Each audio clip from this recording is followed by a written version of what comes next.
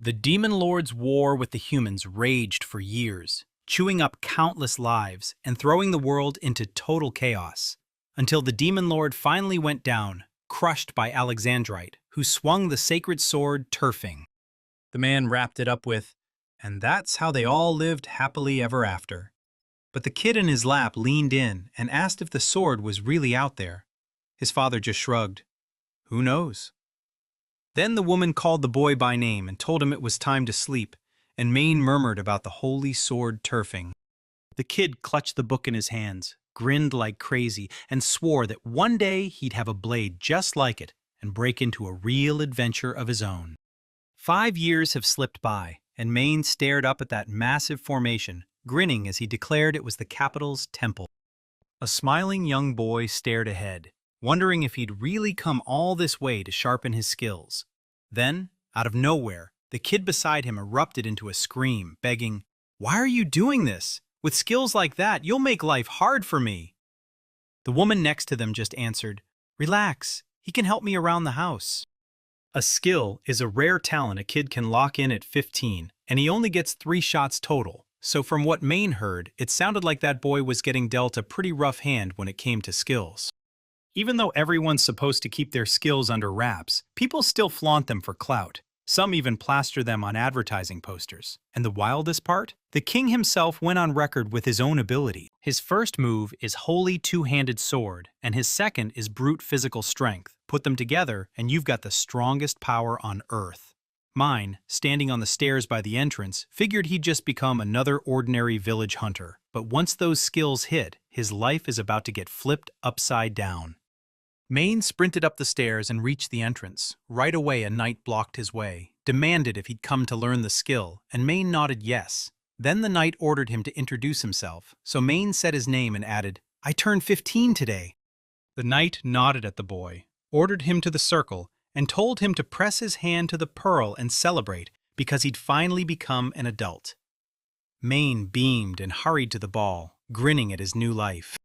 He shot his hand toward the pearl in front of him, caught in a memory. 5 years ago, an epidemic tore his parents away, and somehow he still lived. And now he's already 15. So yeah, I'm convinced it all happened because the whole village backed him up, and God's grace carried the day.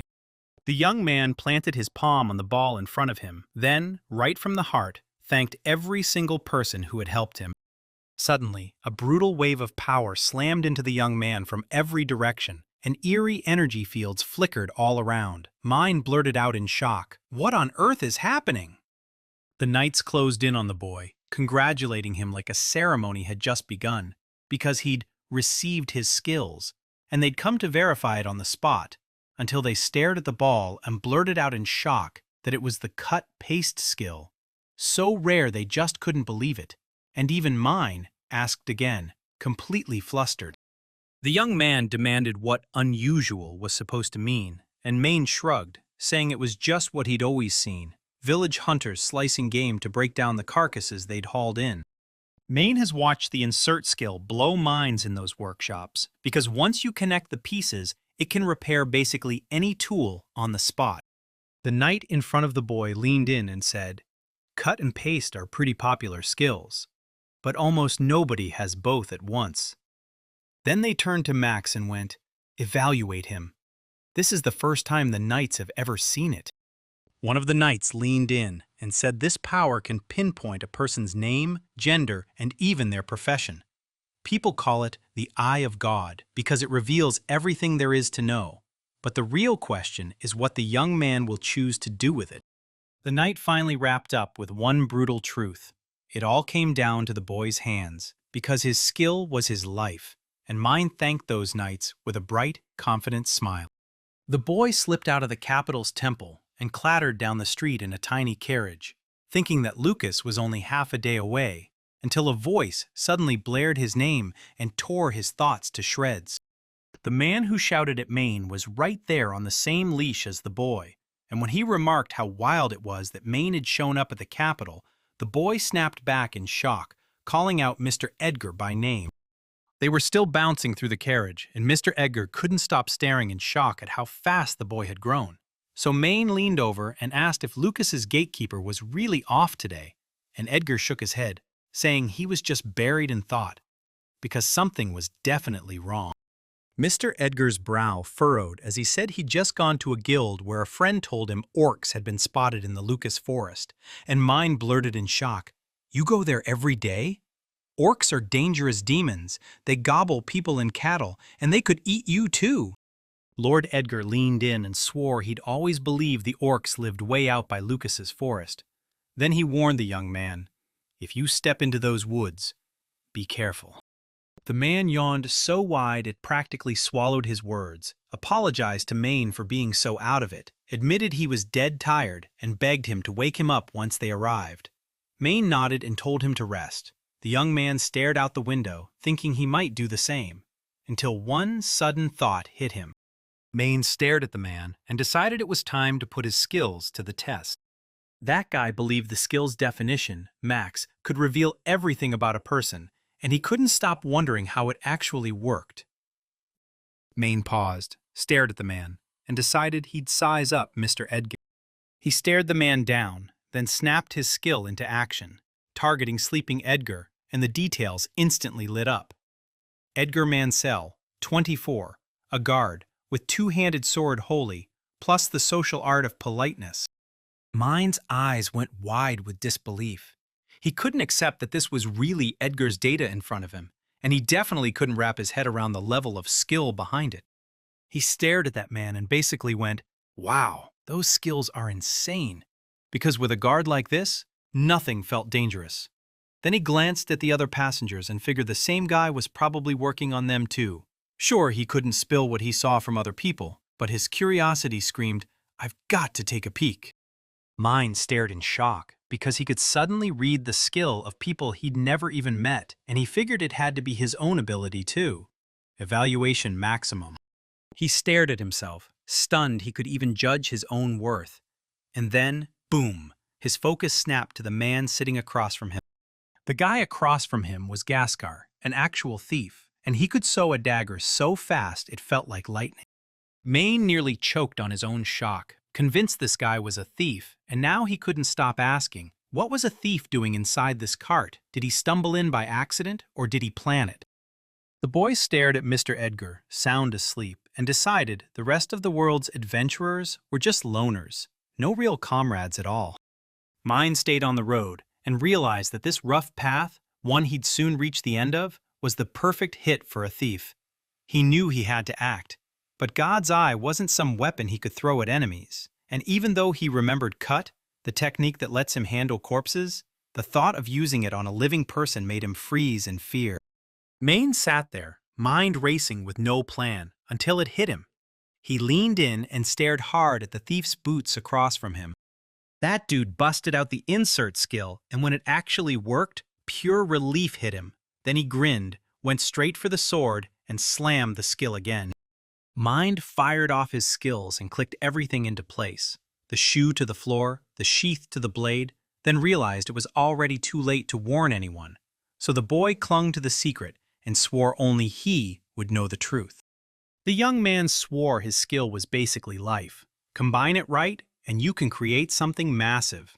His mind was locked on mixing abilities, and he couldn't stop asking what would happen if he launched a cut. Mine shot his skill at the guy in front of him, and the second it hit, he stared at his own hand in stunned disbelief. Turns out, he really had cut someone else's skill clean out of the equation.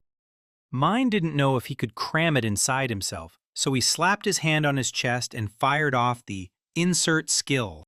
He'd just convinced himself God only hands out 3 unchangeable skills.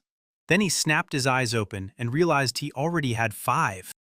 Mine's body went tight with tension, and she couldn't stop wondering if this was a blessing or if it meant he'd just ripped skills right out of someone else. Suddenly, a loud clatter erupted from the side. Shouts followed right after, and every passenger in the cart snapped around, gaping as one guy blurted, "What the heck was that?" A whole mob of armed riders on horseback barreled toward the cart, and someone yelled, "They're robbers!" Maine stared at the robbers like, "So you're really here, huh?"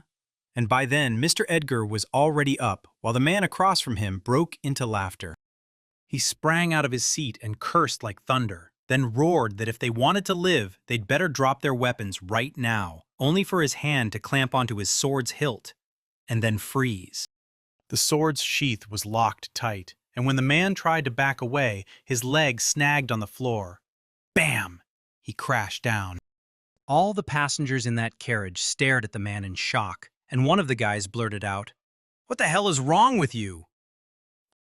The lying thief was cornered and asked what he'd do next. Without his dagger, he was nothing, so he panicked. They shoved him to the ground and ordered him tied up, and the moment the ropes went on, he screamed like he'd been stabbed. While that chaos erupted, Maine leaned out of the cart, watching everything unfold. The young man blurted out what was closing in, then started counting the robbers, one by one, until he realized 8 of them were tailing them, and he yelled that they'd better figure out what those guys can actually do.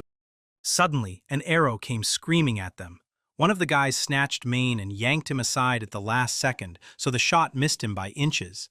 Then he blurted out a furious question, basically yelling what the hell Maine thought he was doing since he almost got skewered. The young man pressed a finger to the scratch on his cheek, grinned, and said he'd gotten away with just that, then snapped his gaze forward, ready, because he'd sized up the robbers the whole time. Mine stared hard at the facts in front of him, then decided to take out the most dangerous skills first. The girl on horseback tugged the bowstring, burst into laughter, and bragged that she could see it all, so of course they should be jealous. Then she snapped still, narrowed her eyes, and demanded what was wrong with them, while the man beside her leaned in and asked what she was doing. With a grin, the man yelled that his magic would smash that carriage and surged to strike. But before he could pull it off, Mine's cut landed hard, slicing through his power and stopping him cold from summoning wind. He snapped, "My skill won't work!" The guy beside him roared the same thing, then demanded, "What's happening?" Mine just stood there, brow tight, wiping his sweat like it was nothing, and bragged that he had skills for days. With Edgar at the front, the carriage passengers thundered toward the defeated robbers, yelling that it was finally over. Maine was about to bolt toward them when the 2 in the cart barked, "Stop! Watch the man and don't step out. It's too dangerous." Then, out on the floor, the thief started muttering, wondering why his comrades' lives had to end right there, so hard the boy froze in place.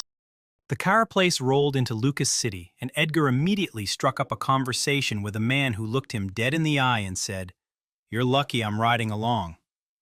The man promised Edgar a reward, but Edgar shook his head. He said he didn't need it because he had to head to work and told him to thank the others.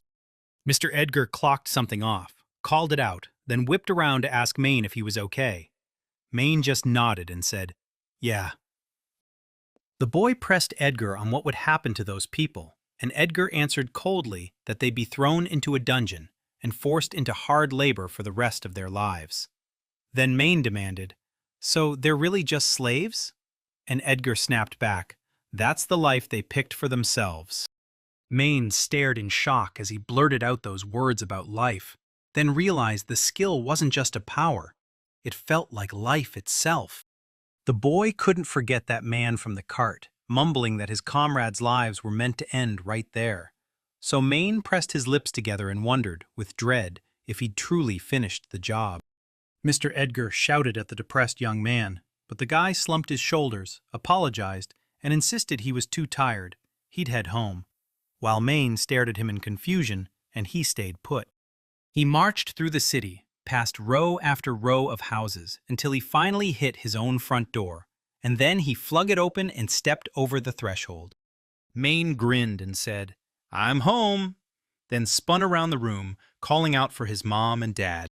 The boy perched on the bed's edge, staring at the family portrait like it held answers, then whipped his head to his father and blurted that he'd unlocked an insane skill today. Could he really use it right? And he couldn't stop wondering how his father would pull it off. Maine flung himself back and lay down, eyes shutting tight. Then he blurted the question, "What do we do now?"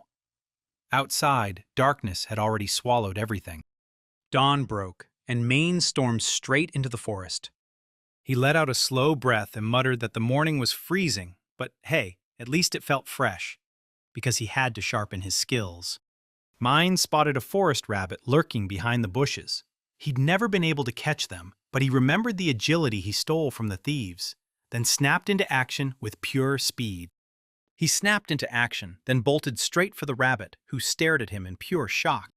The young man sprinted past a frozen rabbit, dagger clenched in his fist, and slammed into his victim and knocked him down. Then he grinned like, yeah, these skills were insanely cool. The rabbit sprawled on the ground, and Mine practically shouted, "Piece of cake!" Because once it was cut, he whipped out the cut skill, and now we've got delicious meat and that soft, fluffy fur. He grinned, fists clenched with excitement, and swore he'd put those skills to good use, right as someone stepped up behind him. He bolted behind a tree, peeking back in seconds. An orc stood right there, and the guy's words hit hard. So yeah, they really do live here. The young man believed slaying orcs was something real adventurers did, not a guy like him.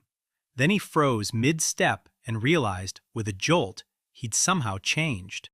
Maine stared at the orc to verify the info, locked onto the word hovering above the skill killer's hand, and froze. How was he even seeing that?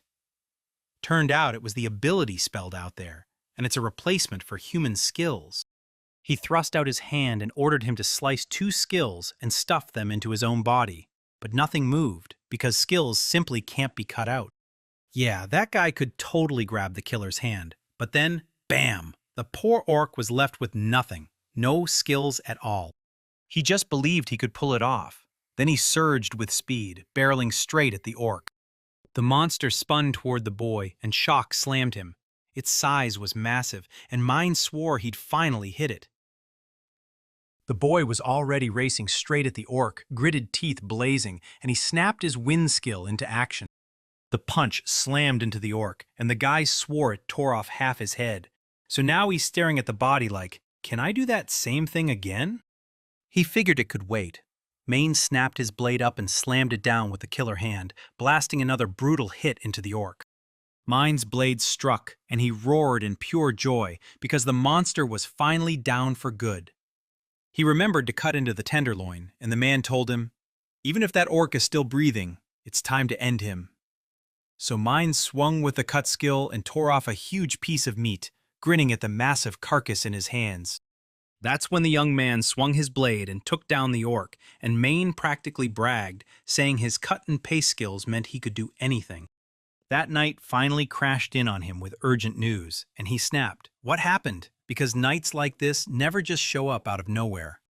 The knight said they just spotted a young man with an unusual gift, and the curious kid pressed him for answers, only for the knight to snap back that this was the evaluation, maximum level. The man froze in disbelief and blurted, "Is that the eye of God?"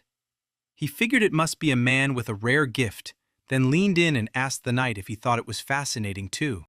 After lunch, Maine headed straight for the city to hawk the defeated orc. The guy marched into a shop to meet a man who stared in shock at the wild assortment the young kid had just hauled in. A huge pile of meat sat right in front of him, and the guy demanded to know if this was actually something useful. Then he gasped that it was an orc, not a joke, while Maine stumbled through an awkward question. How much would the man charge? The man paused, then said, "We normally take 1 silver coin per kilogram," and laughed that today was a special day. He was bursting with happiness because the boy had finally grown up. And the boy quickly thanked his grandfather. The old man snapped back that he'd trade the boy, no, not for 1 silver coin, but for 23 gold coins. Mine's jaw dropped, begging to know why that was so huge and whether it was even normal. Then the boy left the shop, promising he'd haul in more meat later, and the old man immediately panicked, sure he was about to go broke. Maine darted into yet another shop, greeted Mr. Ranquina, and the moment the man saw him, he nodded and told Maine to come closer. Mine snapped that he'd slaughtered an orc while hunting, so he hauled the proof back to town to sell it. The man blinked in disbelief, then stared into the boy's bag and froze, shouting that those were orc lenses. He greedily grabbed the goods and started inspecting them, grilling the question, were these magical orc stones? The man snapped in shock, like the boy didn't even know how massive this thing was. Mr. Renkina snatched up another thing and demanded, "Is this an orc egg?" Turns out it was just as useful. Then he pushed Maine 1 gold coin and 32 silver pieces, and Maine shot back, "Yeah, I'm rich!" The man snapped that even orc bones cost a fortune, so he demanded where they were. Maine winced and said his bag couldn't haul 50 kilos of bones, then tossed the whole pile aside. Mr. Renquina leaned in and demanded, "You in a rush?" Then barked toward the door to grab his bag. Right then, a fast reply came flying back from the other side. A girl stepped out carrying a bag, asking if he wanted it. Then she grinned and called the boy Little Maine, welcoming him to the shop, and the poor kid looked flustered, wondering if this was really Renquina's wife. The man bragged that this bag could haul up to 10 tons of anything and then shoved it into Maine's hands. Maine blinked in surprise, said it was awesome, and the man leaned in, saying he wanted Maine to listen to something. Mr. Renquina demanded the boy wipe out 3 orcs. No timer, no limits. So everyone froze in shock. And the girl snapped, "What are you doing? You really want little Mina to get eaten?" She blurted that the orc boys would torture him and the girls would slice him up, and even their leader wasn't old enough for that kind of cruelty yet. Mr. Renquina snapped at her to shut up and stop. The girl couldn't believe it when they told her the young man could take down an orc, and that shook her to her core. Then, the man admitted he hadn't bought the story at first, and he pressed Maine, asking if he truly forged those incredible skills while the girl was busy worrying about the young man. Mane couldn't figure out why everyone was freaking out over him, like his only talent wasn't just wiping out orcs. He told me the orcs' resources were hot commodity. Everyone snapped them up for a fortune, so if you hired an adventurer to wipe out an orc, you'd better hope you didn't end up burning a ton of money. Maim nodded and said he got it. Then he snatched the gift into his hands, smiled at the stunning bag, and promised he'd bring the man 3 orcs for sure. Mr. Renquina snapped at the boy not to go too far, because if you want to read with real power, you've only got 1 life to spend. Maine nodded along, then sent them on their way with a burst of luck. The man stared at the table and muttered that it was a potion. Then the other guy snatched 2 of them without hesitation. Maine kept charging forward, and the girl screamed for him to return alive, so the guy shot her a grateful nod and thanked her before pushing on. He strode into the forest, talking to himself as he went. Someone told him not to go too hard, but with a bag that good, he couldn't resist living up to every expectation. Maine was stomping through the forest, already replaying how he ditched those orc bones somewhere nearby, when boom! He spotted a forest sheep right in front of him, and the second he locked eyes on it, he realized he'd been moving so fast he never even saw it coming. The young man crouched behind a tree and figured her wool was probably worth a fortune. Mine stared at the forest sheep and unleashed appraisal maximum, then clocked auxiliary magic snoozing in one spot and alchemy waiting in another, so he shot his hand out to the side and went for both skills. He braced his free hand on the tree and figured the hunt would be perfect. Then, out of nowhere, he noticed something about the tree. He blurted out, tugged at his hand jammed to the tree, and right then, the forest sheep locked onto him and bolted, while Mine snapped his skill cut and ripped himself free, then swore. The boy snapped his gaze upward and froze. An enormous caterpillar web towered all around him, sealing him in from every side. Mind spotted a caterpillar perched on his web, munching away at bones, and rage shot through him. Like, yeah, that's what it's doing, and this is its nest. So he decided to crush it and get rid of it. Mine kicked into gear with speed 4, launched with strength and sprinted up the trees, then tore toward the caterpillar and screamed that it was over. Just as he closed in on her, his legs gave out. He crumpled to the ground, drained and confused, staring at his own body like it betrayed him with sudden, crushing weight. Right then, the caterpillar whipped around and smacked the ground beneath him, and the guy shot sideways with a blood-curdling scream. Mine crashed into the tree and coughed hard, scrambling to make sense of what hit him. Then he snapped the skill appraisal on the caterpillar and instantly saw it had eye-low speed as its auxiliary magic, leaving him stunned. The bleeding guy slumped under the tree and yanked out the skill, cut. His head split and cracked at the seams, and the next second, a massive foot slammed right beside him. He froze in shock when several orcs suddenly burst in front of him and he couldn't shake the feeling that it was the worst possible moment. Maine spotted 3 of them right away, then scanned every scrap of intel. Turns out the orcs had no skills at all, just pathetic weaklings. The boy snapped that he had to get ready, so he instantly slowed his pace with low speed and watched the orcs lose momentum. Then he grinned, sure he'd pulled it off, because he knew he'd need the strength to take on all 3. Mind suddenly snapped back to one thing, his auxiliary magic sleep, and he slammed it into action at once. The 2 orcs crumpled to the ground, but the danger still wasn't over.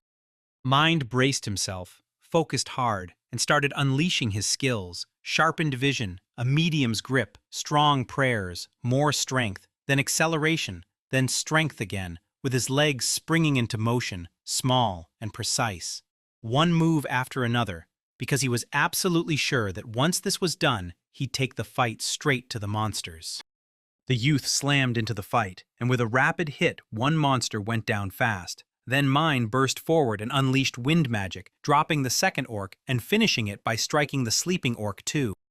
He mowed down every last orc, and right as the pain lanced through him, he still pushed forward to grab the bones.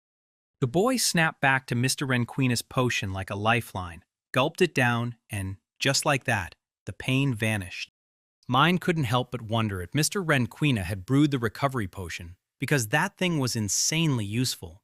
Then the boy shrugged and admitted alchemy was a skill he'd learned from a sheep. Maine checked his info and saw the details were chopped off mid-list. Skills shown for a bit, then, and so on, like the rest was being hidden. The young man stared at the endless list and his stomach sank. There were way too many skills for him to handle. Mine stared at the info about himself and realized he couldn't brag about his skills to anyone because he'd stolen them in the first place. He refused to steal anyone's life ever again. The boy shot his gaze upward, realized he had to stand on his own, and decided this was the very first mission of his independence. Mine is back in the capital, right there in Augustine, and even though this is his second trip, the sheer crowd still blows him away. The first time he came, he only made it as far as the main temple. There, the young man snapped into the Eye of God and started using cut-and-paste tricks. And once he mixed those powers together, everything turned irreversible. Because this boy didn't just learn skills, he stole someone else's. Mine didn't even consider wrecking other people's lives. He wasn't trying to do anything evil, and the guy was even ready to swear it. Then the young man snapped his focus straight onto the Adventurers Guild. Mine crept up to the door, muttered an apology with shaky nerves, stepped inside, and stared around. Right then, the Adventurers Guild let him in. Mine stared ahead with awe, wondering if every single one of these people was an adventurer, and he couldn't stop praising how insanely strong they all were. Then the guy even named the ones riding with him in the carriage. He just wanted to spot one familiar face, but everyone around him kept tossing ideas around and blaring that orcs were even in Lucas.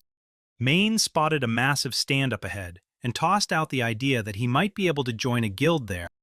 The young man strode up to one of the girls, introduced himself, blurted that he wanted to become an adventurer, then asked if he could sign up, only to have her stare back at him completely baffled.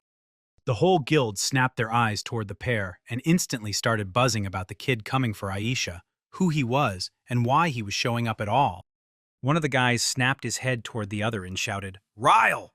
demanding he look at the boy, only for him to fire back that Aisha doesn't hang around people like that. Mine stumbled over her words and apologized, blurting that it looked like adventurers weren't even meant to be here.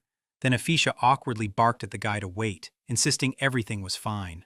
The guy apologized again and asked if she'd seen the faces of those guys, and she nodded. Yeah. Aisha said most adventurers were spouting nonsense, all because the guy's politeness threw them off. And Mine shot back that while others glared at him like he was trouble, he'd noticed it clearly.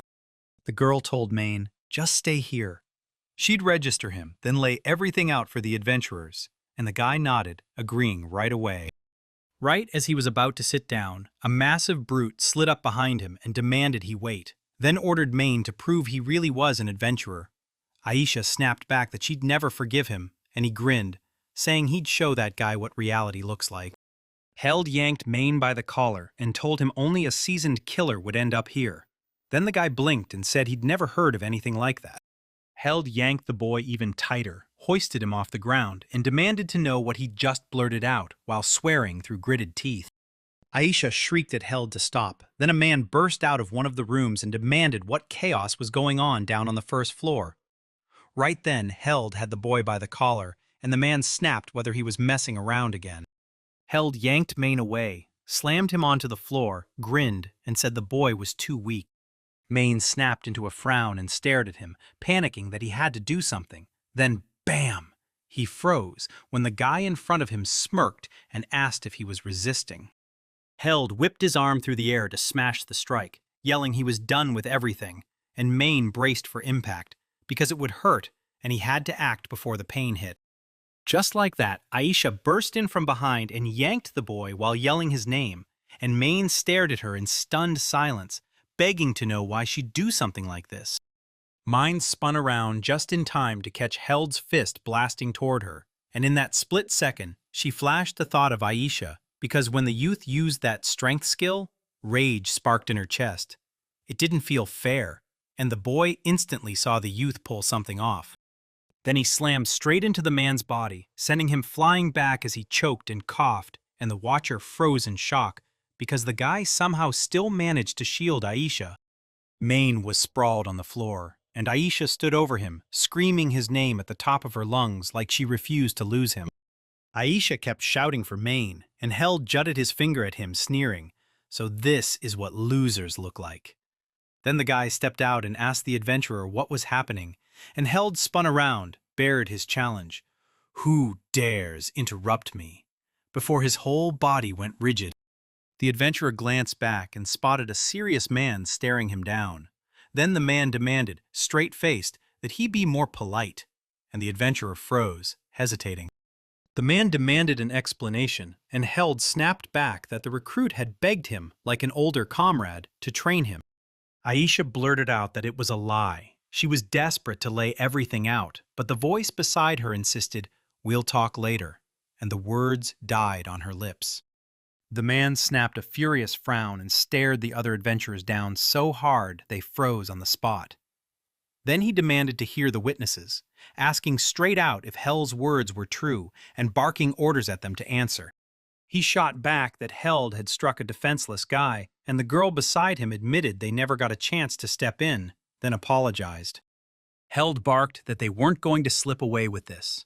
Then the man snapped his attention to Aisha and demanded she tell him what it really felt like to be a guild member. The girl shot back that if you even dared break the state's laws, their guild would step in, trustworthy as they come, equal in the eyes of the law, then hit you with a fine of 10 platinum coins and straight up kick you out. The man stared at Maine and told the boys to calm down. He had protected the girl, so everything would be fine, and these people weren't going to cause them any real trouble. Aisha shouted for the boys and ordered them to bring the young man to the medical room, and the girl who showed up in a flash snapped, "Got it!" as Aisha sprang to her feet and rushed them down. The man snapped his gaze to Held and demanded his answer. Either cough up 10 platinum or get his hand chopped off right now, so Held had better pick fast. Held froze for a split second, then snapped into action. He swung his weapon and roared, "None of that!" The man didn't argue back, and Held insisted he'd done nothing wrong. Then he lunged in, shouting that the man had nothing but lies because he was innocent. The other adventurers stared in disbelief, thinking Held had finally snapped, so they bolted to escape. But right then Held's fury erupted, and they froze. The man demanded, "What are you even talking about?" as Held just stood there, hands gone, and the man snapped, "So who's paying for the repairs?" Held went completely stunned. The man spun around and snapped that the boy had ruined all his gorgeous parquet, then begged for someone to fix it, because Held, a D-class adventurer, is strong as hell, but his self-control is a total disaster.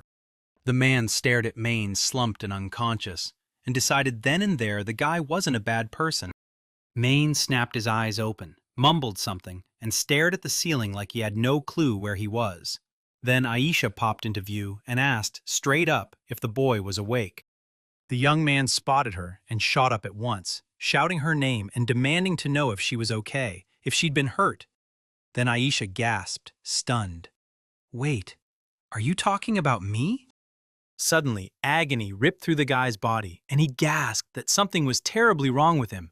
So the girl told him to rest, and he shot back, What's happening to me? Why do I have these wounds?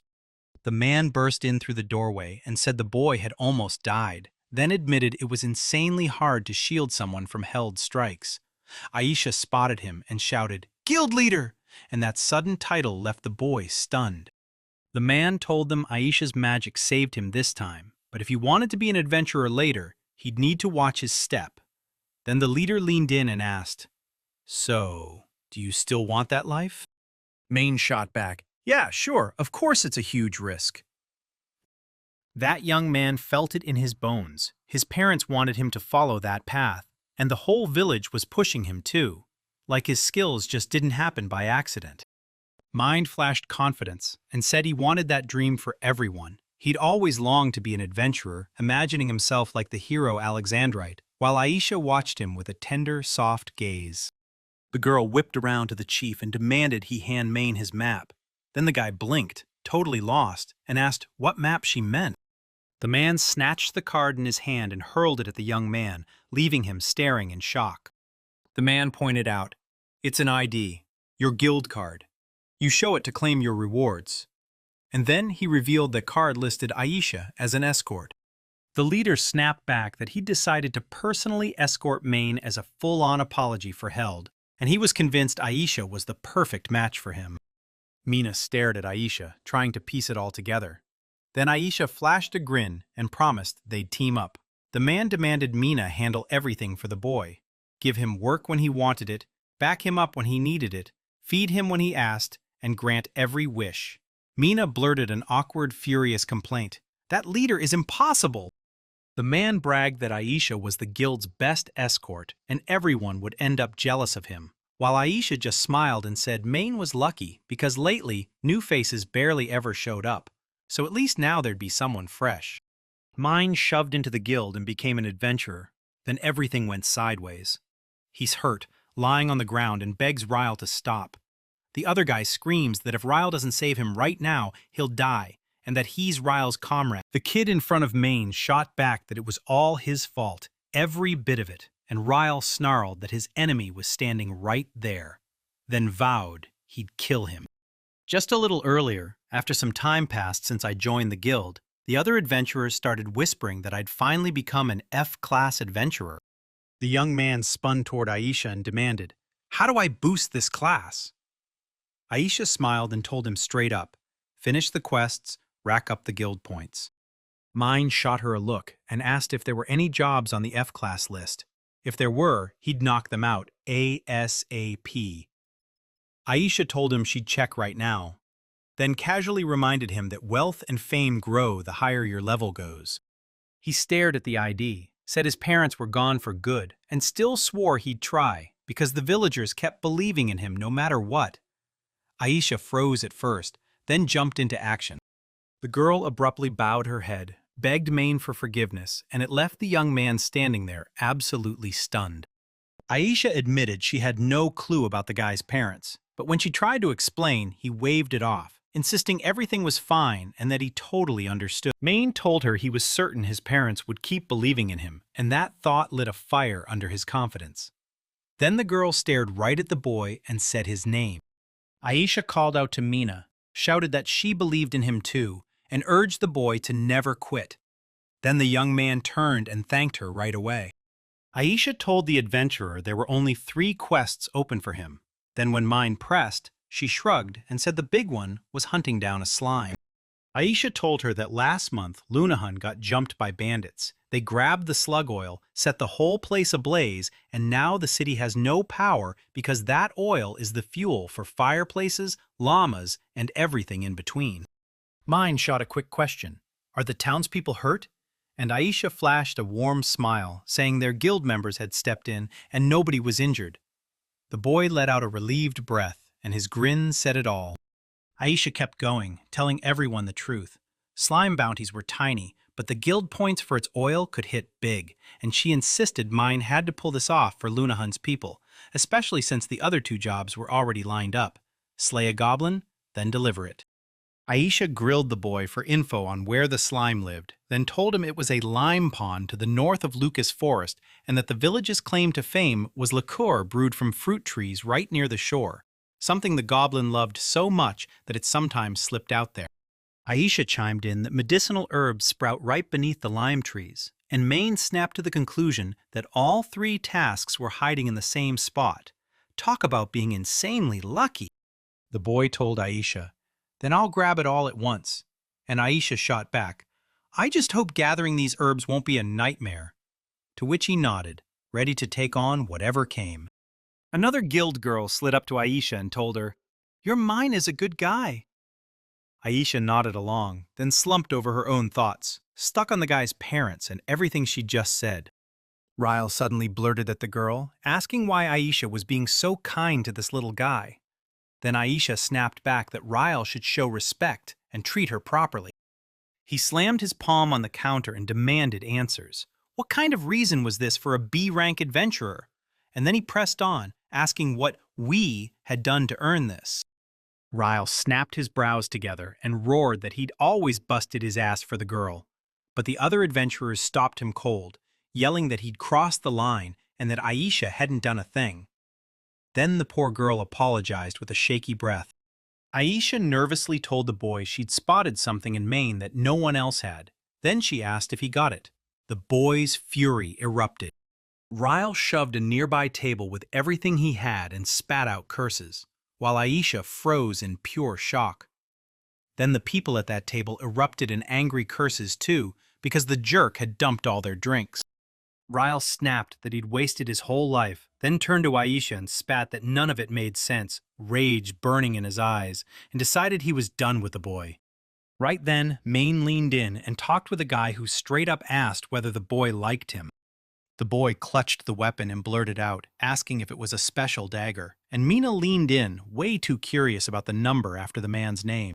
He said it was probably a blade with a blacksmith's light is trapped, and when the guy asked what that meant, he explained that during armor forging, this glow sometimes flares up, proof the weapon has terrifying power.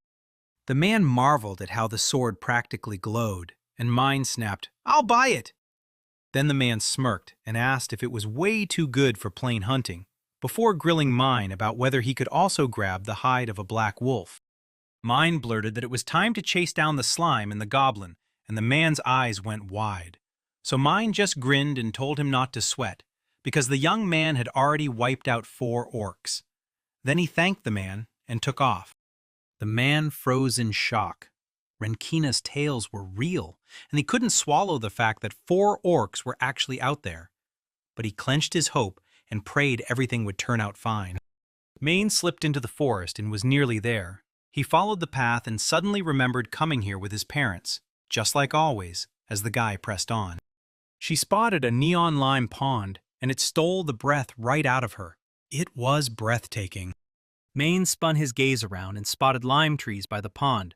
Then Aisha leaned in and said the medicinal herbs were growing right there under their roots. The young man yanked up some grass for himself, knowing those plants were about to become all kinds of life-changing decoctions. Mine grabbed a comfy patch of grass while someone stared him down, and the moment the boy felt off, he whipped his head around, so he fired up his vision enhancement medium, convinced there was a watcher nearby. Mine looked around and got hit with a wave of monsters, goblins, and slimes everywhere. Then he blurted, "Why are they here, now?" Right then, the slugs came charging to tear him apart, only for him to realize the goblins were puppeteering them all. Mine tore into the slimes and pushed straight for the goblins, moving at full speed. Then, right when he closed in, the goblins vanished into thin air. The moment the boiler yanked itself back and the goblins burst out of the ground, the young man yanked himself back too, then snapped his eyes onto them again. The monsters vanished again, then dropped from above like a nightmare, slamming into the guy before he even had time to react. One goblin swung in and clobbered the guy on the head. Mine realized these goblins were tough, but he was already worn out fighting them. The young man blitzed one of them in seconds, while the others swarmed him. He couldn't help wondering if their real strength was just pure speed. Mina unleashed the cut skill. Poof! The inscription vanished. But now the big question hits. Where did it go? The boy spotted a goblin bossing slimes around, and he couldn't help but stare, trying to decode how it was controlling them. The boy clocked a mysterious slug ability sitting beside the slime, but he had no clue what it did. Then he also noticed every one of the goblin's skills. That skill was downright outrageous, so he snapped and decided he had to steal the goblin's taming power. He fired off the skill, and the slugs snapped out of the way. Then, the guy suddenly had another trick up his sleeve. Mine shot his hand out and yelled for the tame. Then every slime instantly froze, staring at the guy who was still chanting it. Maine stared at the frozen slugs and swore they'd flip to his side, then smirked, claiming he'd finally got the numbers advantage.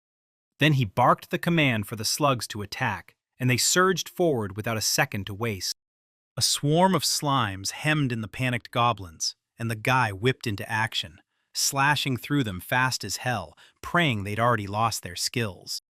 After a while, the goblins finally got wiped out, yet Mine had no clue that somehow demons could turn into friends. The boy spun back to the slugs and thanked them like they'd saved him himself, because he truly couldn't have done it without the slug oil, even though putting them down left a heavy ache in his chest. Suddenly, every slug dropped to its knees and left only a slick trail of oil behind. So the guy figured he was done for, and there was no way he'd still be able to tame them. He hauled in every last drop of oil, then declared, "That's everything." Mine slumped against the slime oil cube, apologized through the tension, and then, one by one, thanked everyone there.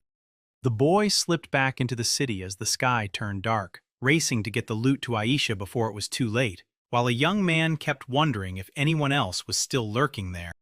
Just as Mine was about to step into the guild, a voice snapped his name. Then he froze, thinking, "What do you want from me?" Ryle planted himself in front of Maine, with a few adventurers looming behind him, and told the boy, "I've got something to say. Come talk to me." Maine felt his curiosity spike. Why were those boys calling him? He snapped his head back and asked which alley it was, and Ryle shot back, "Don't worry, we'll wrap this up fast." Ryle wrinkled his brow, snapped at the boy like he was about to erase him for good, and Mine stared at the kid, totally lost. One adventurer barked at Ryle that this wasn't what they agreed on at all, warning him they were told it could get them kicked out of the guild. Then another guy snapped, calling Ryle out for being stupid, because no matter how you twist it, this was straight-up murder, and he demanded to know if Ryle really wanted to turn them into criminals. Out of nowhere, a stranger's fist slammed right in front of the adventurer's face, and Ryle snapped that Domine had better shut up, because if they didn't, they'd get rid of him too. Amon swore he wasn't kidding, and snapped at Ryle, asking if he'd finally lost his mind, while Mine stared, confused about what he was doing and what that blinding light even was, until the adventurers yelled at Ryle to stop. Mine snapped into action at once, and the young adventurer caught it. This guy wasn't aiming at him at all. He was aiming that gun straight at his own friend. Maine grabbed Ryle and told him to stop, because that guy would do anything they ordered. Then the smirk hit his face, and the others screamed at Maine to run, warning that Ryle would finish him off in seconds. Eamon screamed at Maine to get out of there, then Ryle slammed into him out of nowhere. The wounded boy stumbled to his feet, told Maine to move, and snapped, "What are you all waiting for?" Mine bolted straight at the adventurer, screaming at him to stop, and slammed into him with an attack, while Ryle froze in shock at the wind magic, because the kid was betting that even if he missed, it would still clog Ryle up and slow him down, since he couldn't see a thing. Mine dashed up to Aimon, grabbed his attention, and asked if he was okay, then promised she'd hand him a healing potion right now. He snatched the potion out of the vial, but just as he did, the container shattered in his grip and a sharp hole opened in his hand, while Ryle stood right there, shouting that he was really going through with blinding him. Mine stared at his aching hand, then slammed on his regeneration skill to stop the pain, just as Ryle lunged at Eamon, who was bleeding from a hole in his stomach. Mine sprinted toward the adventurer, yelling his name, but a fresh attack slammed back in front of his feet. Ryle snapped, asking if the kid had truly forgotten he was next on the chopping block, while Mine could only stare in confusion as the boy kept charging, eyes gone to black. He was blind, and there was no way to dodge. Ryle planted himself in front of the guy, itching to strike, and mocked him for not realizing how much experience Ryle had because no one was outsmarting him that easily. The adventurers bolted in a panic, yelling that it was time to get out, warned Ryle they'd report him to the boss, and Ryle snapped back that they were traitors before swearing he'd kill them. Now he locked eyes with Maine, and Maine threw his body in the way to shield them. The young man begged Ryle to stop. If he wouldn't help Lord Ammon, he'd die, and Ryle was his comrade. Ryle scowled and snapped back that he'd take out Amon and the other guy, but he'd hit Maine first, because if he didn't, the traitors would end up chasing the leader in circles for nothing. Mine just froze, wondering why an adventurer's job of helping people suddenly turned into murder. So why did that guy want to take their lives? And if that's how all adventurers are, then mine couldn't help but feel genuinely sorry for them. The young adventurer couldn't stop thinking about Alexandrite, the holy sword blazing in his hands, the knight adventurer who stood guard for all of them. Ryle launched forward and demanded, "So you've finally given up, like you've already accepted you're going to die." Maine started wondering if his skills could actually save lives. Ryle looked totally lost, while mine just stood there stunned. Then his bullet hand skills flopped, so he yanked Ryle's arm to inspect what was wrong. Now his powers finally matched Ryle's, and he figured that if anyone stared at his palm, their fear wouldn't turn into harm. Maine told Ryle to breathe and chill, saying there was no reason to hurt anyone anymore. So Ryle hesitated, then snapped, started cursing at him, and demanded to know what he'd done to him. The adventurer barreled toward the boy, demanding to know what he'd done, then slung his arm to smash him, until mine snapped on presence erasure and shocked the boy out of his wits. Ryle slammed to a stop, spun around, and yelled that the boy was gone, demanding where he'd disappeared to, because he hadn't seen a thing. Right then, he spotted Maine, perched nearby beside Ammon, checking in like, "You good?" And Ammon thanked him for stepping in and helping. Ryle snapped in fury, demanding when the boy pulled this off, and Amon shot up from his seat, then told the kid to get out. And the boy just shrugged, saying everything was fine. Mine locked eyes with the boy crumpled on the ground and begged him to believe. And Ayman stared in horror, then burst out an apology and tried to slip out of the alley. But Ryle thundered after him, shouting, "Where do you think you're going?" Ryle tried to fire off the skill on instinct, but it fizzled, and he clicked his tongue. Then Mine materialized right behind him and growled that it was time to end this, reminding Ryle he'd better understand the value of other people's lives. Ryle spun around to smack Mine, but it vanished again, sending the boy into a furious curse. Then he started flailing his fists in every direction, yelling, "Where are you?" Ryle roared back, demanding to be faced at last, and asking what kind of adventurer would hide like this. Ryle snapped that the guy was keeping him waiting, then he lunged his weapon forward, only for it to glance off and miss again as he clocked my presence. He gritted his teeth and wondered if he even could take him down, since the man was only a C-class adventurer. Aisha burst into the alley out of nowhere, shouting for Maine, and the guild leader immediately demanded, "Is the boy safe?" Ryle stared at Aisha and the guildmaster, stunned out of his mind, because he couldn't wrap his head around the fact that those guys were really tailing them. Ryle dipped his head and told me he understood life's worth because his whole existence had been poured into Aisha, yet she never once got it. Ryle's grin vanished. Suddenly, he went stone-cold serious, promising he'd take back his life, his skills, and even Aisha, and that vow left the young man staring in shock. Ryle snatched a tiny blade, charged at the girl racing toward him, and yelled that he'd seize it and slaughter her. Mine lunged to stop the boy cold, slamming the insert skill into Ryle. But Ryle kept sprinting anyway, and the young man just couldn't wrap his head around why it wouldn't work. He screamed for Ryle to stop, but the attack was already in motion. Ryle was about to slash the girl, who just stared at the blade in stunned confusion, so the leader only managed to shout a warning to her. Suddenly, my blade shot into Aisha's line. He slammed Ryle's attack aside, sent the blade skidding off to the side, and left Ryle frozen, totally clueless. Mines tore in with close combat, maximum, and body enhancement, slamming his attack straight into Ryle. Boom! Sending the youth flying backward. Mine panted hard, and the guild leader fixed him with a serious, unblinking stare. Aisha snatched the guy's hand and demanded to know what was wrong. and when he stammered out a jumble of nonsense, she barked, "Hold on, I'm fixing this right now." She stared straight at Maine, asked how he was, and even apologized. Then he grinned and said he was already feeling better, thanking him for everything he'd done. Right then, the guild leader cut in. He'd helped them anyway, even though they'd already handled it. Still, he admitted grimly that no one was allowed to fight in their guild, and since Ryle's people had spilled everything, he'd let Ryle off the hook. Just this once. The guildmaster cut in with one burning question. How could those legs cross that distance in a blink? How did that raw power crush Ryle? And what kind of martial arts was that? The man said it was a direct order from the guild leader. Then he slammed the demand down. Make the mind spell out exactly where he got those powers. The armored girl marched up to her father and demanded if it was true that the man had killed 4. Her father confirmed it, and the knight beside her added that the killer was freakishly skilled, with insane evaluate and cut paste finesse. So news of his mind-bending power tore across the world, and the girl still couldn't wrap her head around just how strong he was. The man demanded why he hadn't told the officer about the boy with the eye of God, because he was desperate to finally meet that kid face to face. The girl pressed her father, demanding to know why he needed it and why he wouldn't let her track the guy down herself. Then her father nodded and admitted it was worth a shot. At the Adventurers Guild, the guys grilled the leader, "Everything okay? And was the mine safe?" He followed the girl's eyes and snapped, "Why are you staring like that?" She huffed back that she was offended, like he couldn't see it. Then she figured Aisha was probably raging too. The girl launched into it. Mine had smashed Ryle, the toughest kid in Class C, and now he could be their ticket.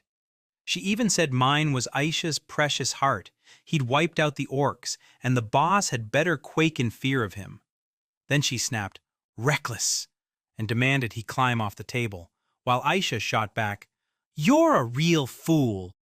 The girl snapped that this whole talk was pointless since Maine had already been kicked out. Just drop it. Then Aisha spotted the man who'd just arrived. The girl in the cape stepped up to Aisha and demanded to know about the guy who got expelled today. Aisha quickly apologized, then shut it down, saying they weren't allowed to tell outsiders a single thing. Aisha stared at the girl and then, boom, she realized it was Princess Siltide.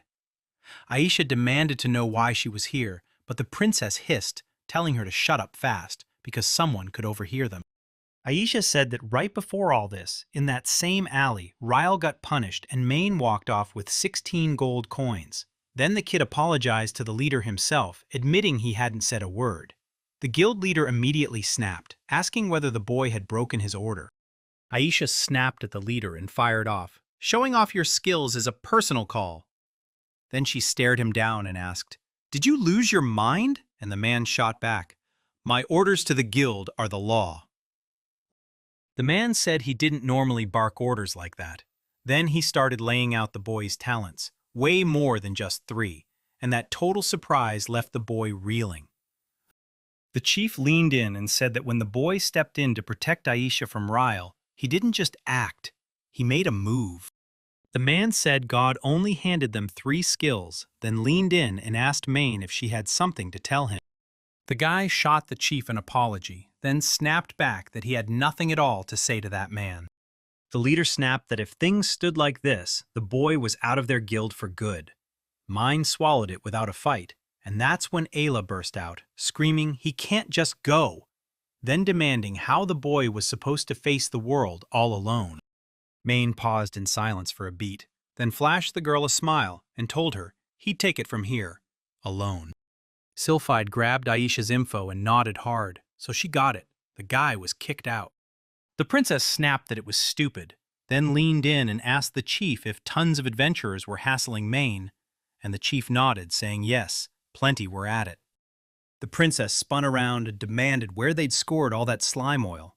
Aisha snapped back that Mine had grabbed it for them near Lunahun, and yeah, it was his very first mission. The princess snatched the cube, gasped that it was incredible, and swore she couldn't believe what she was seeing. Then Sylphide urged Mr. Bazamp to look up and made it clear that, thanks to them, they'd helped the princess more than they could have imagined. Sylphide couldn't stop wondering where that boy had vanished to. She had to find him, somehow.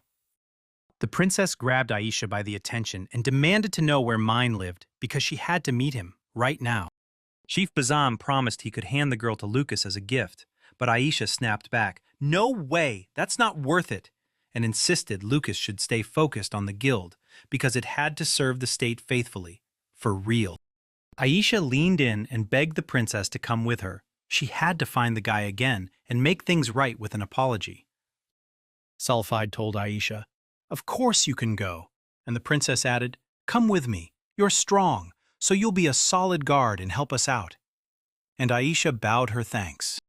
They sprinted into the city of Lucas, and right there they ran into Mr. Edgar.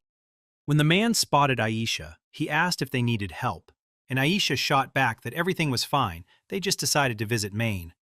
But Edgar said the guy had already slipped into the forest, clearly spooked about something. The young man snapped that the village hunters spotted orcs in the forest, so he marched in alone.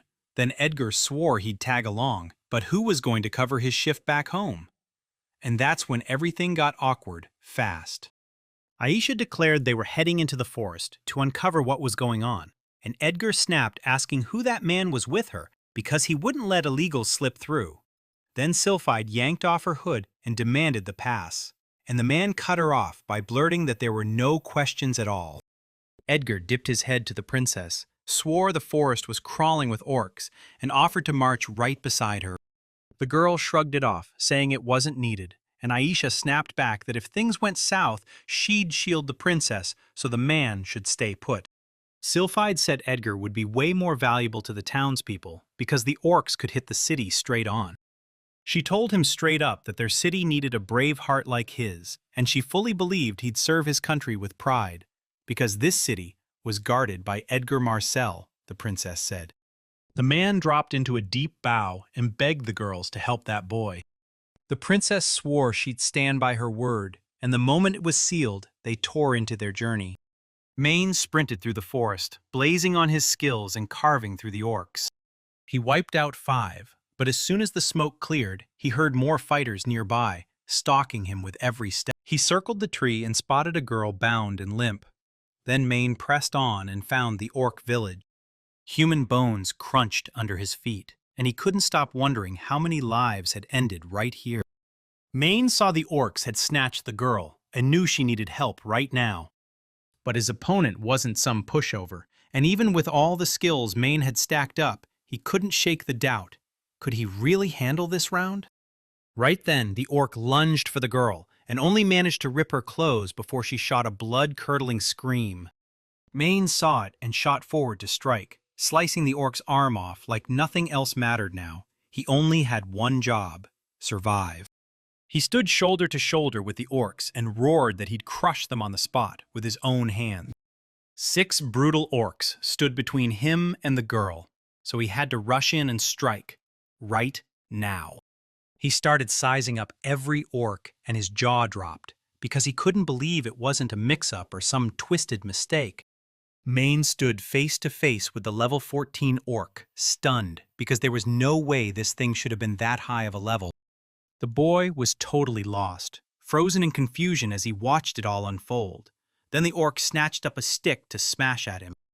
The demon lunged for the boy, but he flinched aside with a blood-curdling scream. Then the orc swung again, and Maine snapped back, leaping over the strike so the orc slammed into his own trouble and hit another orc instead.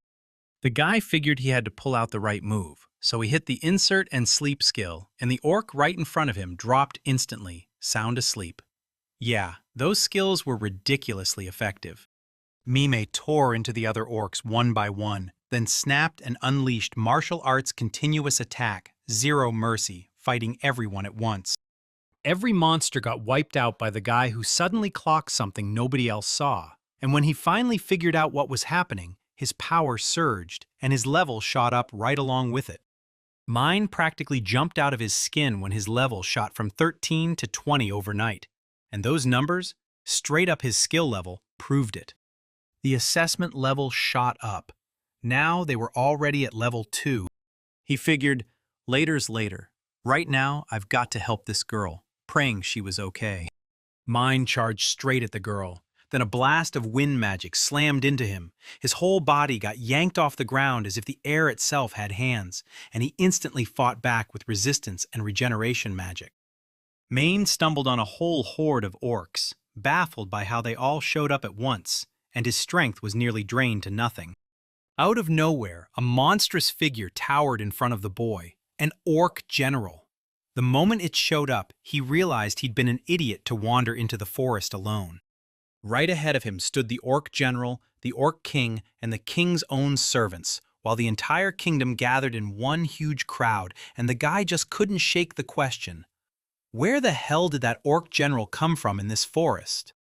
Maine stared at them, totally baffled about where they came from, and the worst part was seeing them all gathered together like they'd appeared out of nowhere. Princess Sulphide and Aisha strode through the forest when a weird gust curled through the trees, and Aisha snapped that their mine had already clashed with orcs here. Then Sulphide heard the boy had killed 4. The girls huddled and debated where the orcs could have come from in this forest, because there's almost no way, they all agreed with shock. Aisha said the orc lands are miles and miles away from here. She leaned in and said, "Link the lands where the orcs live to the capital, and Lucas ends up right in the middle." Sylph instantly clocked it. Those orcs were marching straight for the capital, and she snapped at Aisha, asking why she hadn't told the princess right away. The girl shrugged and admitted it was only a wild guess, and the princess snapped that if she was right, then an orc king could be lurking in that forest. Suddenly, the girls snapped their heads toward the forest as a thunderous roar ripped through the trees, and they scrambled to track down exactly where it was coming from. Aisha burst into a sprint, yelling "Mine!" and her name, while the princess dashed after the girl. The forest blazed in one brutal stretch, and right in the middle sprawled a guy who'd just been hit. He never saw fire magic coming, and now he had to scramble to recover, fast. The boys shot to their feet and realized those weren't ordinary orcs at all. High-class brutes were standing guard around the general. Mine snapped and decided to rip his own skills away, then slaughter every one of them, when he swung his two-handed sword skill straight at the orcs.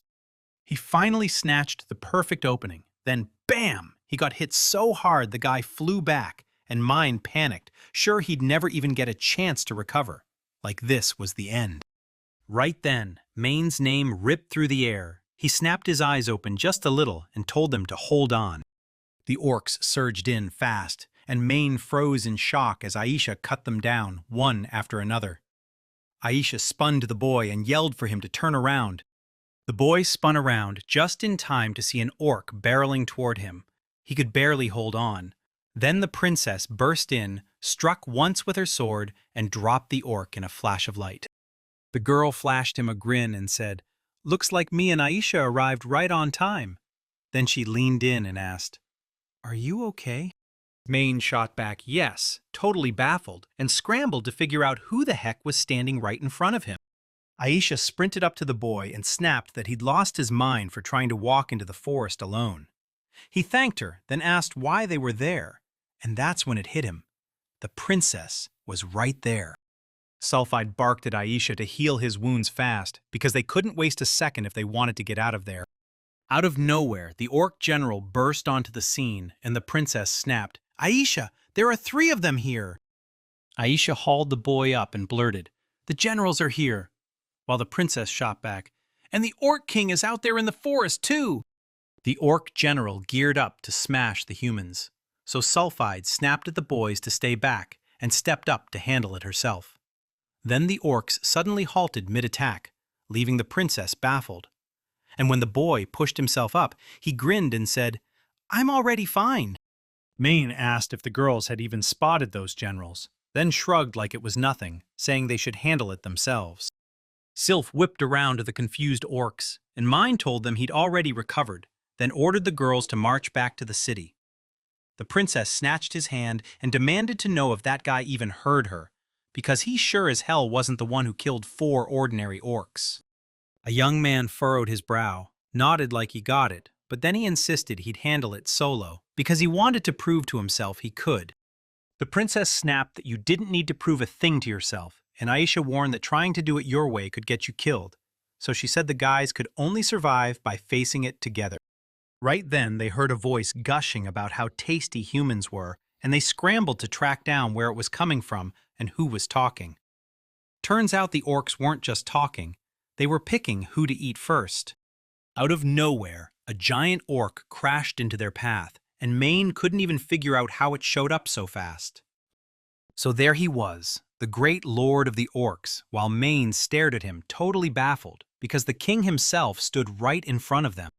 The boy faced the Orc King, stunned, trying to piece together how he'd ended up there, and when the monster lunged and swung its arm, he yanked the girls close and screamed, "Watch out!" They barely got away before the king crumpled to the ground, and the girls erupted into screams. Mino got hurled aside and choked out a cough, and somehow they'd been slammed back even without a direct hit. Then the boy's eyes went wide at the crushing, terrifying power. Mind reasoned that as long as the king was this unstoppable, beating him would be suicide, so he gambled instead. Strip the orc of his skills, break his power, and push him into a win. Suddenly, the Orc King vanished, and a second later the girl shrieked, so Maine snapped his head around. The orcs snatched the girls, and the guy yelling after them scrambled to figure out whether the king was ahead of them or lurking behind. Sylph shrieked that the king couldn't be allowed to march into the army, and Mine flew to help, only to get blindsided when a massive fist suddenly smashed into him. The king tore into him right there, slamming the boy back into the air, and the girls shrieked his name as the orc started licking them, begging him to save them. The young man slammed down a massive healing spell, but before it could even take hold, he barely managed to stop, then cursed and coughed violently. The monster was too brutal and too fast, and the cure never got the chance to kick in. Aisha yelled the boy's name at the top of her lungs, warning him that danger was creeping up right behind him. The Orc King loomed behind the boy, whipped his hand up to strike, and snapped, asking if he was still fighting back, then told him to try something else. Maine couldn't wrap her head around how a brute that huge could slip up so silently, while the boy's attacks barely landed and the orc just sidestepped every single move. Out of nowhere, the king yanked the disappearance trick, then a weapon materialized in his hands, and he charged at the guy. Meanwhile, Mine stood there dazed, completely stunned. The Orc King slammed a brutal blow into the ground right where the boy stood, and the moment the girl screamed his name, a terrifying shockwave ripped through the earth. Animals stampeded out of the forest in terror, and in the city, Edgar swore it felt like an earthquake. The ground rumbled under his feet, and panic hit him hard, like something monstrous had finally awakened deep in the forest. The king slammed his weapon into the earth, and yet the boy was nowhere in sight. Then everyone's eyes snapped to something. Aisha blurted for help the second she spotted the guy gripping a blade, like he was ready to strike. He slammed the king's weapon aside with his own blade, and the orc sneered, asking if the boy truly believed he'd live once he'd finally managed to catch that blow. The steel knife exploded into shards, but the boy refused to call it wasted, because even broken, it still caught the Orc King's strike and saved him. Mine yanked the orc's three biggest tools right out of them, their king's intimidation, their materialization, and even their special space and time magic. The king was completely rattled. His axe had vanished without a trace. Maine barked orders using his skills, and the orcs snapped to release the girls. Right then, no delay. He used King's intimidation to scare the generals, and they instantly let the girls go. Then the king turned and demanded what the boy was up to. Aisha grilled Maine on how he pulled it off, and the guy barked at the girl to get out because he was about to come at her with full force. Princess Self stared at him, stunned, like, was he still holding back? The Orc King roared that next he'd unleash his full power and strike without holding back. Suddenly, Mine unleashed a blazing, all-consuming spell of fire. Instant panic hit the princess as she spun around, and the boys screamed for them to scramble out, now! The princess yanked Aisha's hand and screamed for her to run. Because of them, the boy had to swallow his full strength. Mine unleashed all-encompassing magic, hurricane-force blasts and crushing waves that tore through everything. Sylphie spun around, staring at him like, how many more hits are you going to land before you break?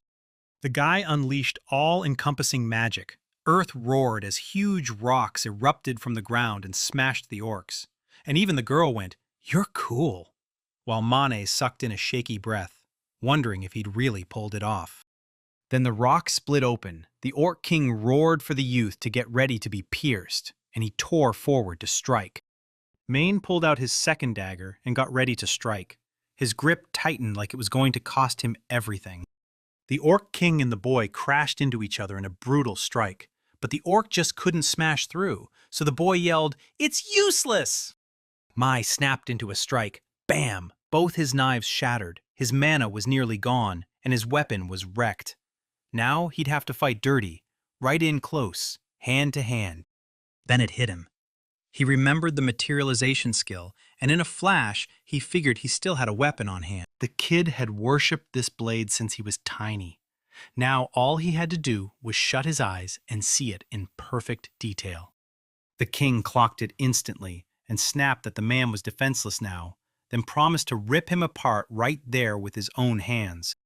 The girls caught it instantly and screamed that things were spiraling and that May needed backup, fast. Suddenly, a weird glow wrapped around the boy, and Aisha's eyes snapped to his right hand. It was blazing with light. When Mane was little, his father always spun stories, and one tale stuck in his head, so hard that even an orc understood something the moment it caught sight of this light. It's the tale of Alexandrite, the hero with a blade the boy has dreamed about for ages. Then, the king erupts in a bitter curse the moment he realizes the skill is finally in the boy's hands. Mine thrust out his hand and roared for the weapon to show up, and the holy sword of the heavens burst into his grip. When Mane was a kid, he stared at a picture book and saw the hero Alexandrite gripping the sacred sword Tuvering. Then all he could wonder was if that legend was real at all. Surprisingly, the one thing he never expected was in his grip. This time, it was him. Aisha stared at the guy, frozen in shock. Like, what if the hero she'd been dreaming of really was real? Mine stared at the sword in stunned silence. Then Tuvering started drinking in his power like it was fuel. The Orc King demanded to know how someone like him could pull off something that insane. Aisha lunged forward, ready to tear into him, but Sylph hooked an arm around her and yanked her back before she could reach him. The princess snapped that the king's fully locked onto Mina now, so if you stepped in, you'd only waste your breath. Mine clenched his teeth, knowing that if he couldn't end this fast, the sword would drink every last bit of his strength. Then the boy slammed forward to strike. His swing chopped the orc's arm clean off, so fast, so ruthless, and the young man could only stare in shock at how Tuveren sliced through the Orc King's brutal, tough hide like it was nothing. The king barked that this wasn't over, and Mane snapped his wind magic to life, then drove in for one more devastating swing. The young warrior snapped his strike into the Orc King's other arm, then kicked his leg enhancement and sprang up like a rocket. Mane clashed with the Orc King, but two rings blows no longer packed the same punch, and the orc sneered that a body this small just couldn't squeeze that power to the max. The Orc King slammed the boy with a brutal strike and barked for him to know his limits. Mine lay sprawled on the ground when the king burst into laughter, sneering that the young man was a weakling. Then the king snapped his head around and spotted a strange light. Turns out, girls were swarming right behind him. While the princess screamed at Aisha to heal Mine, Sulfide kept the king busy with a frantic distraction. An orc trudged toward the girls, grinning as he said he'd help them die after they played a little first. Mane shot upright, furious, like, "No way, you're not touching this." The kid tapped into that tiny leg boost and bolted forward, then tore straight at the king with the insert skill. The king froze mid-step, baffled, because his legs simply wouldn't move, while the young man stood right in front of him, throwing his body between the king and the girls. The orc lunged to stop him, but the guy powered up his arms and body to maximum strength, then tore into him with killer martial arts and a blazing flaming shark. Tuvering blazed in his hands as he charged the Orc King and sliced him clean in two. The monster crumpled to the ground, and the young man dropped beside it, panting like his lungs were on fire. Then Tuvering faded away, and the boy realized his strength was gone, leaving him totally empty. Right after that, he crumpled to the ground, wiped out, until Aisha caught him before he hit the floor. He told the girl he was so relieved she was okay, then swallowed his pride, apologized, and admitted he never should have thrown that kind of powerful magic so close to her. Tears spilled down her face as she snapped that he was nothing but a reckless kid who always charges in, saving everyone by himself while everyone else frets. Then she begged him to cherish his life because it matters, and the boy only bowed his head and apologized. Princess Sylphide marched up to them and said that the guy had caused trouble for everyone, but she still praised him as an incredible man. Then Mine whipped around to the Lady Knight and demanded, "So what about the Orc King?" The girl shot back that he'd done it. He beat that terrifying monster all by himself.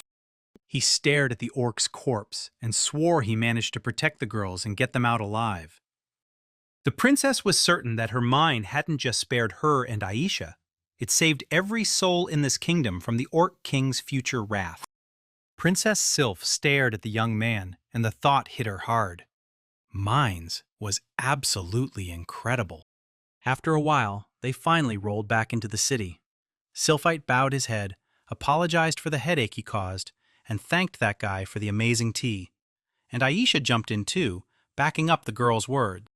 The princess told him that every girl the orcs had kidnapped was safe now, and Aisha chimed in that none of them were seriously hurt or dead, so the boy was met with pure, grateful relief. Mine finally smiled, because after he sparred with the king and the generals, wrung out from worry about them, everything ended the right way. Sylphide told her all about the boy's clash with the king, how, in that fight, he tore through with more than 4 deadly skills, and the girl snapped back, asking where in the world he'd pulled that kind of strength from. Maine swallowed his pride, apologized, and admitted that even after they saved him, he still couldn't tell them the truth. The princess said she believed the boy was doing the right thing by keeping quiet about his skills, but she already knew exactly which ones they'd handed him. The guy froze in shock, and Sulphide snapped that he clearly had no idea who she really was, because if he did, he'd have strutted around like he owned the place. He hurriedly tried to piece it together. The girl said she was 100% sure the guy could spot exactly who she was with 0 trouble. Maine figured he should crack out the scan and hunt down who she really was. The guy read the princess's status and went pale. Then he yanked himself off his chair, utterly baffled, blurting that he'd been rude, begging for forgiveness with 0 clue what to do, while the girls stared at him and smothered their laughter. Mine still remembered that during the fight he snapped at the princess to get out. The girl rushed in to soothe him, and she made it clear she'd saved his life because she owed that man her own. Princess Sulphide strode up to him, slipped her hand into his, and told Mine she had to ask him for something. Mine slid into his seat, swallowed his pride, and apologized for what went down, because he'd never once expected to find the princess sitting right across from him, and yet here they were, sharing the same table and staring at the same shock. Sylphide chimed in, saying she needed to apologize too, since she hadn't imagined this news would hit him this hard. She basically told me, "Honestly, I don't see myself as some big important person, so you might even get the chance to meet me at least once in your life." Aisha sat there, realizing the princess wasn't here for small talk. She was here to grill Mine about something huge for the royal family. But she had 0 clue what he was asking for. Suddenly, the boy whipped around and asked Aisha if she was okay, because she'd just gone pale. She looked mortified and insisted she was fine, apologized for bothering him, and urged the princess to carry on. Sylph leaned in and asked the boy what policies the royal family was pushing right now. He shook his head and said he knew barely anything, except that the king had serious talent. Sulphide snapped back that, yeah, it was all real. Those royal families were running events on purpose to farm stronger abilities, and the boy instantly went wide-eyed. The girl said the boy likely knows this. Those abilities are passed down through families. But still, tons of kids out there end up with powers that don't match a single thing their parents have. That's why the royal family demands they know every single ability of their people. No exceptions, not even one. So when the guy heard it, his eyes widened in shock, and the girl could tell he was finally starting to get it. Kids with real talent can step right into royal life. Girls as princesses' future brides, boys as princes' future grooms. And that's exactly why this event exists, to hunt for the one power that can keep the whole country safe. And just recently, they finally uncovered a boy with an ability that's downright wild. The next day, after his coming of age, this kid single-handedly wiped out 4 orcs. People even claim he took down a C-class adventurer, and then, right after that, he charged forward and battled a destructive-level monster in front of the princess. He couldn't wrap his head around it. No one could have pulled something like this off alone, and still, he didn't believe this was why the princess had found him. With a shaky voice, the girl awkwardly called out to him, begging him to hear her request. She flat out begged the guy to marry her, and yeah, Maine had already sensed it, but the truth still burned with embarrassment in his chest as she insisted, "Don't think I want this, I only have to." The second she pictured his fight against the Orc King and how he'd shielded them all, it hit her. Her heart was hooked on him. Just like any normal girl falling for the hero. She laid it out straight. This was barely about his powers or anything tied to the royal family. Maine was utterly stunned. How could a sweet, innocent girl like her fall for someone like him? He grinned and told himself it was just a dream. There was no way the princess would actually show up and ask him to become her fiancé, right? But man, it still felt like a cruel tease, because if it were real, that would have been awesome. Princess Sylphide glanced at the girl beside her and said she was sure the guy wasn't just watching her. He had Aisha in his sights too. The guys sat there even more baffled, while Aisha looked between them and the princess. Then it hit Mine like a lightning strike, and he choked. Mine grabbed at himself hard as Aisha burst into anxious fussing. The girl blurted that it all started because she'd said something weird, and Self flashed a grin asking if she'd misunderstood, only for Aisha to blush and admit she didn't have a clue. The princess kept insisting she wouldn't care at all if Aisha became his bride too, because the royal family needs heirs, right?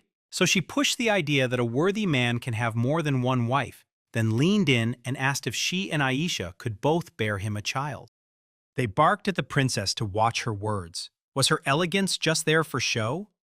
Then the princess snapped at Aisha, asking if she didn't want to have Mine's child, and Aisha shot back that it wasn't that she didn't want to. The girls gossiped. Maine caught their words, and the thought hit him hard. 5 whole years of him being alone. He slipped back to that house where nobody ever said, "Welcome back," and he sat there, alone at the table, every single time. The boy couldn't stop replaying those smiles that used to be here, and the voices that had been hanging in the air beside him. Right in front of him, his family was ripped away, and the boy could still hear his parents whispering that this was where their lives would finally be cut off. Mind feared the power that snatches other people's abilities, because the second anyone figured it out, he'd bolt. And with that constant terror hanging over him, could he ever really build a family? Or would he be stuck hiding it forever, living in secret? Mind figured the guildmaster must have picked up this ability long ago, because he knew he couldn't pull it off in front of anyone anymore. Once people caught wind of its power, those smiles and happy faces would vanish in an instant, and he refused to let that happen. Maine apologized, bright relief flooding his face as he heard they felt that way, but then he shook his head and admitted he didn't think he could accept it. Sylph leaned in and asked the boy straight up if he was scared someone would uncover his power, and when she caught him off guard, she knew she'd hit the truth. The princess admitted she'd already known about his power, and so did 2 other people too, and the girl snapped, "Then why is he terrified of being discovered? Why does he keep dodging everyone? Why does he keep hurting like this?" The princess was certain that if that boy didn't have this power, something awful would have struck. Then she admitted, shaking, that his ability was even stronger than she'd ever dared to imagine. But does this guy truly want to shoulder that weight by himself? Just keep living day to day, never telling anyone about his power? She demands to know if he's actually happy living this way. He won't be punished just for hiding his power his whole life. He'll suffer because he'll finally realize he's truly alone, with nobody left who can understand what he's going through. And that question hits hard. Does he really want that? Maine figured he'd finally run out of people he could spill his suffering to. And all the villagers who back him, he's terrified they'll stumble onto his power, because he can't keep it secret forever here. Someday they'll catch on, the same way the guild leader did back then. Was Maine really about to get shoved out of this house, alone, and cut off from every villager? Because if that's the deal, he absolutely wouldn't stand for it. The young man burst into tears and blurted that he couldn't handle being alone. No, he insisted he'd be fine, that solitude didn't scare him. But somehow, he still didn't know why the tears kept coming. All he wanted was to be greeted with a simple, welcome back, and sit down to eat together again, just to taste his mother's cooking and steal a little more time with his parents. He had no idea how it all spiraled into this. Aisha stared at the guy, tears streaking down her face, and couldn't stop wondering, had he really been living through this kind of pain the whole time? The girl sprinted up, wrapped him in a tight hug, and told Maine, "I'll always be here. Tell me about your ability and stop worrying." She promised, welcome back, and every single day they cooked and ate together, building a warm spot just for him to return to.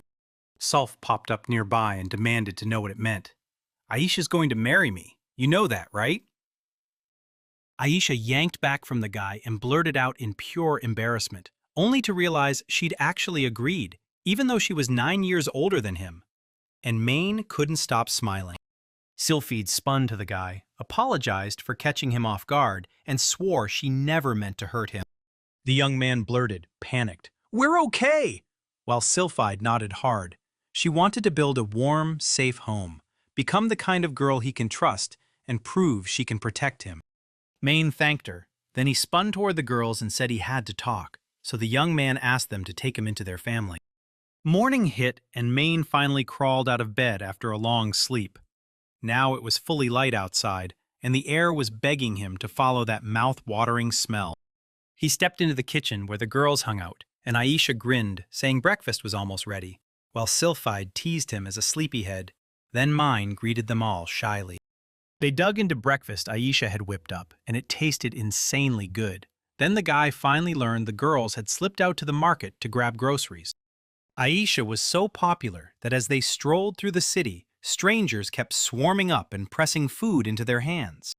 She told him that when she was an adventurer, she lived in Rukas too, so she basically had everyone on her connections, and she was relieved nobody seemed to have changed much. Mine only just realized she wasn't some random guild registrar after all. Sylph told everyone Aisha was way stronger than her, because the way she handled that bow was so sharp they started calling her the Holy Bowl Aisha. The princess stared him down, and he instantly got it. She wanted him to scan Aisha, and as soon as it clicked, he silently cringed and apologized in his head for doing it while they were talking.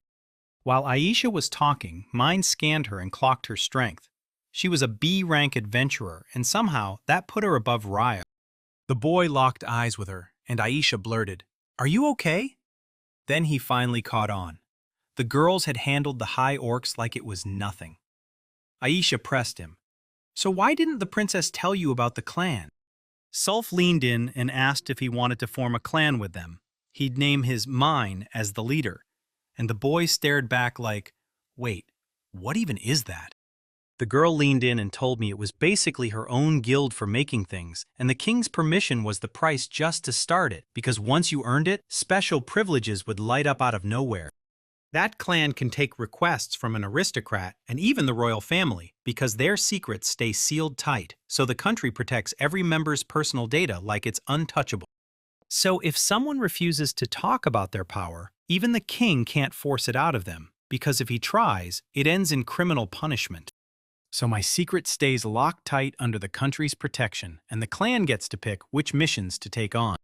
The boy asked, "Is it really just for me?" Aisha shot back that he'd promised he wanted to thank everyone in the village, and Maine made sure the girls felt that gratitude. The boy asked the three of them to form a clan. Sylphide shot back that it all hinged on the king. In this country, there were a little over 10 clans, but only 3 were truly great. Meet the alchemists who forged their very own alchemical library, headed by the second prince, Ruiz Auguste, the princess's brother. The second Rising Sandstream is a clan that takes only one kind of mission, escort jobs or speed-ups against the enemy, and they're led by the A-rank adventurer, Kashui. Third comes the Conquerors of the Human Cycle. These guys bow to magical creatures, and their leader is none other than the B-rank adventurer, Tails. On average, a clan only has about 10 people, but their discipline and trust are way stronger than Maine's old guild ever was. The princess was convinced his comrades were the real power because he could trust them with his life, and she swore their combined strength could match a full-blown army. Sylph told him straight up she still wanted to get stronger because her mind deserved to trust herself. Aisha nodded along because when she tried to rescue Mine, she got captured instead, and the past somehow hauled her out and saved her. Now the princess was determined to inch closer to Mine's power, so she set her sights on convincing her own father.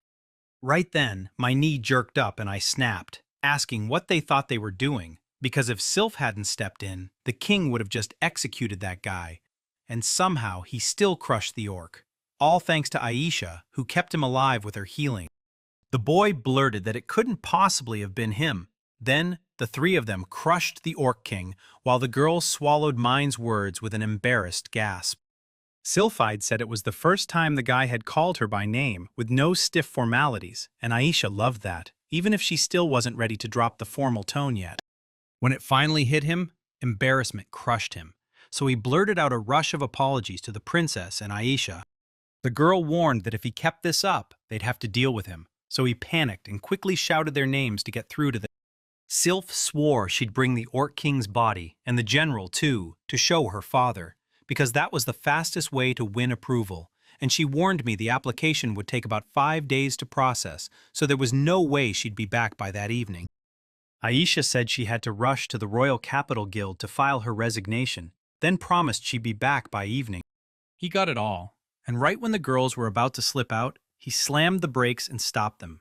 Maine shot them off with a "safe journey," and they grinned back, saying they'd be back soon. The girl took off, and Sophie told Aisha, "Call me by my name if you want." But Aisha shook her head, saying she couldn't. She'd keep calling her Princess, just like always. A young man rode past in his carriage, spotted the girl, and leaned out asking if she was Highness Sulphide. He couldn't stop wondering what the princess was up to in this village, so he snapped around and asked the escort if he'd seen her, only for the man to say she was here because the young master, Cloud, had just proposed to her. He was sent to dig up the truth, why she vanished from this house. Maine stormed into the shop and called the man uncle, and the owner froze, stunned, then demanded, "What happened?" He swallowed his pride, apologized, and insisted he was just lining the guns up, because for some weird reason, everyone was buying them today. Mane admitted he'd come just to buy swords, and the ones he tried before were busted, so the guy was left totally stunned. He stared at the blade, saw it was smashed to pieces, and swore it shouldn't have happened, even with Diamond. Then the guy snapped back, "It broke in the fight with the Orc King." The man froze in shock, and Maine snapped back fast. No, it's a high-level orc!" The man told the boy, "If you want another short sword, check that shelf." And Mine muttered, "At this rate, he'll brag his way through it." So the boy started rummaging for something just like his last blade. Mine spotted a short black sword that could keep growing, and she told her uncle she was taking it. The man leaned in and demanded the boy confirm it, since that sword was only meant to slice through a carcass. The man demanded, "Which one do you pick?" Then leaned in and grilled the boy. "So, you really did beat the Orc King?" The young man stared him down, then gave a quick nod and asked, "Are you alone?" The boy answered, "My comrades helped me." The man locked eyes with the young one, then immediately offered to check out a different sword. "He told me this little sword was a gift from a brother close to his heart, and the moment he swung it, lightning snapped to life around the blade. He said that the moment his friend died, the lightning magic in the sword vanished. Then he bragged that for a short blade, it was ridiculously sharp, and leaned in, asking the boy if he wanted to feel it in his hands. Mina nodded, grabbed the blade, and the second it was in her hands, lightning surged inside it, like the power was overflowing and ready to explode.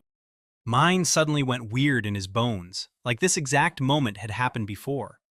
And then the man spotted his friend Dane lurking behind the young man. Maine tried to ask a question about the sword, but the man just stared back in icy silence. He blurted out an apology and said the smoke had burned his eyes. Then the man offered the blade to Maine, since the boy had been staring at it like it mattered, until Maine snapped that it wasn't right, because that blade was the man's treasure. The uncle shrugged it off and said he didn't mind one bit, because if she stayed with him, her sword would finally mean something. So he urged the young man to grab it and use it. The man demanded the boy show him the sword's real form once more, and the boy nodded, promising he'd try. He thanked his uncle for the sword, then promised that once he handed the lightning power back to him, he'd make it his armor with a grin. Maine leaned away, convinced that if that boy only realized this sword had belonged to his father, Dane. He was convinced his precious comrades would shield him, praying the young man would handle that sword like it mattered. But, just like before, smoke clawed into his eyes again. Mine sprang up and sliced with Rock Slash, then slammed the insert skill into the big monster and threw a signal to Aisha. The girl, brimming with attack-ready fury, snapped at the signal and blasted the monster with a barrage of shots straight on. They absolutely crushed it, Mine said. These ogres were no joke, and the girl was shocked when one of them summoned stones to slam into them. But the guy just nodded. That's their main power. Right ahead, the wall swung open, and there it was. A staircase dropping down like a secret path. Mine quizzed the girl about the stone sitting nearby, and she smirked. That's a stone of movement. Touch it, and bam, it flings you straight into the dungeon's entrance. The same stone is waiting there, ready to show up here too. So the girl warned that trolls are down below, and the guy snapped back that it's smarter to leave them for tomorrow. They stepped up, pressed their hands to the stone, and bam! The world ripped away, dropping them right at the entrance in the blink of an eye. Mina figured the Orc King had that kind of power, and the girl pushed them to hunt for somewhere to stay for the night. They burst into the city lights, already deep into evening, and yet somehow buzzing like it never slept, and Aisha leaned in to explain that this place was packed with high-energy adventurers. It was the capital of the Dungeons of Adora, a northern jewel in Rukasa where adventurers flocked to hunt for rare materials. Dungeon power is a maze of secrets. Lots of people barge in for materials, but others chase the real mystery, hunting answers no one can explain. One of them is the dungeon's monster count. No matter what you do, it never drops. The dungeon is crawling with strange, unknown species, but nobody can prove how its ecosystem even works yet. They say the dungeon's power has been around since the dawn of time. Some claim it's a vintage prank cooked up by God. Others swear it's a demonic road that leads straight to hell. With dungeon runs happening non-stop, people finally said, enough wandering, and planted their lives in this city. Turns out, the adventurers were the ones who built it up, brick by brick. Mine rolled into town hunting resources for his Natha short sword, and Aisha lit him up with everything about the city. The girl shot her finger at a sword in the shop and said it looked exactly like the boy's blade. They closed in and greeted the merchant, and Mine was already picturing a one-handed sword and a beginner's bow in his hands, so Aisha and Sylphie could finally use them. The merchant warned the boy that if he really planned to step into that dungeon, he'd be smarter to leave this sword behind. Sure, monsters drop it, and it's rare as heck, but it's terribly weak. The man warned him, once you use that blade, it turns dull fast, and the bow snaps under the string's strain, so you'd better leave them behind, or skip the whole thing. The merchant warned them not to judge by looks, because the adventurers went and labeled him a stain on an adventurer's name, and honestly, that hit way too hard. Mine pulled Aisha aside and asked if he should grab it, insisting it wasn't really a bad weapon. Then Aisha grinned and said they should turn it into their starting point. The couple grabbed the bow and sword, and the man thanked them for buying. Then he just kept repeating the same words. Maine admitted he was starving, so he suggested they hunt down a place to crash for the night, and the girl nodded. She wanted an inexpensive spot where they could rest. The guy fumbled as he took the girl's hand, blurted that with all these people everywhere, they better stick together so they wouldn't get lost, and then Aisha shyly called out his name.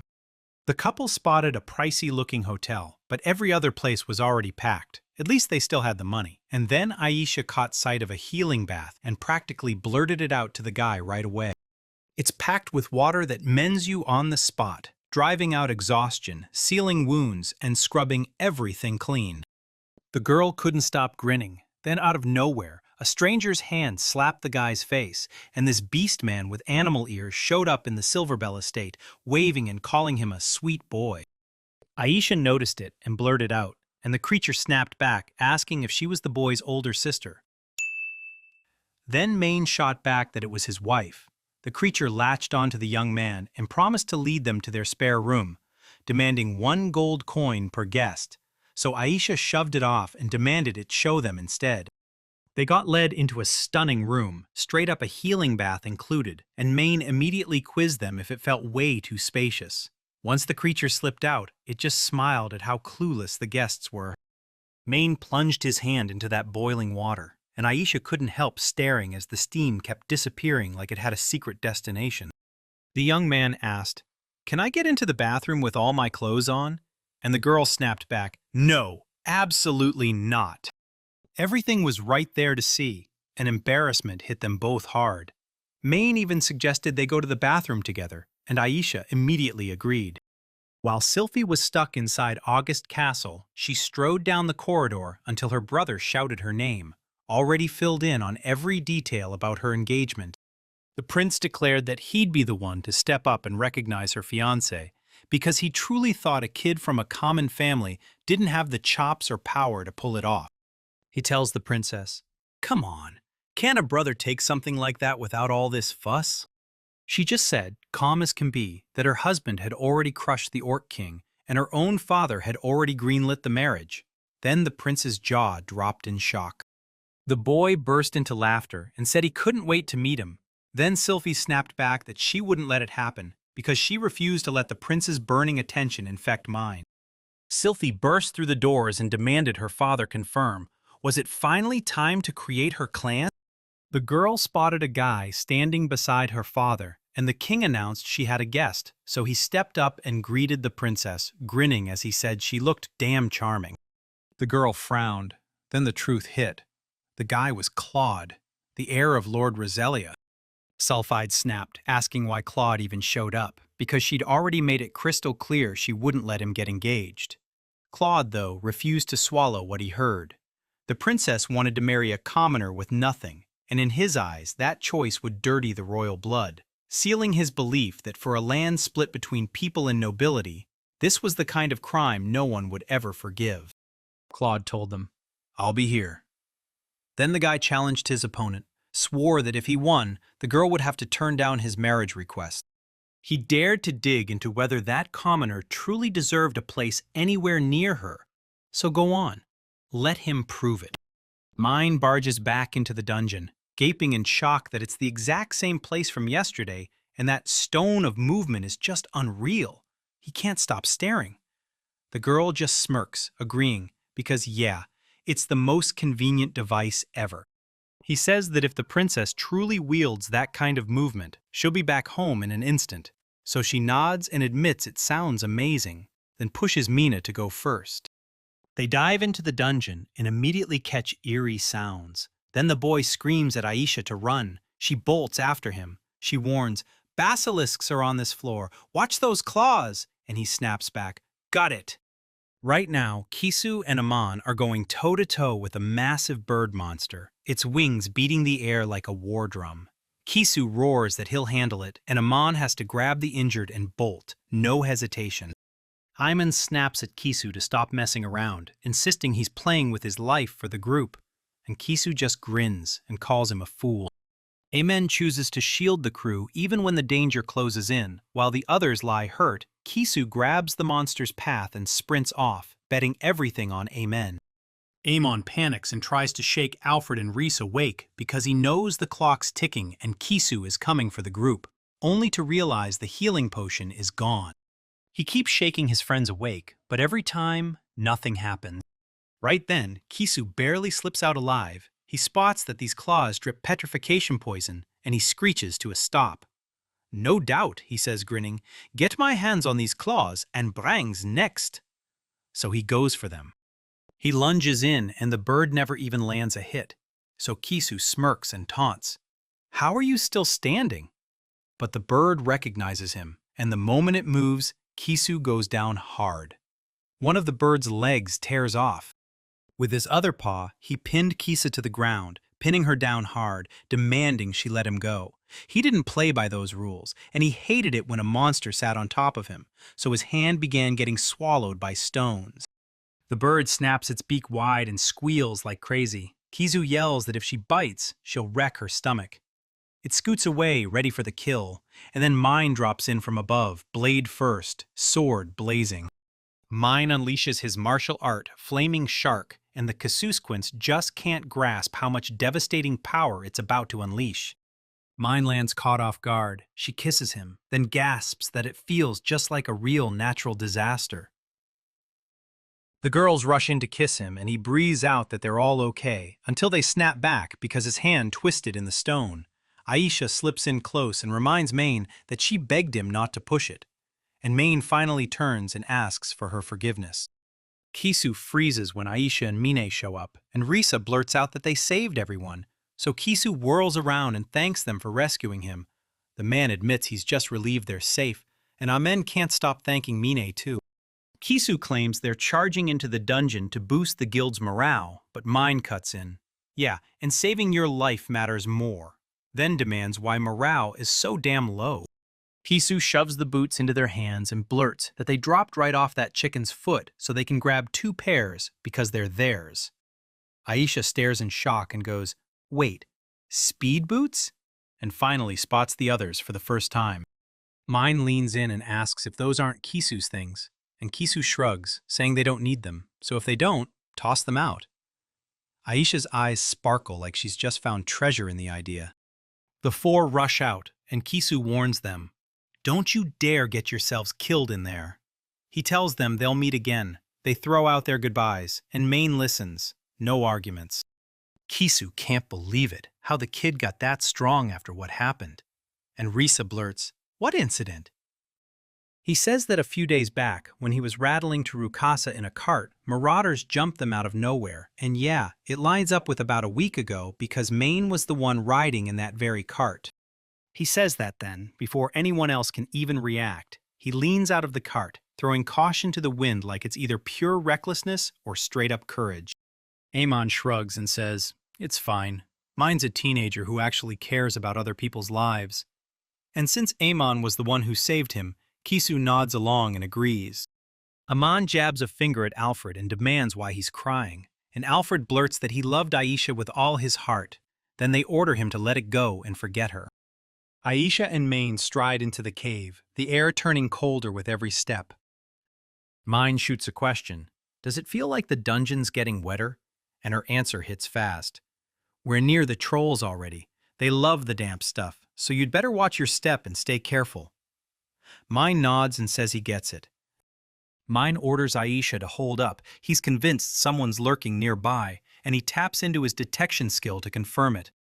He swears this is all slime, this wall, everything, just hiding in disguise. Aisha whips her head around, and boom, the cave turns hot, steam blasting everywhere.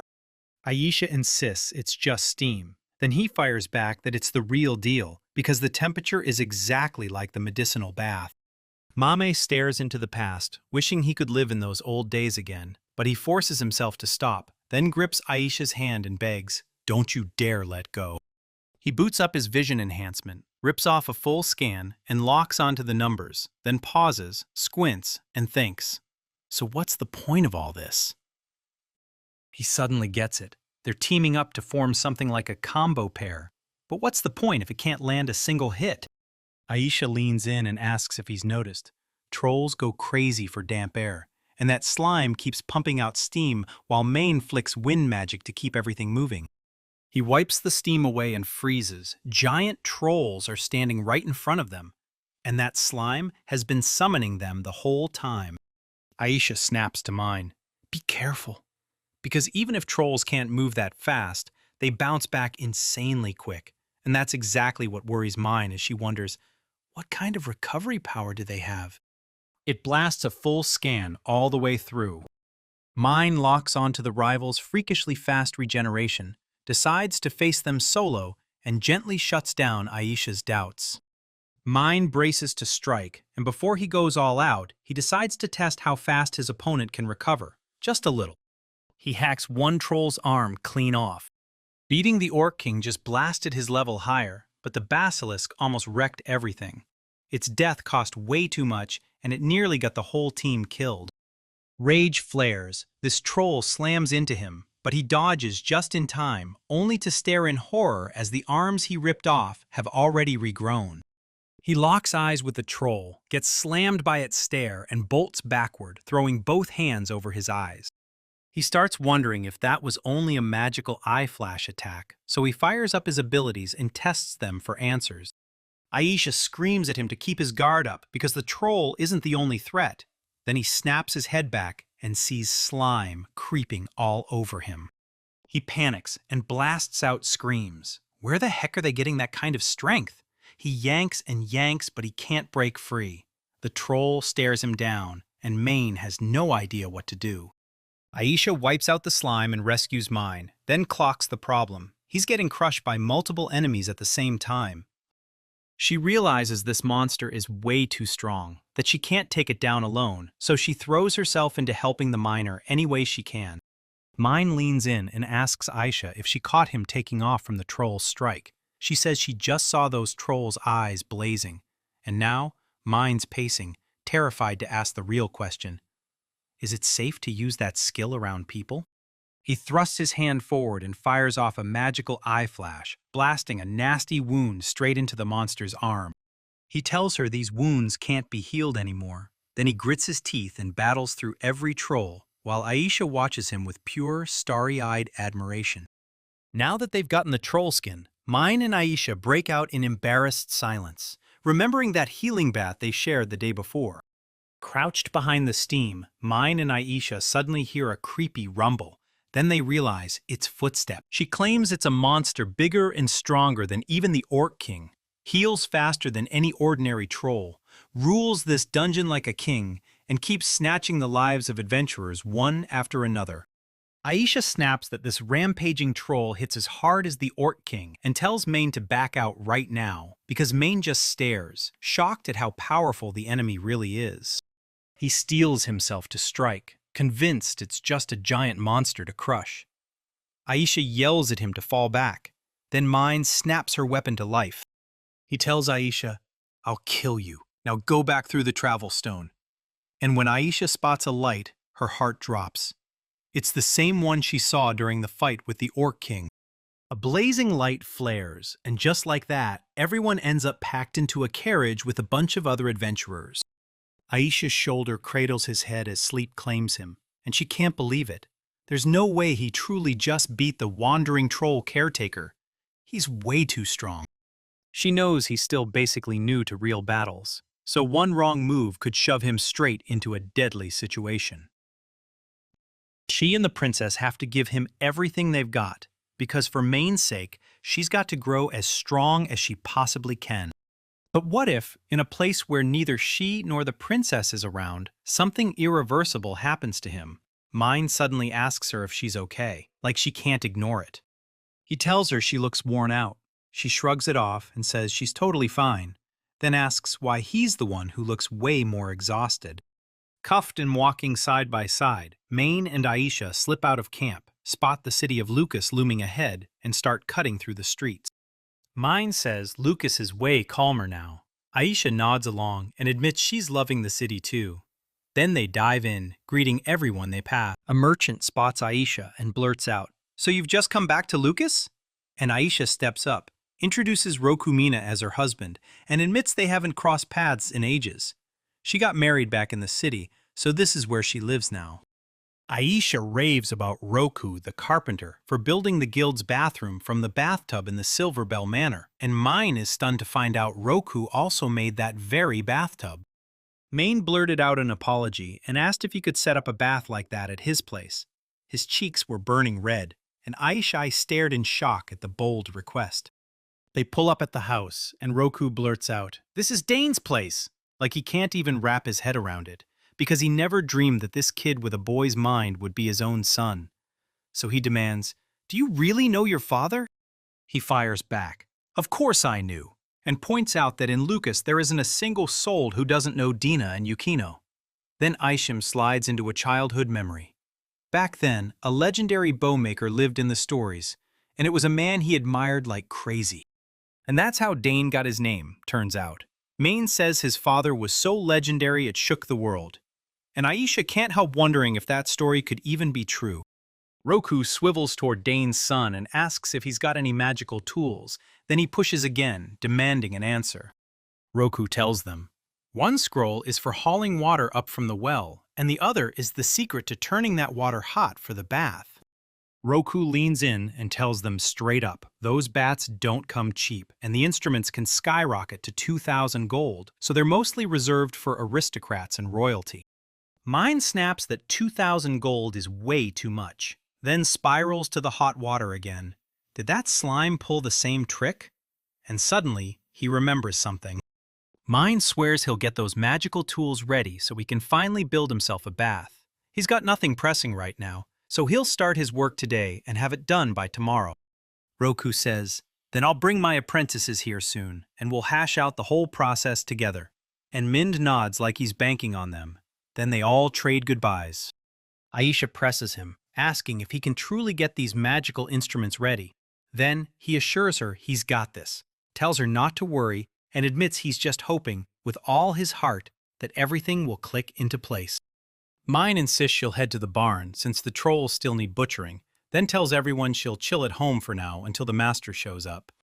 He steps into the barn and instantly thinks it's the home his father left him, the very place he once used. In this place that he holds close to his heart, he's determined to build the ultimate bath, because for the people who've become his new family, he'll do whatever it takes.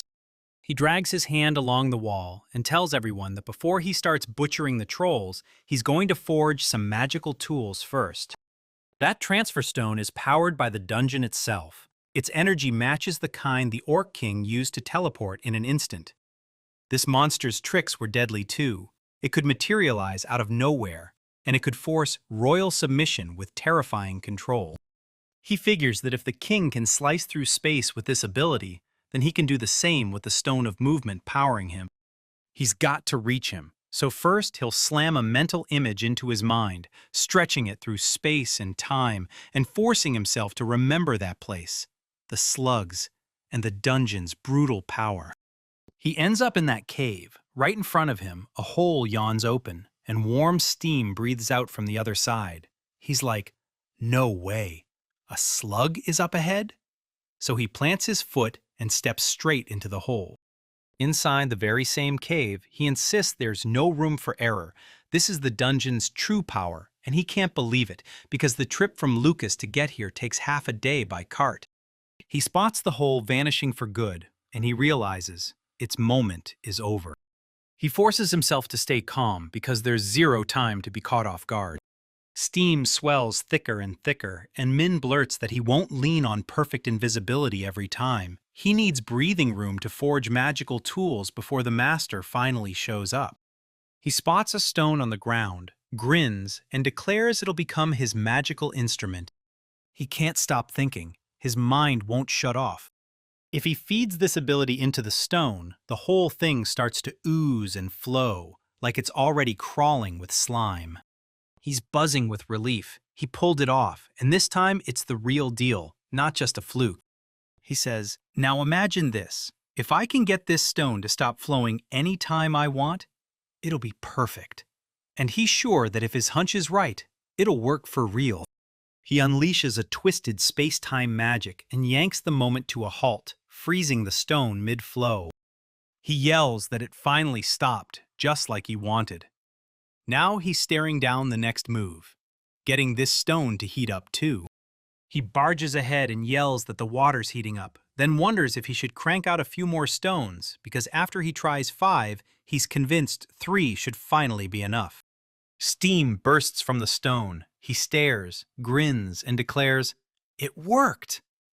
Now he just has to test one thing. Can this become a healing bath? He scans. He realizes the magic water is now blazing hot, and somehow it still heals. So he's left staring in disbelief that plain, everyday water just turned into magic.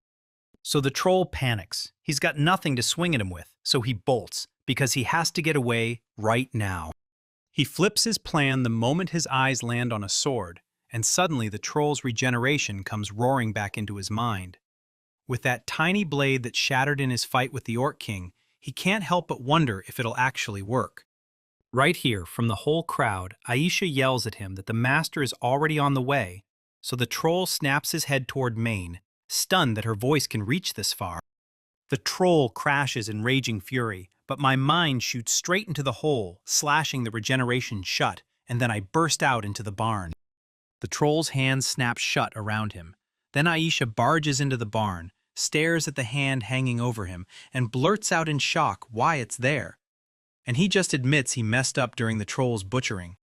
Aisha tells him the master and all his apprentices are already waiting in the living room, and he shoots back a grateful thanks.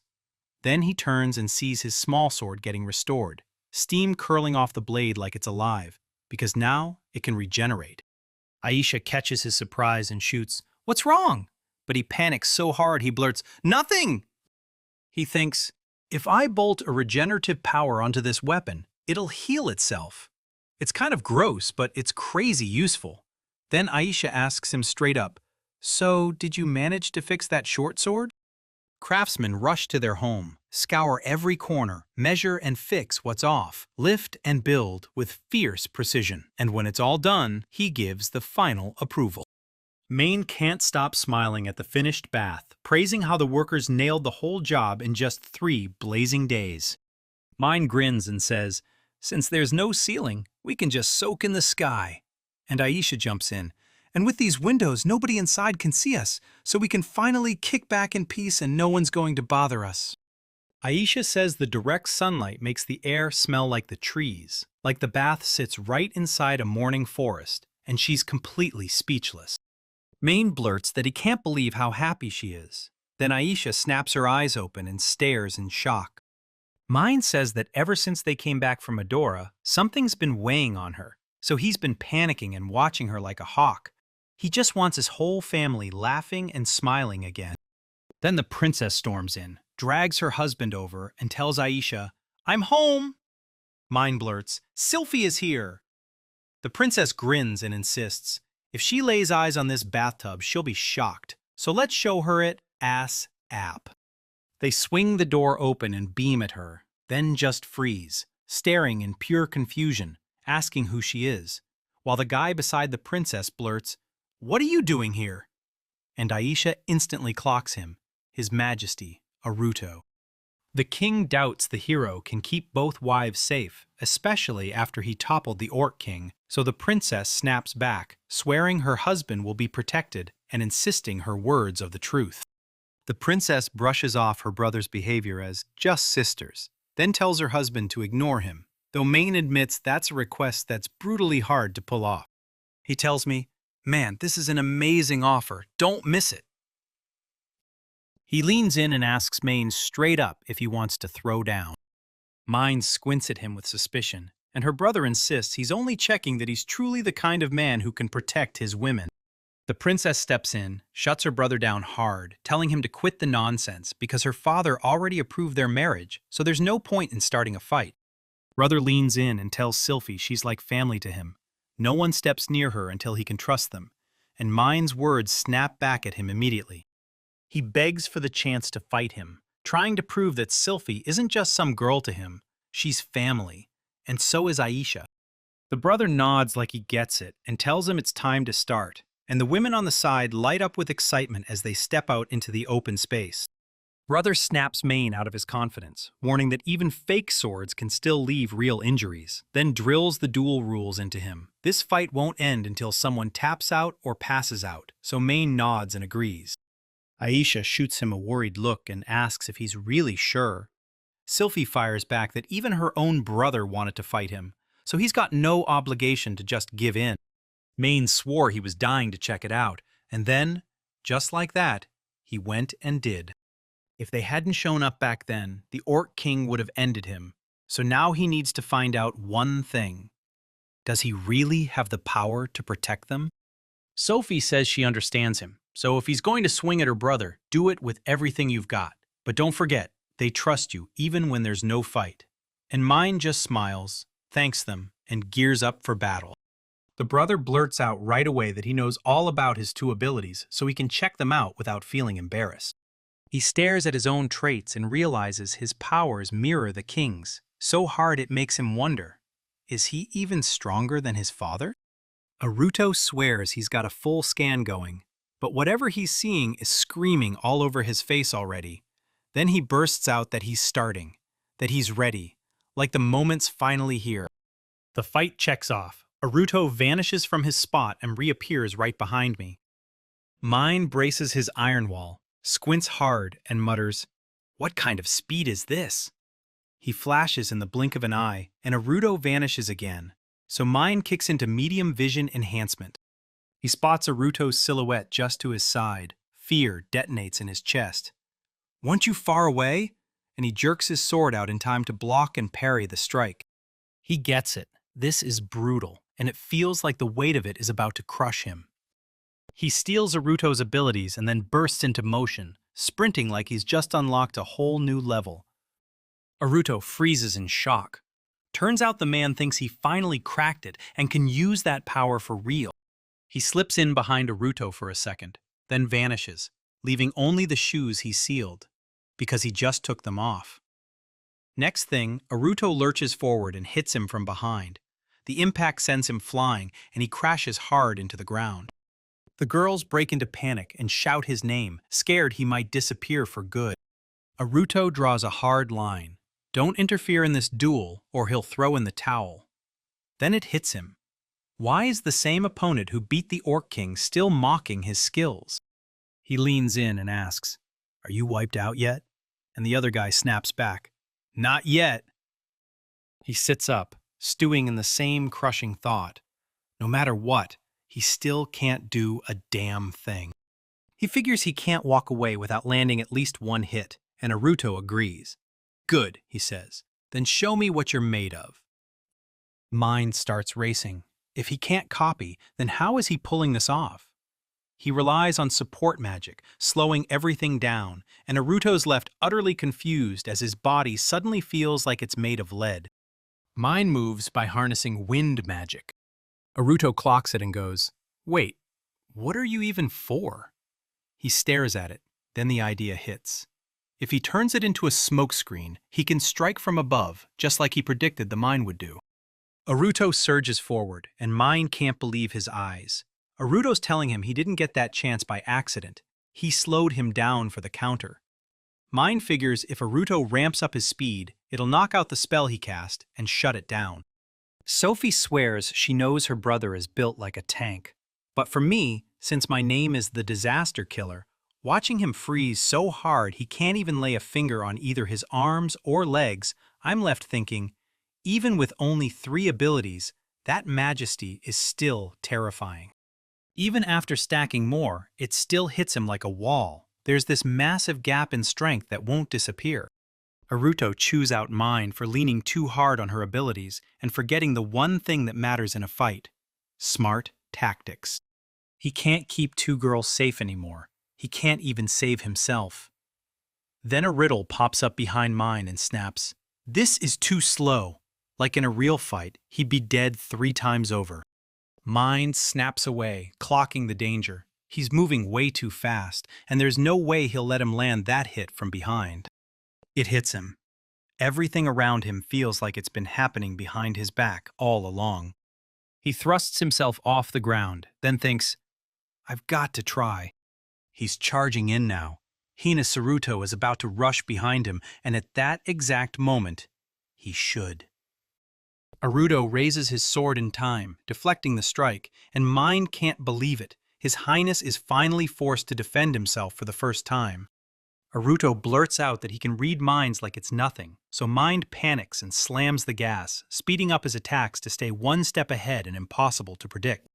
He slips away using the girl's undetectable C, and in the next heartbeat, Aruto panics too. Aruto can't see a thing, yet he instantly clocks it. Someone's just circling him, but their moves are so clumsy it's almost embarrassing. Aruto smirks to himself, "So that my movements won't be spotted?" And sure enough, he pulls it off. He can't even get a read on him. Aruto is set on one thing: who's faster? He flashes back to his younger days and brags like he already knows he'll win. Then Mine snaps on her magic eye and steadies herself to strike. He tells him, "I'll train you. like the first prince and my elder brother. And before Aruto can even breathe, mine lunges in with a sword. The girls gasp and clamp their hands over their mouths, and the second Aruto's blade makes contact, it slams right into mine's chest. Mine coughs up blood, then grins and boasts that he made it inside his own body. Aruto instantly shuts it down, saying this just can't be. Was he really just pushing buttons this whole time, trying to get under her skin? Sylphie jolts her brother and blurts that this has gone way too far. Does he really want to kill him? Then she snaps at Aisha to heal him fast. The two rush over, panic hits hard, and they drag him into the house to start healing right away. Night falls, and Sylphie stares at Aisha with tears in her eyes. She can't believe it's ended like this, and she blames herself because she never should have brought her brother into this mess. Aisha tells her to stop stressing. Good news, Main's totally fine, and she's thrilled that he and her brother actually managed to become friends. Sylphie fears Aisha's scorching temper might ignite trouble between them, so he panics and runs off to study at his brother's castle. She shrieks that he ditched them even now, right inside her own house, and it was her brother who slipped into the bath with her husband first, which makes pure jealousy burn in her chest. Just picturing them together gives her a pounding headache, and Aisha is left panicking.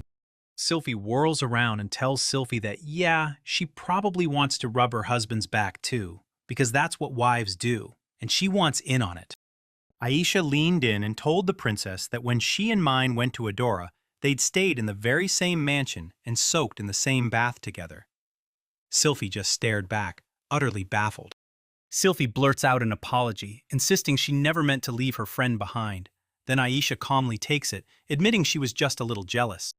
Right here, Sylphie can't stop wondering if her brother's bond with her husband is stronger than hers, so she goes quiet, and her mind starts racing.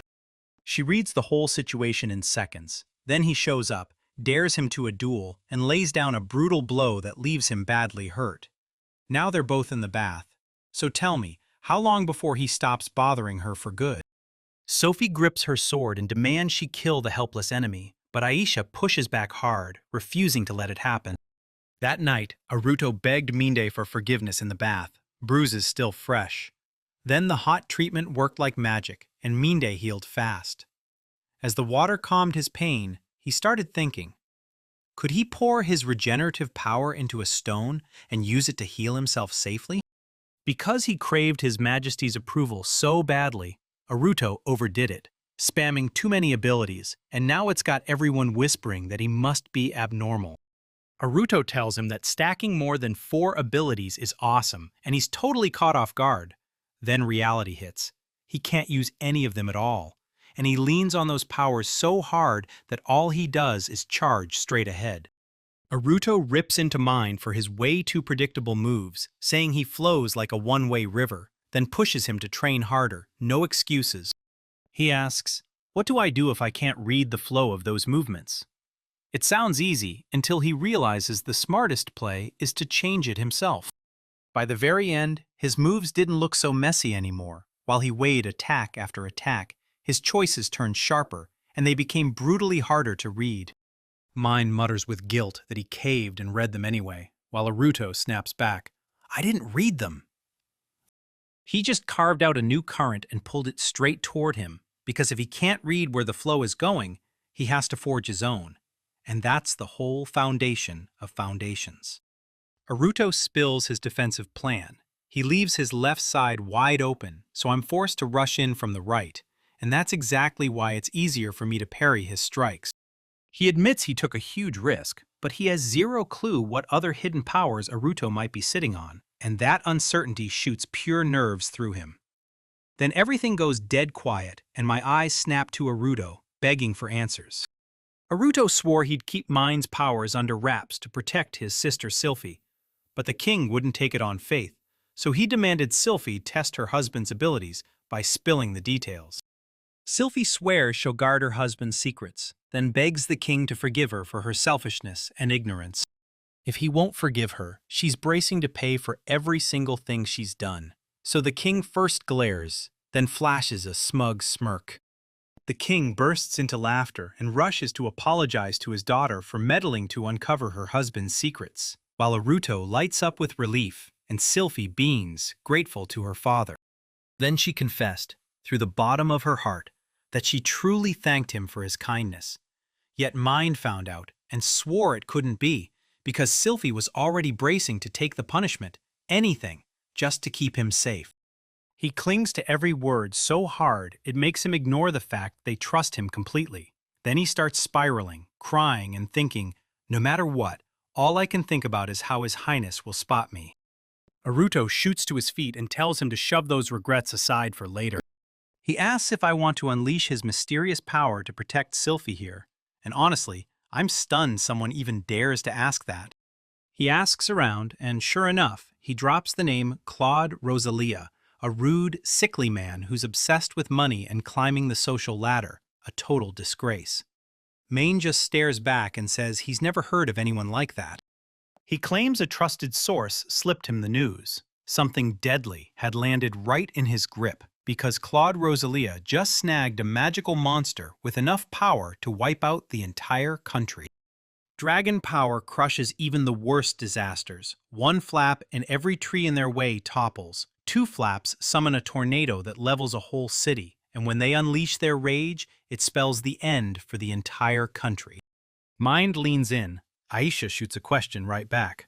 So you're saying Claude really wants to tame a dragon? Aruto shook his head, then grabbed a young black dragon in his hands, like they just snatched it right from its nest. Maine leans in and demands, so you mean the cub? Tell me, what do you need it for? He says, maybe dragons are so rare because they're dangerous, and that's why the price tag is sky high. He might understand they're rare, but he definitely doesn't grasp just how deadly they can be. When a cub's parent hears humans snatched its child, it goes berserk and smashes anything in reach, so they have to race back and get the cub returned.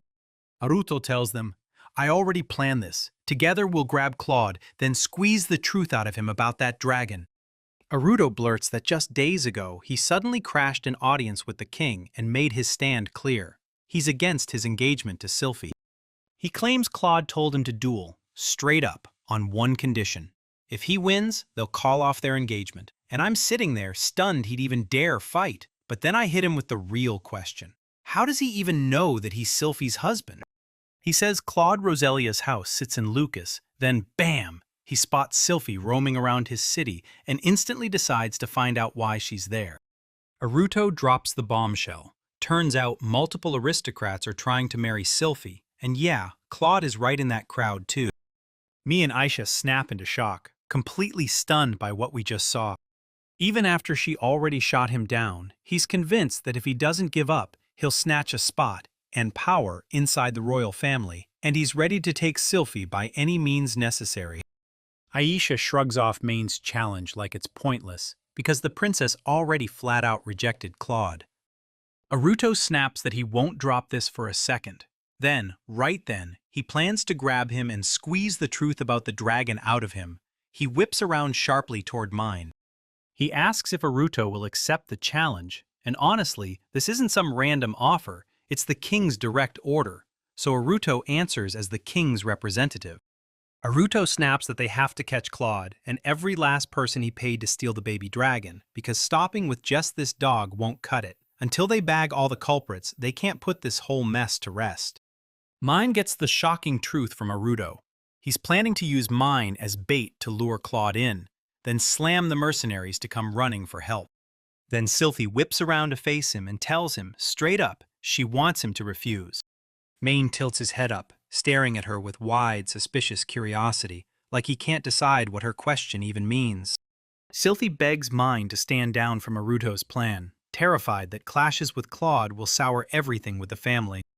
Maine tells him that from now on, her troubles are his too, because she's his wife, and if she ever gets stuck in a rough spot, he'll jump in and help without hesitation. Sylphie's cheeks burn as Mine blurts out that he truly wants to reunite the baby dragon with its parents, and right then, Aisha slides her hand over Sylphie's. He tells her she doesn't have to carry everything alone, and she finally lets herself lean on the help. Aruto slaps Mine on the shoulder and says thanks, then leans in like, now you're all gonna lean on my power.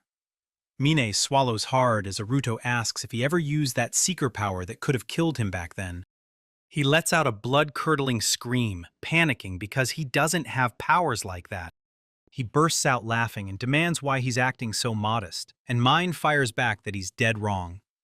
Aisha and Sylphie snap around, and the moment they hear it, they swear that if he'd used Touring, he'd have most likely sliced his brother in half.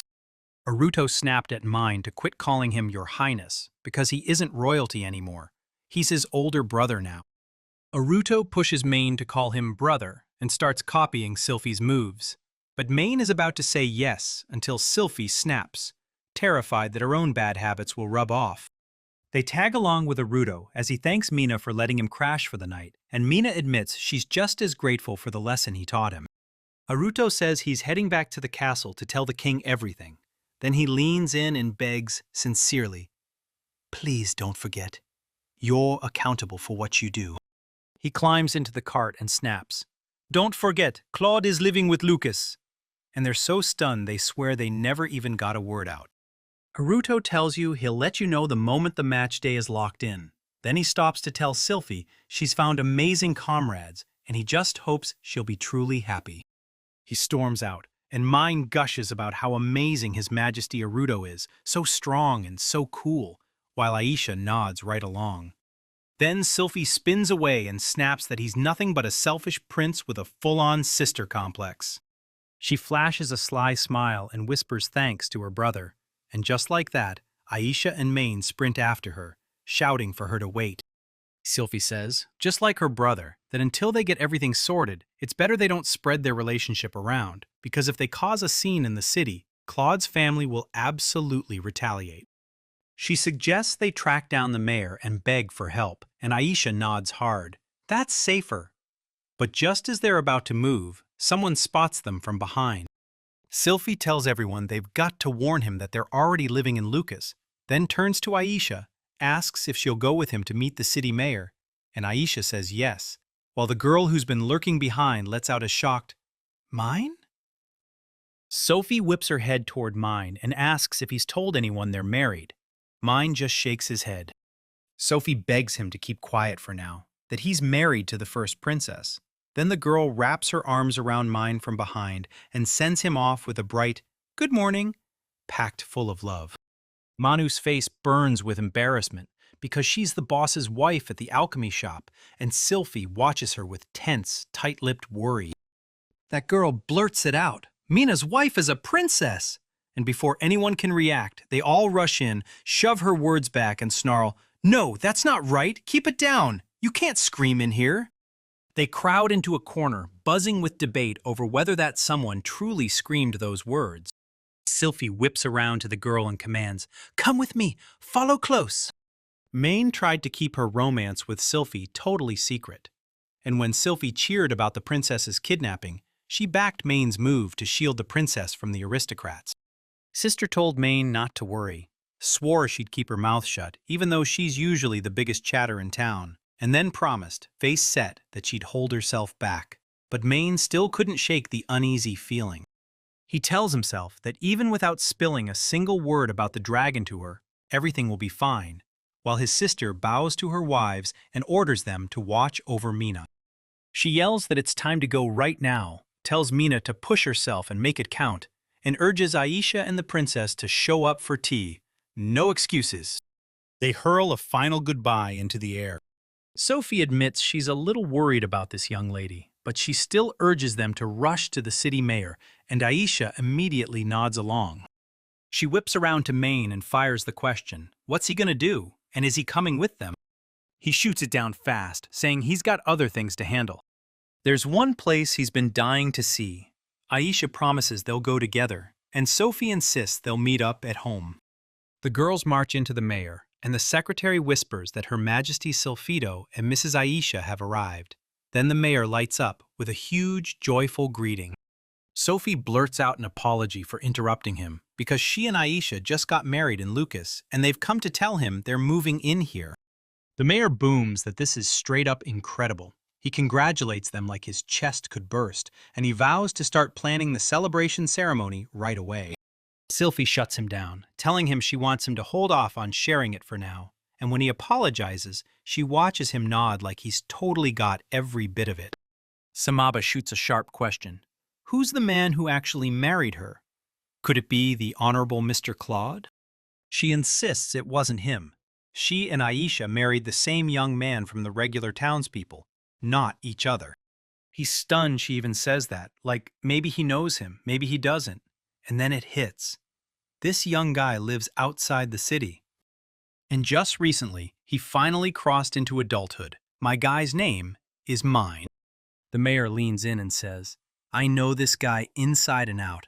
He's a precious gift Dine and Yukino left behind. And you can hear the warmth in his voice as he means it. He's happy for her with his whole heart. Aisha blurts, I knew it! Which tells you the mayor already knows who Mine's parents are.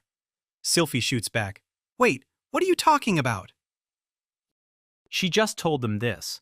The craftsman who showed up to build their bath said Lucas can't go anywhere without everyone knowing Maine's parents. The mayor shrugs it off and says, This is just how it is. Surely nobody in this city hasn't heard of these two. The mayor tells them, I can't possibly spell out every last detail, but they saved this town, and Lucas only exists now because of that. To them, those two were pure heroes, right down to the bone. The girls gasped, stunned. Wait, were Minus's parents real heroes for saving Lucas? Mine stands before Danae and Yukino's graves and begs for forgiveness, apologizing that he hasn't visited them since he came of age. He claims he showed up with sunflowers, and he can't forget they were his mom's absolute favorite. He blurts out the truth. He's married now, and he's got two at the same time. They're every bit as gorgeous as his mother, and they cling to him with warm, sweet love, the kind that makes you feel safe. Thing is, he's sitting on a secret, one he's desperate to hide from them. He ripped a person's abilities for himself, and now he's terrified of what they'll do if the truth comes out. So he stays silent and can't risk telling them. But he's still convinced they'll forgive him. Sure, they won't fear him, and he desperately wants their support, begging for their advice on what he should do next. Maena's parents urged her to come out swinging with the truth, reminding her they fully trust her and they're sure this talk will end the way it's supposed to. Maine imagines it, and that's exactly what they'd say. He nods and swears he understands. Bitter tears spill as he breaks down, begging them to come back. He still wants to hear it straight from their mouths, wants their voices back in his life. He's desperate for them to meet Aisha and Sylphie, just laughs, just family time. He grips the grass tight, heart pounding, and then, boom! Aisha and Sylphie pop up right nearby. Sylphie barges into Mine's parents' home, introduces herself, announces her marriage, and swears she'll look after her husband, so Mine's parents can finally breathe easy. Sobbing, Aisha rushes forward and introduces herself, Mina's second wife, swearing she'll keep the home warm and then ask Mina's parents for their blessing. Maine starts sobbing harder, then tells her parents, We've seen it, how loving and kind you all really are. Suddenly a voice cuts through the air. Be a man. Don't worry. Just try. He spins around and they hit him with, What happened? What's wrong? He flashes a smile and says, Nothing's wrong, I promise. Then he leans in and asks, So, why don't we head back to your house? Maine practically freezes when the girls show up at their parents' graves, and the women quickly explain that the mayor told them where they're buried, and they came all the way just to meet them properly. They fire the question at him, What flowers did he bring? He grins and says, Sunflowers, the kind that grew back in his mother's homeland. Sylphie's stunned. Then Mine blurts out the truth. His mom raised those flowers, and he handed the seeds over to the florist. Maine swears a fancy, pricey carriage just showed up outside their house, like someone dropped it there. Then Claude bursts back out in pure epic style and declares he's finally returned, just to make that aristocrat who came all this way to meet him wait. They spot him. Claude roars, Wait, Her Highness Sylphie, is it you? And he's practically vibrating with pride that they actually chose to accept his duel challenge. But Sylphie shoots back, I don't recall ever agreeing to that. Claude says there's a wild rumor tearing through town. Mine and the whole aristocracy are ready to throw down for the princess, and everyone knows that started when the chat with the little sister went totally off the rails. Claude leans in and declares their fight will happen in the spirit forest. He already has the king's permission, so there's no way Min can slip out. Min steps back and snaps that he won't run. Claude snaps that it's so vile it makes Her Highness Sylphie want to shut her eyes. And he's really living in a dump like this? Seriously, it's mind-blowing. He's already swearing he'll pull her out and tear her out of this pathetic excuse for a home. He claims the kind of house you live in is all about the power of the person inside, and he swears no commoner in a barn could ever measure up to him. You can bet he's seething at his worthless parents for dragging him into such a pathetic life. Sylphie snaps at him, furious, screaming for him to stop. He spits out that he's furious, says he doesn't care what people say about him, but he'll never, ever forgive anyone who dares talk badly about his parents or the home they left him behind in. Claude explodes in rage, screaming, "How dare you? How dare a lowly commoner like you refuse to obey the noble's orders?" Sylphie snaps at Claude to stop right now, get out of here immediately, because if he keeps running his mouth like that, she'll rip their duel agreement to shreds. Claude tenses up and orders his servant that it's time to go, and the poor old man obeys without a word. At last, he snaps that he'll make him regret daring to stand against the nobility. He tells Her Highness, "I've got to go," and prepares to take his leave.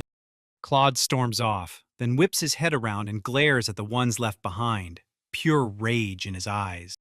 The old man roars with fury over the smashed family vase, Meliko's father's gift, and Claude snaps the conversation to a halt, blaming mine and crushing Sylphie's dignity.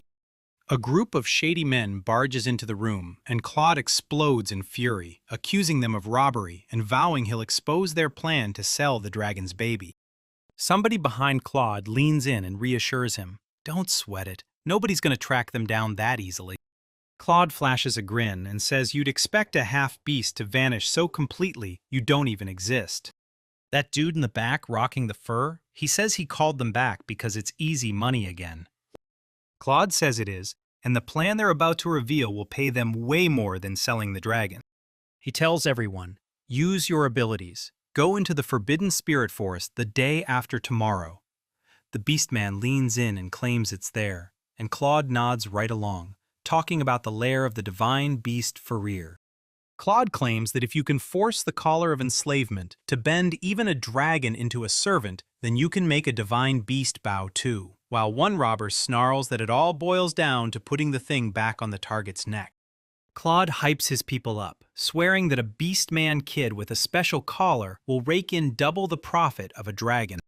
Claude orders the crew to hunt down and kill Mine in the forest, dangling a huge reward if they pull it off.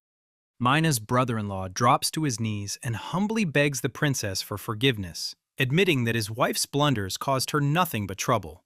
Then he adds, through tears, that he couldn't stop it, and she blabbed everything without restraint. He tells her the princess can toss them on a blazing fire or cook them in boiling oil. She can do whatever she wants with them. And the princess panics, begs for their heads to be raised, and admits she messed up, while Aisha awkwardly forces a smile from behind her. Mine slides up beside them and tells them to stand, but Sophie snaps back that they're embarrassing not just her, she's saying they're humiliating her husband too. She tells them straight up not to believe she'll forgive them, so the respected one better steel himself for punishment. And Maine is left absolutely horrified by what she's just said. Sophie swears it's all because Lucas has that legendary lime tea she can't get enough of. She tells him, next time, spoil me. Get the very best tea leaves so I can steep it into something truly top tier. The woman's tears spill harder as she charges toward the princess, and her husband snaps, "Don't you hug her like that!" Mine just chuckles and goes, "But hey, everything turned out fine in the end." Aisha tells Sophie that, as far as she knows, the mayor went straight to the people and called it a mere rumor, and somehow that snapped everyone back to calm. Sophie just nods and says she gets it, then promises she'll thank the mayor properly later. Mine insists they buried this secret so Claude never got wind of it, so tell me, what's the point of hiding everything anymore? Sophie agrees, but she says we should stay silent for now, until the dragon ordeal is finally settled. Mind weighs it for a second, then nods, because he can already feel the fallout if this secret ever hits the open world. Aisha insists she never imagined that her mind would spark trouble for Claude, and Sylphie nods, admitting she's shocked too. Maine drops a quick apology and admits he just couldn't hold it in, because the moment he started laughing at this house, he couldn't stop. Aisha insists, "No way. Thrilled is the word. We're happy he did it." Sylphie tells them she loves this house just as much, too, and how his parents cared for it like it was precious. As long as they stay here, bit by bit, the same feelings creep back into them because this house is packed with the memories they left behind and with warmth and love waiting to hit them. Sylphie says that's when it hit her. Once Claude started hurling mud at him, a surge of fury just swallowed her. But the second she realized she wasn't the only one boiling with anger, he was too. She felt like she and Aisha inched right into his heart. And Aisha swears that's why they were laughing so hard. Mine blushes. He clings to his parents' words, be a man, trust them, and pour out every last secret to them. He whips around to Sylphie and Aisha and blurts out that he's got something huge to tell them. He claims it all comes down to his power, why he can pull off so many skills, and he's determined to tell his loved ones, the ones he trusts with his whole life, every single detail, and the girls immediately blush. Aisha presses him, "Are you sure?" And he snaps back, "Yeah." Then he leans in and says he wants to tell them the truth. He's only here because of them. And honestly, they're his family. So Sophie swallows her pride and with a heavy heart begs for forgiveness. The woman pleads to delay the blunt conversation because she still isn't sure she can trust Aisha's word. Sylphie shoots to her feet, bows deeply, and begs for forgiveness for her outrageous audacity, ignoring his ironclad determination. Aisha leans in and tells him she needs him to keep it secret for now, and Sophie can't believe what she's hearing. She insists it's too important to ignore and demands he says it like family, right there with the princess. Maine grins and tells him, "I get it." Then he blurts out, "Forgive me too," admitting he bulldozed ahead and decided everything on his own without a second thought for their feelings. Yet Sophie's feelings matter more than anything to him, so he'll wait as long as it takes. Sophie turns to them and thanks both him and Aisha. He jumps up, says he's heading out to train because he still needs to get ready for that fight with Claude. He tells them, "If you want, you can jump in and help me train." They're cringing and muttering that it's kind of embarrassing, like, doesn't he agree? Sylphie shoots him a look. "Are you sure you have to keep her on top?" Mine grins and tells him to leave it exactly like that. Mine trains under Sylphie's watch using Ruto's method, while Aisha can't stop stressing that the princess is pushing herself with all those physical exercises. He told him his speed was seriously impressive, but his body strength and raw power were falling flat, then shoved a piece of paper into his hands and said the core basics were all written there. Now he had to practice them every single day. Mine thought leveling up through hunting would boost his speed. Then reality hit. Since he couldn't push his physical power, he still got wrecked by even weak little slimes.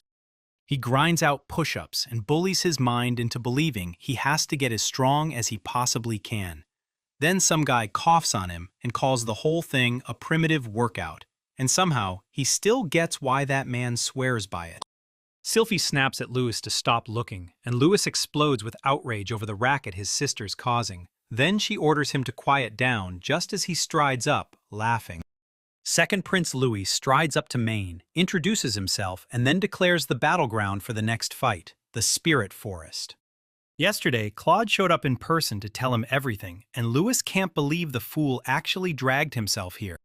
He insists it's fine, even though the king warned that nobody can face their opponent until competition day, because the moment it's over, he'll personally crack him open and run experiments.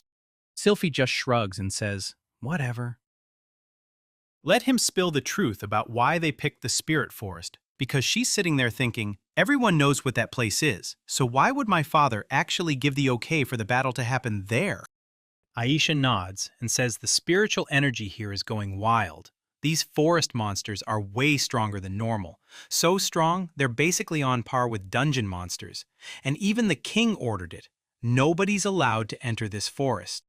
Louis says he gets what Aisha means, but the competition rules and even her destination were Claude's idea.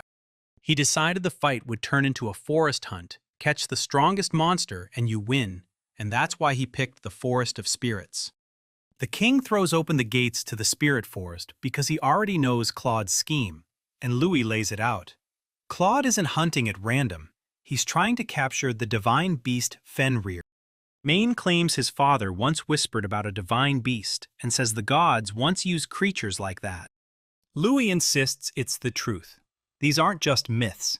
They're the world's guardians, protector gods, who stand between danger and the human race. Mine fires back, asking if he's really saying Claude has chosen to go capture the divine beast. Louis snaps that he doesn't want to think about it, but deep down he knows it's probably true. And if it's a divine beast, then its worth could dwarf a dragon by an insane amount. For Claude, respect is just empty air, even inside the royal family, because all he sees is cold cash and profit. Claude is itching to nab that rare prized beast for profit, and he's betting on the dragon-snatching crew to do it. Then he'll slam him with a capture the moment he tries to slip into the forest. So they've got to use my mind as bait, like right away. And my mind snaps back that they don't have anything to fear. Louis demands they slip into the forest with Claude at the exact same time, and once they're in, they'll get a backpack and a signal ball, so he tells everyone, don't lose them and don't let anyone steal them. Mine then fires back, asking what the backpack and the signal ball are all about. He tells her the backpack has exactly what he needs if things spiral out of control. He just has to crush the ball to send a signal, and when he does, a blinding flash erupts into the sky. As soon as the competition kicks off, he pushes him to shadow Claude until he finally finds his crew again.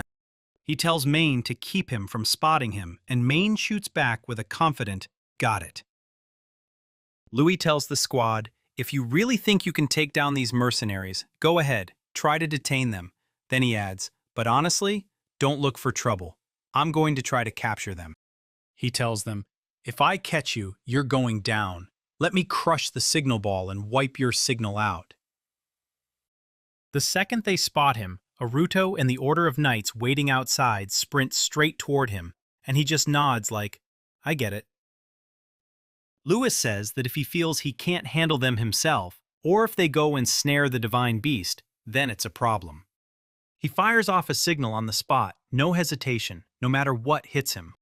Then Aisha storms in, tells Louis to let her jump in and help, and Sophie nods, though she warns she won't dump every task on her sweetheart alone. He swears he's got it all figured out. But if they march in one giant crowd, the enemy will spot them in seconds, and nobody wants that. He blurts out, can we wait outside the forest?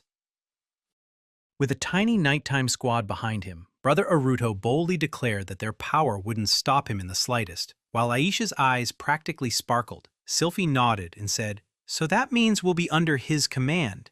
And honestly, that fits me perfectly. Mine swears that if they're anywhere near him, he'll wipe out every opponent without breaking a sweat. Aisha adds that the second they spot the signal fire, they'll come charging in to help, and Sylphie insists they'll guard him with everything they've got. Sylphie whips around to her brother and blurts that it feels like they're rushing too hard just to snag that squad. Sophie says they'll even use the divine beast as bait. This is where the nonsense should stop. Then she eyes him suspiciously and demands to hear why they have to catch them so fast. This morning started with a scream of bad news. Black Dragon vanished from the nest, and they had to find the baby fast, or the whole country would be doomed.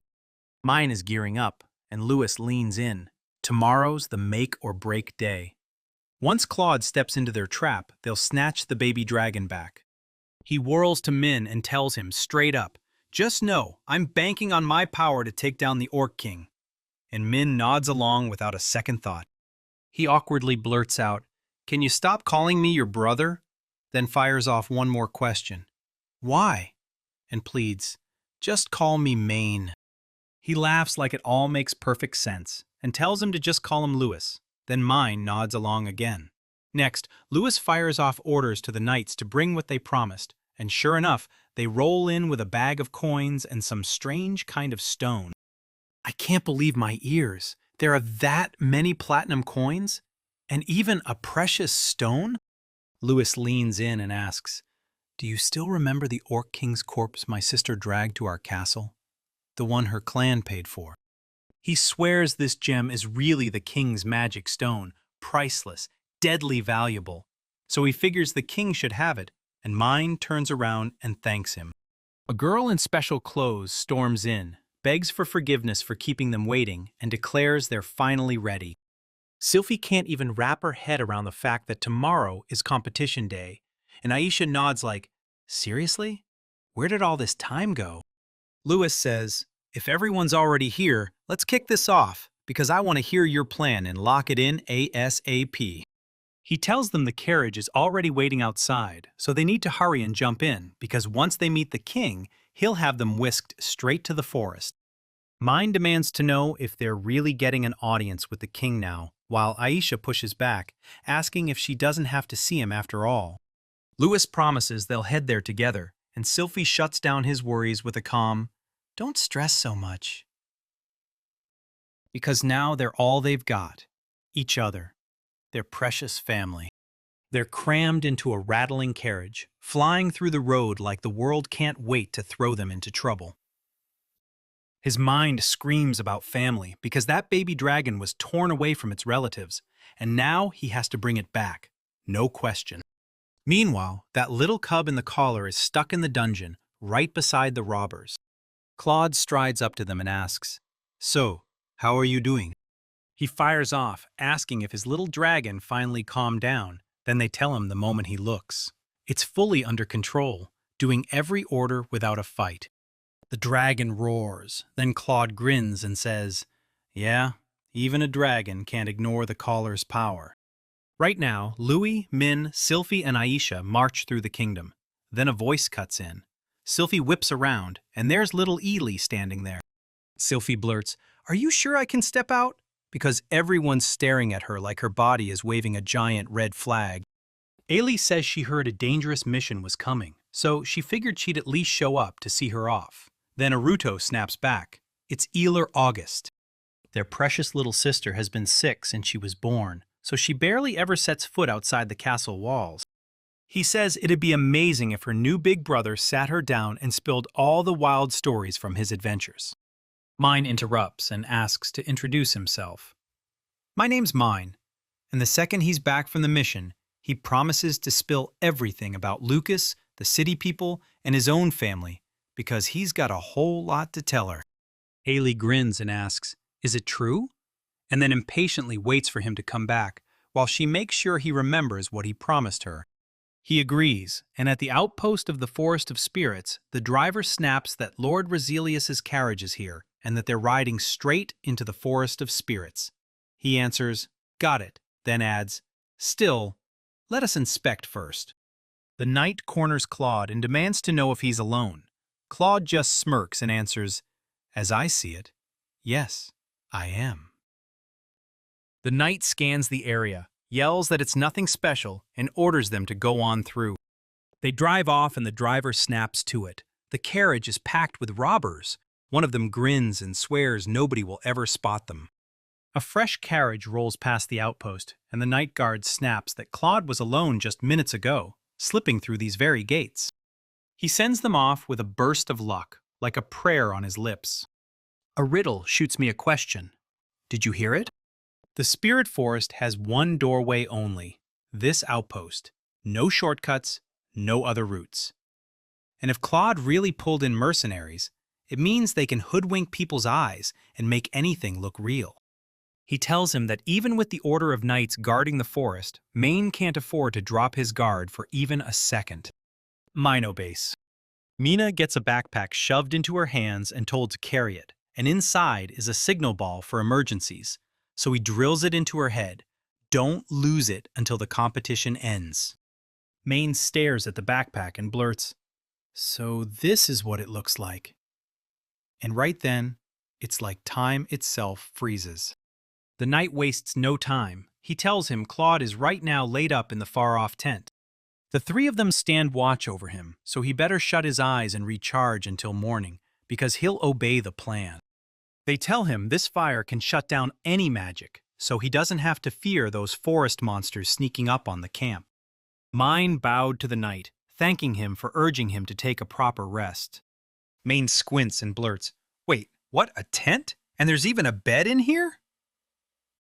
He drops onto the blood and sinks into thought, but sleeps way too early. Claude might be up to something, so he fires off a presence scan. He whips his head around, thinking his ability can't possibly map the whole forest. But then he spots Claude's tent, and his heart sinks as he realizes he's still the only one inside. He stares into the thick forest and feels it. So many brutal monsters lurking there, yet not a single person in sight. So are those Claude mercenaries really hiding out among the trees? He spots a sliver of light. His scan barely touches it, and his gut screams, "This is strange." That aura hits like a thunderclap. Who on earth is it? He locks eyes with the person's face, and horror hits him like a punch. He can't stop wondering what it is. Was it a divine beast? Because his heart is hammering out of sheer fear, even though he never meant to fight. So why does it reek with a murderous aura? Then Claude barges in like he owns the place and announces, "I'm really here!" And before anyone can react, he's like, "So, how about we get to know each other better in this tiny tent?" He says he came straight to him, but the guy didn't even greet him, then had the nerve to say his name like he didn't respect him at all. Maine demands to know why he showed up here. He can't shake it. Why didn't the guards outside stop him, and how the heck did he even end up inside his own room? Claude storms in and says he's here to offer one final shot, so instead of getting humiliated, Maine should just quit. Maine grins and snaps back that he's not giving up that easily. Then Claude slams a brutal kick straight into his stomach. Claude snatches the sword and declares, "Fine, if I lose, I'll claim not just Sylphie, but the sacred bow girl too." Maine insists that even if he somehow pulls off a win, they'll never want to stick around with a man like him. Claude stands there with a spear aimed at his chest, and then, thunk, a guard rushes in, saying he heard a racket nearby. "Is everything okay there?" the Maine shouts. Claude snaps that there's no problem, so the guard stands there and watches. He even swears he'll do exactly what Claude says, while Mind is totally lost, not understanding a single thing. Claude sneers, calls Mine a lowly commoner again, and claims nobody dares stand against him. So Mine's mind starts racing as he wonders what's going on. He checks his own stats and realizes he's a medium two-handed spearman with an eloquence expert background. He studies the guard's traits. This isn't just any knight, it's one from the Kingdom of August, and he's been thrown into slavery. Maine stares at it, totally lost, then tries to slice out that claws, but no matter what he does, it won't budge. Then it hits him. Cutting straight up won't fix a thing. Claude drove the kick in harder, and my foot groaned with sharp pain. Then Claude flashed a sly grin and told him, "This is your final chance." Claude whips around to the knight and snaps that if this commoner won't surrender, then he'll have no choice. He'll have to take his own life right away, and the guard snaps to attention, saying he'll do exactly what Claude demands. Maine keeps yelling at the guard to ignore him, screaming his name over and over, but Derek doesn't so much as flinch. Claude barrels into Mine's space with a Mine death threat. If he won't comply, the guard knights die, and Mine panics the moment the real stakes finally land. Then he erupts into loud, wicked laughter, gloating at how beautiful that expression looks on his face, and yells that he wants to see it again and again, like he's craving it. Claude shoots up and tells him he can walk away from this whenever he wants. No one gets to force his surrender. And if he's really that stubborn, he'll make Sophie and Viaka his toys, right in front of him. He storms off and tells him, "Show that face again, right now." Claude bursts out of the tent and slings a dispel spell. Just as he smashes the enslavement spell, the guard jolts awake. He demands to know why he was even in Mr. Maine's room in the first place. Then Maine gets up from his seat. He comes up to me and asks if I'm okay, and when I ask why I'm just standing there with my sword out, I snap, "What the hell happened?" The guard stares at himself. Mine snaps back to his stats, then freezes when he realizes the enslavement is gone, utterly stunned that Claude actually broke the curse on him. He's staring at it like, "This doesn't look like an ability, so what is it?" And the moment he thinks about using it on a dragon or a divine beast, dread hits him hard, because this could turn into way more trouble than they ever imagined. Next morning, a tiny animal barrels through the forest on its little paws, while a massive snake slithers right behind it, tongue snapping, its body wrapping the trees as it closes in. She lunges to bite, but the beast snaps a signal to his kids. Now is the moment. All around, tiny little animals surge in, clamping onto the snake from every side, and the beast thunders, "Perfect!" The snake keeps twisting and spitting, and the main beast roars, insisting the only thing left to do is finish him for good. The animal shoots into the sky to escape, and the snake drops hard, lifeless, smashing to the ground with a brutal crash, its mouth hanging open. The animals light up at how she's welcomed, right down to what she learned from her mom, and they all jump in to carry the catch home so they can sit down together for a shared breakfast. Spotting a hulking, fire-breathing beast, the cubs break into thrilled sprints straight to their mother predator, eager to brag about their hunt like it's pure glory. One of the animals can't understand why Mommy showed up here. She never leaves their home. Then a couple of small kids creep closer, poke around, and realize something's horribly wrong. The animal's eyes are glazed over with bloodthirst and pure evil. One person yells for them to stop, swearing she's not their mother, while the tiny wolves sniff her all confused, not getting what's suddenly so wrong. The same robbers are yanking the little animals into collars, and the girl-turned-mother snaps, "That's it!" because Fenrir, the divine beast, is basically within their grip, and the terrified runt is shrieking to the boys, begging them to stop it. The fake divine beast scoffed. What a letdown. And even the divine beast cubs got totally duped by her charm. That tiny wolf cub realizes way too fast that this isn't his mother, and he snarls, screaming for the others to back off. But the kids in their collars simply swivel around and stare at him like ice. The robber snarls that one of them doesn't flinch at her charms, like her magic is worthless, and she's genuinely stunned. Then the little wolf cub freaks out. "Who is she? What did she do to my brothers and sisters?" And he charges at them, snapping with rage. The beastman snaps back that charm is a power that reveals to the enemy whatever's closest to the heart, so good that you can barely tell the fake from the real. A shadowy figure creeps in behind the wolf cub and demands to know if this is the one they said has the right magical power. The tiny wolf cub whirls in terror, but another robber grabs him and barks, "Stop kicking like that!" He pins the wolf cub down to the earth, tells him to quit panicking, and promises they'll sell him right alongside his brothers and sisters.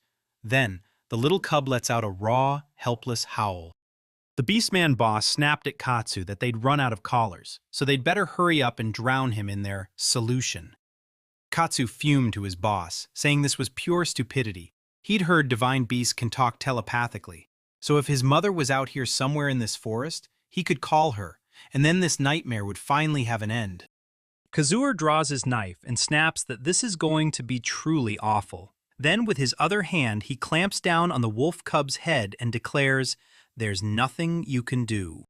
He bids the dog farewell and snaps his knife up in his hand. Then the whole forest erupts with a scream, because Maine has finally clocked him. Maine can't stop staring. What is this supposed to mean? Did 5 people just pop into the forest out of nowhere? The second he registers it, Claude's henchmen flash in his mind, like they teleported straight into the scene.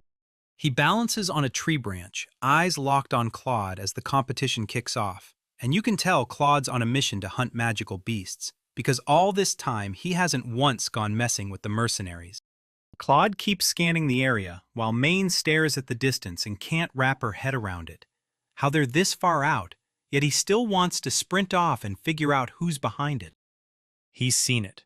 The forest is crawling with watchful eyes now, and if they can slip in unseen, getting back out of here won't be a challenge at all. Mind stares at Claude and blurts, "If it's really like this, then why am I still chasing him?" Right then, Claude smirks, Mind's stomach drops, and a terrifying memory of Derek Brown crashes back in. Claude rose to his feet, convinced he knew it all, while some commoner out there lurked and watched him closely. Because just yesterday, through his own subservience, Claude's people handed over every last detail of their plan. He tells himself, "Fine, let him follow me. He isn't doing this for nothing. He's luring him by the nose on purpose. And way off in the distance, you can already spot some hairy monster.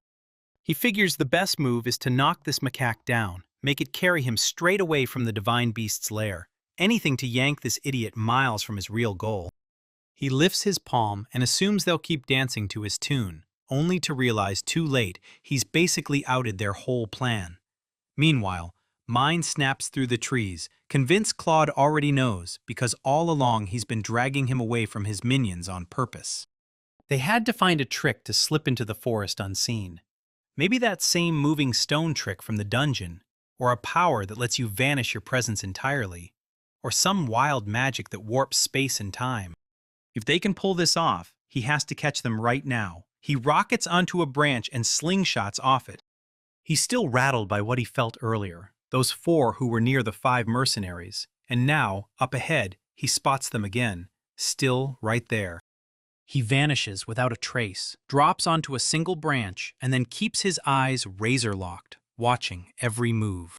Katsu spots the others making it into the forest after all. Then he pops up and declares the work is finished, time to leave this place, and the rest nod along, ready to go.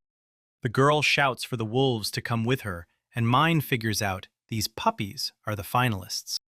He fires off his skill and instantly sees the truth. Every last one of them is chained up, enslaved, and he realizes something chilling. Just like that guard yesterday, he's sure these people are Claude's accomplices. He spots a tiny wolf cub on the ground, strangely unshaken, even as everything else gets thrown around by the force. He's convinced Fenrir's badly wounded, and the thought hits him like a nightmare. Could it really be those mercenaries that did this? He fires up his magic while standing on a branch, sprinting toward the only chance he's got. Get there fast enough to save him, rip out that enhanced regeneration, and plug it straight into this baby. No matter what, he has to make it in time. Once the magic hits, all the blood vanishes, and Fenrir's wound seals up like it never happened. Then the girl hauls up the animals and sneers, calling them pathetic. So easy, they're even easier to grab than a dragon. For her, that whole victory feels like a total letdown. Kazoo can't believe they had to kill that one. What a total waste of money. Then they turn around and see the little guy standing there, on his feet. They shriek and shove their fingers at the baby. Katsu loses it, yelling that this can't be happening. So why is the little thing still alive? He swears with full confidence that he dealt him a deadly blow, like it's the only truth left. Yet it still doesn't feel real to him as his mouth hangs open in disbelief. The tiny Fenrir's howl rips even louder, and one of them wonders if he's calling for his mother. Then Katsu snaps back, warning them not to ever underestimate him. Katsu barrels straight toward the animal, snarling that he'll cut its head off, and before he can land it, Minu bursts in and snaps his strike aside. Katsu just stares in terror, totally clueless.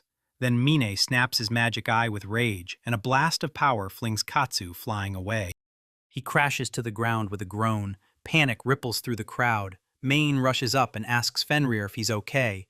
Fenrir barks, and Mane's face lights up when he realizes he's perfectly fine. Mine scans every stat. Katsu swears under his breath and can't believe what he just pulled off. Karika leans in like, "Wait, I want to see too," because she didn't get a clear look. Mine clocks it. Every one of them is an assassin, and they can all pull off total absence of presence. But their skills are totally different. She can't help thinking, so they're really assassins? And her brain reels. What kind of cursed charm is this power? He can't shake the feeling that something's off. He's sure he felt 5 people, but he only sees 4 here. So maybe one already slipped out of the forest. Then a giant hand yanks Mine forward and demands to be let right up close. So, who is he anyway? And Mine knows it's a disaster brewing, because he's been hiding in plain sight with the help of sheer nothingness. The Beastman finally snaps. That's the one Claude warned us about. And Mine, if he's reading this right, believes he's not wrong. Kazoo goes up to the boss and demands permission to kill the boy on the spot, because the moment anyone notices them, they're supposed to be wiped out immediately. That's the rule. Right behind him, the tiny wolf pup starts yapping, and Mine snaps at him to run, while Katsu, gripping his weapon, yells that he's being a hero. right before his head is about to get blown off. Katsu's whole silhouette vanishes in a blink, then blood explodes across everyone, and the crowd goes stone still, terrified and clueless, while that tiny wolf cub just steps forward with fearless confidence. And then the divine beast finally arrives, roars, "Scoundrels!" and demands to know what they did to his children. The bandits stare at Katsu's busted arm and bleeding head, and panic explodes across their faces. One of them blurts out, "This can't be!" Rage erupts as they scream, "How dare she kill Katsu!" and vow they'll kill the beast. While the divine beast strides straight toward them, and the main boss roars that they can't hit it head-on, because it's an opponent they have to outsmart with its own emptiness, then slap a collar on her too. The divine beast smirks, saying that kind of trick won't fool her, and right on the spot, her power crashes down on the two about to strike. The beastmen sneered, called them stupid, and then his blood turned cold because 3 people just died right before his eyes. The moment he became an adventurer, he figured he'd be ready for anything. But tell me, how could anyone be ready for this? The boss barks at Karika to get these cheeks ready to protect everyone, so they'll use them like a shield and then bolt straight into the forest. Karika says she gets him, and that this is a brilliant plan. Then he orders the wolves to guard him and the boss with their lives, no matter what, so nobody can ever lay a hand on them. Mine knows these puppies are chained to the same control as the guard from yesterday, so if he dares to attack the mercenaries, the pups will launch themselves in his way and get killed protecting them. Karika whips around to the beast and declares they're taking the children with them, no questions. The beast sneers, asking if they really think they can slip away. Karika snaps back that if she attacks, her own children will die. Then a tiny wolf cub erupts in a scream at his mother, insisting it's pointless to fight. These people can somehow make them obey.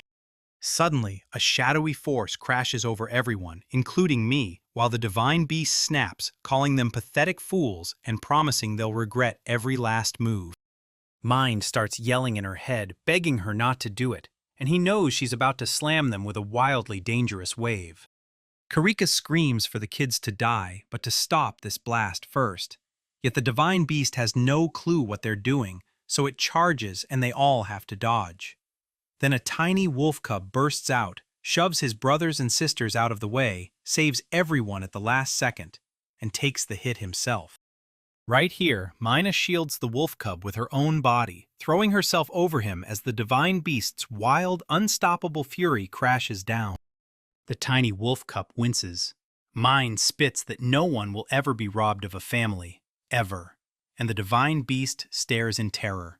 Mine slams down iron wall, boosts his strength, hardens his body, and cranks up both offense and defense, yet he can barely stay upright, even as he knows he still can't give up.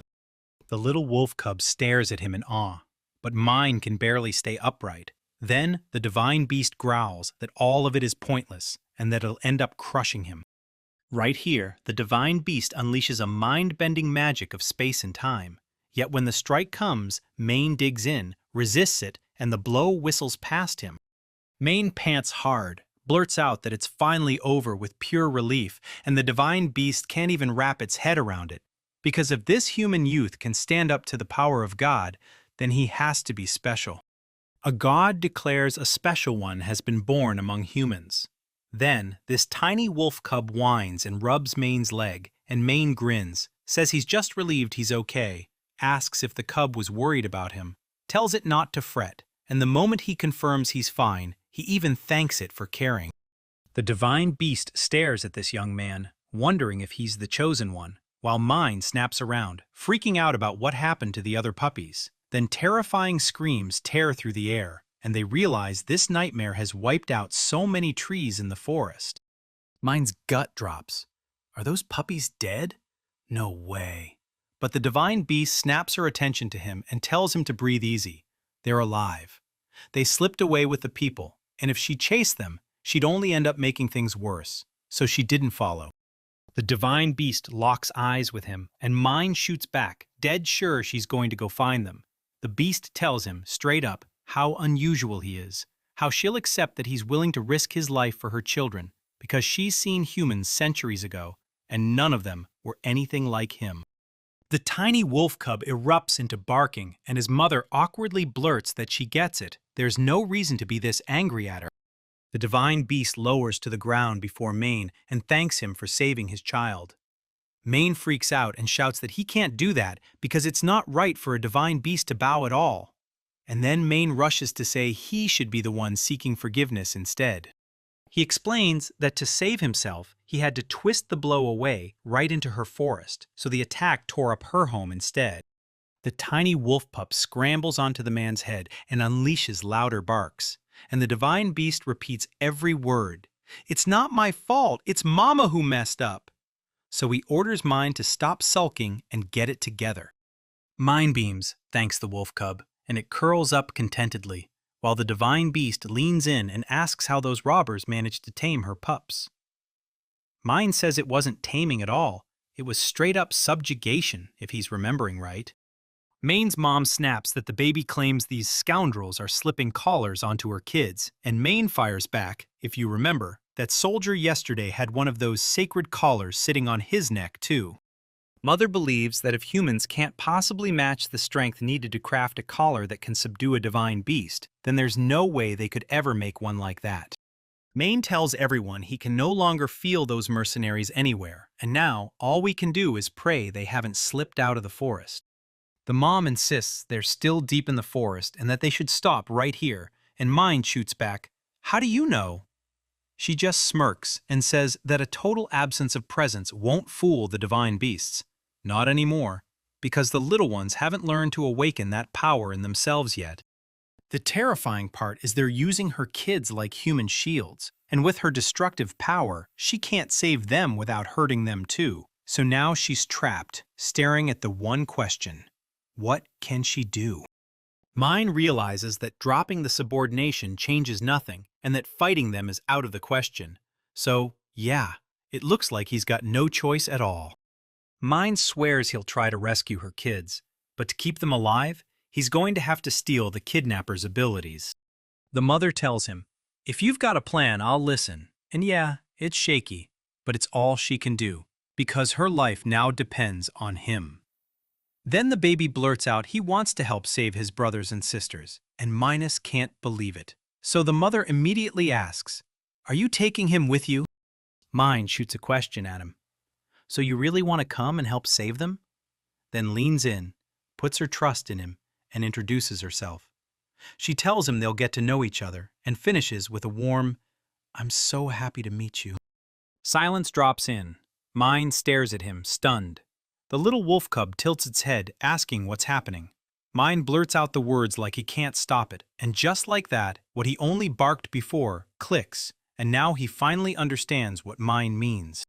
His mom shrugs off the shock, says there's no need to panic, she just handed him the divine beast's blessing. Then he presses the question again. The mom says it's gratitude for him saving her kid, and boom, now he's got the status of a friend to the divine beast, like you and me talking human. And Mine's stunned, feeling something new click into place. Then he asks, "So I can actually be friends with the divine beast?" And she answers, "Are you sure it's possible?" The mother strides up and tells them she'll ferry them straight to the mercenaries. Just climb onto her back.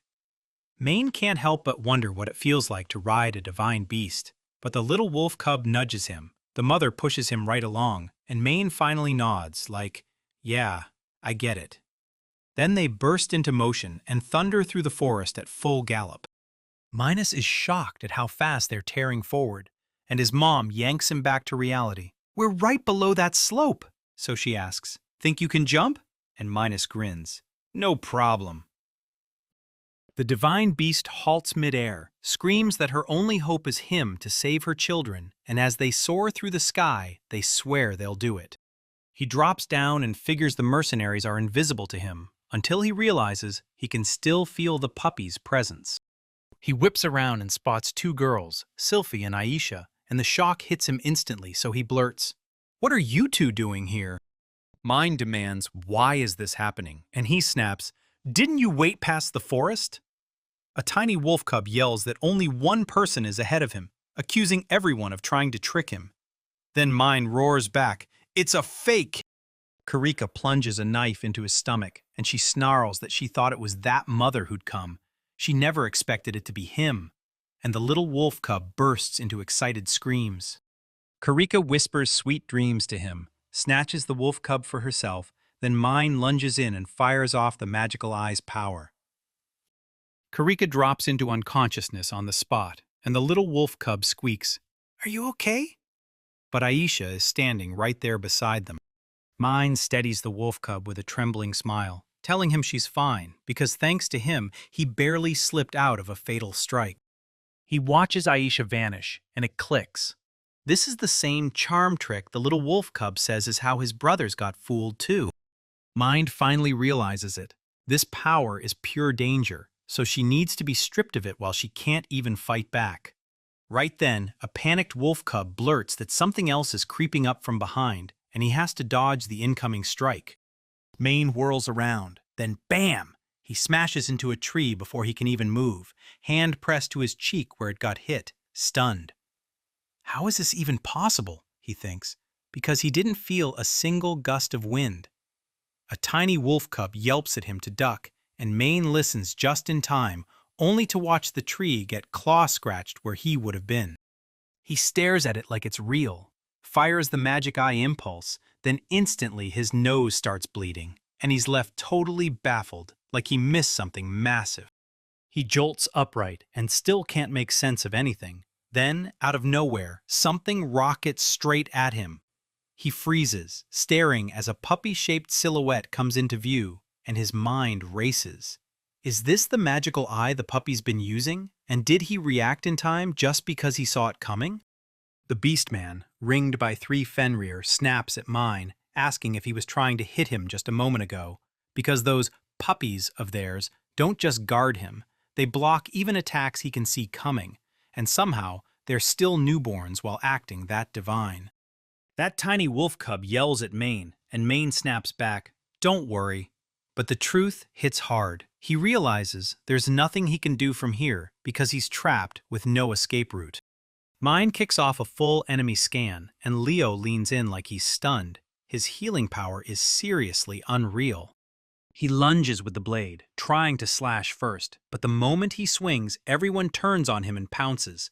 He crashes down, backslamming the ground. Mine's horrified, because they even freaked out at the cut. A tiny wolf cub runs up and yells at him to stop attacking. Leo snaps back, calling him a fool, like he doesn't know exactly what happens if he goes after him. And right beside them, 3 Fenrir stand ready. Mine snaps to the truth. He can't attack, and he can't use cut either. And then Leo grins and declares that because he saw it all, Mine should die. Leo vanishes, and Mane immediately panics, like his total absence just dumped even more disaster on her doorstep.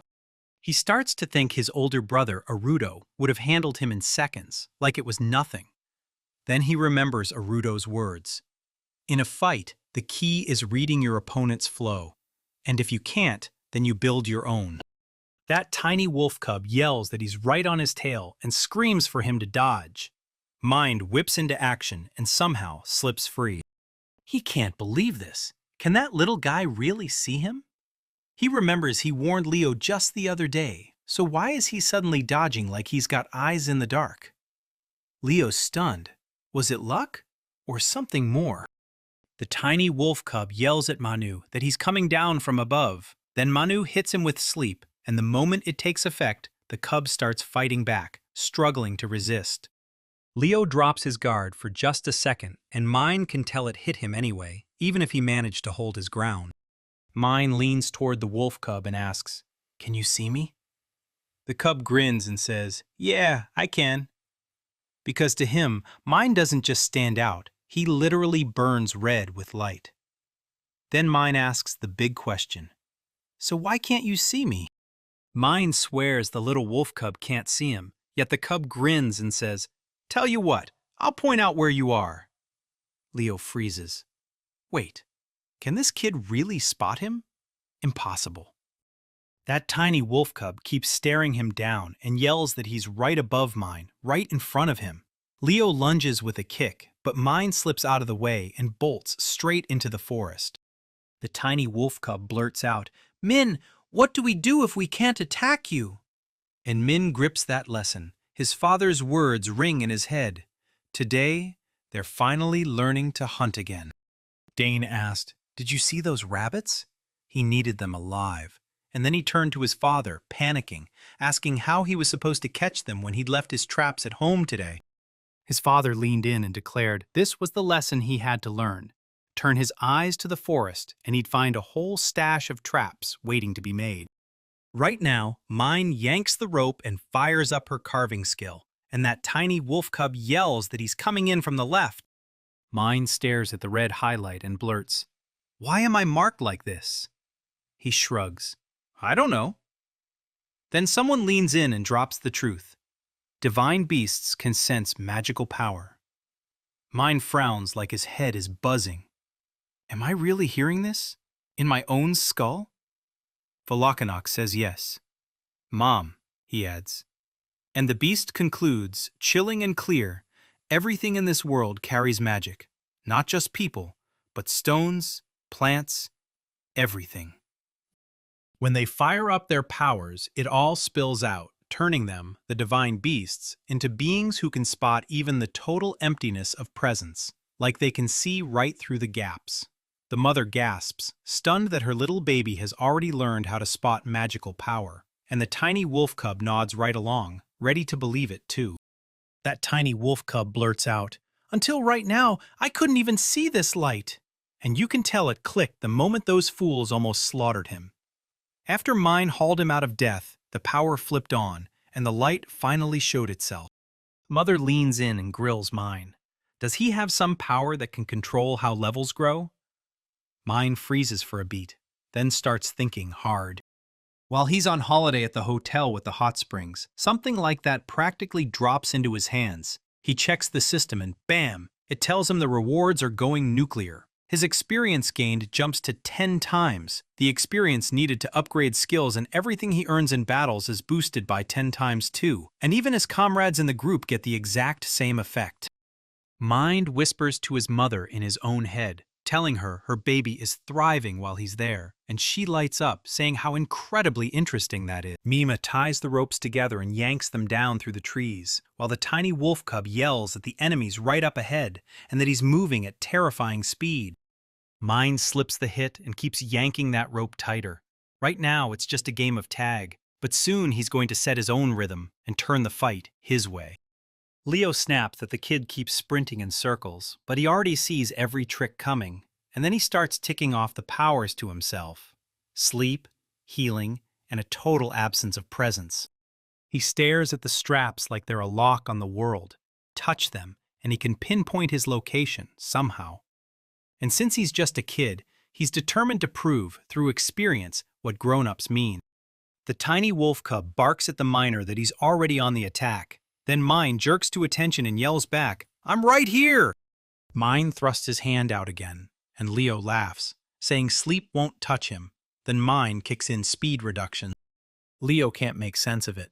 His body feels like it's packed with bricks, so he jolts his head around and spots a vine hanging above them in the grate. Mine fires a sharp slash, then it snaps shut, trapping Leo in a net. Rage boils in his veins. Why won't the Fenrir puppies help him? Mine laughs it off, saying it's pointless to even ask, because this trap isn't an attack that can hurt him. Then Leo erupts. He screams in fury. Mine remembers everything from the past, then charges after rabbits, only to fail again, and when he tells his father, he admits, "It's just so hard." Mane shoots a sad look upward, lips pressed tight, and his father gently smooths his hair, telling him he shouldn't wear that face. Then his father leaned in and told him, "If you don't forget today's lesson, you'll smash it next time." And he grinned back, begging him to push even harder. The divine beast tells Mind, "You caught them without hurting a single one, so don't beat yourself up." And then we see it. Leo is still trapped in the net, while Karika's bound right beside him. Mine races back to tell his mother that it was this little one who helped him. There's no way he could have pulled it off by himself, and she nods like she gets it. Then she tells her boy he's finally grown up, and Mine grins that it all happened because of Mine. The divine beast bursts in and demands, Why aren't you taking the collars off my babies yet? The divine orders her. We strike them at once. Don't you even dare doubt it. Karika tells them, straight up, that to keep themselves alive, they're using her babies any way they please. Karika snaps around and orders them to butcher that baby with savage cruelty, so Wolf Cub goes instantly on alert. Rage flashes across the mother's face. Karika blurts out what she's going to do now. The little wolf cub growls at his brothers and sisters to stop, and Karika snaps that if she lets them slip away, then so be it. Cancel the order.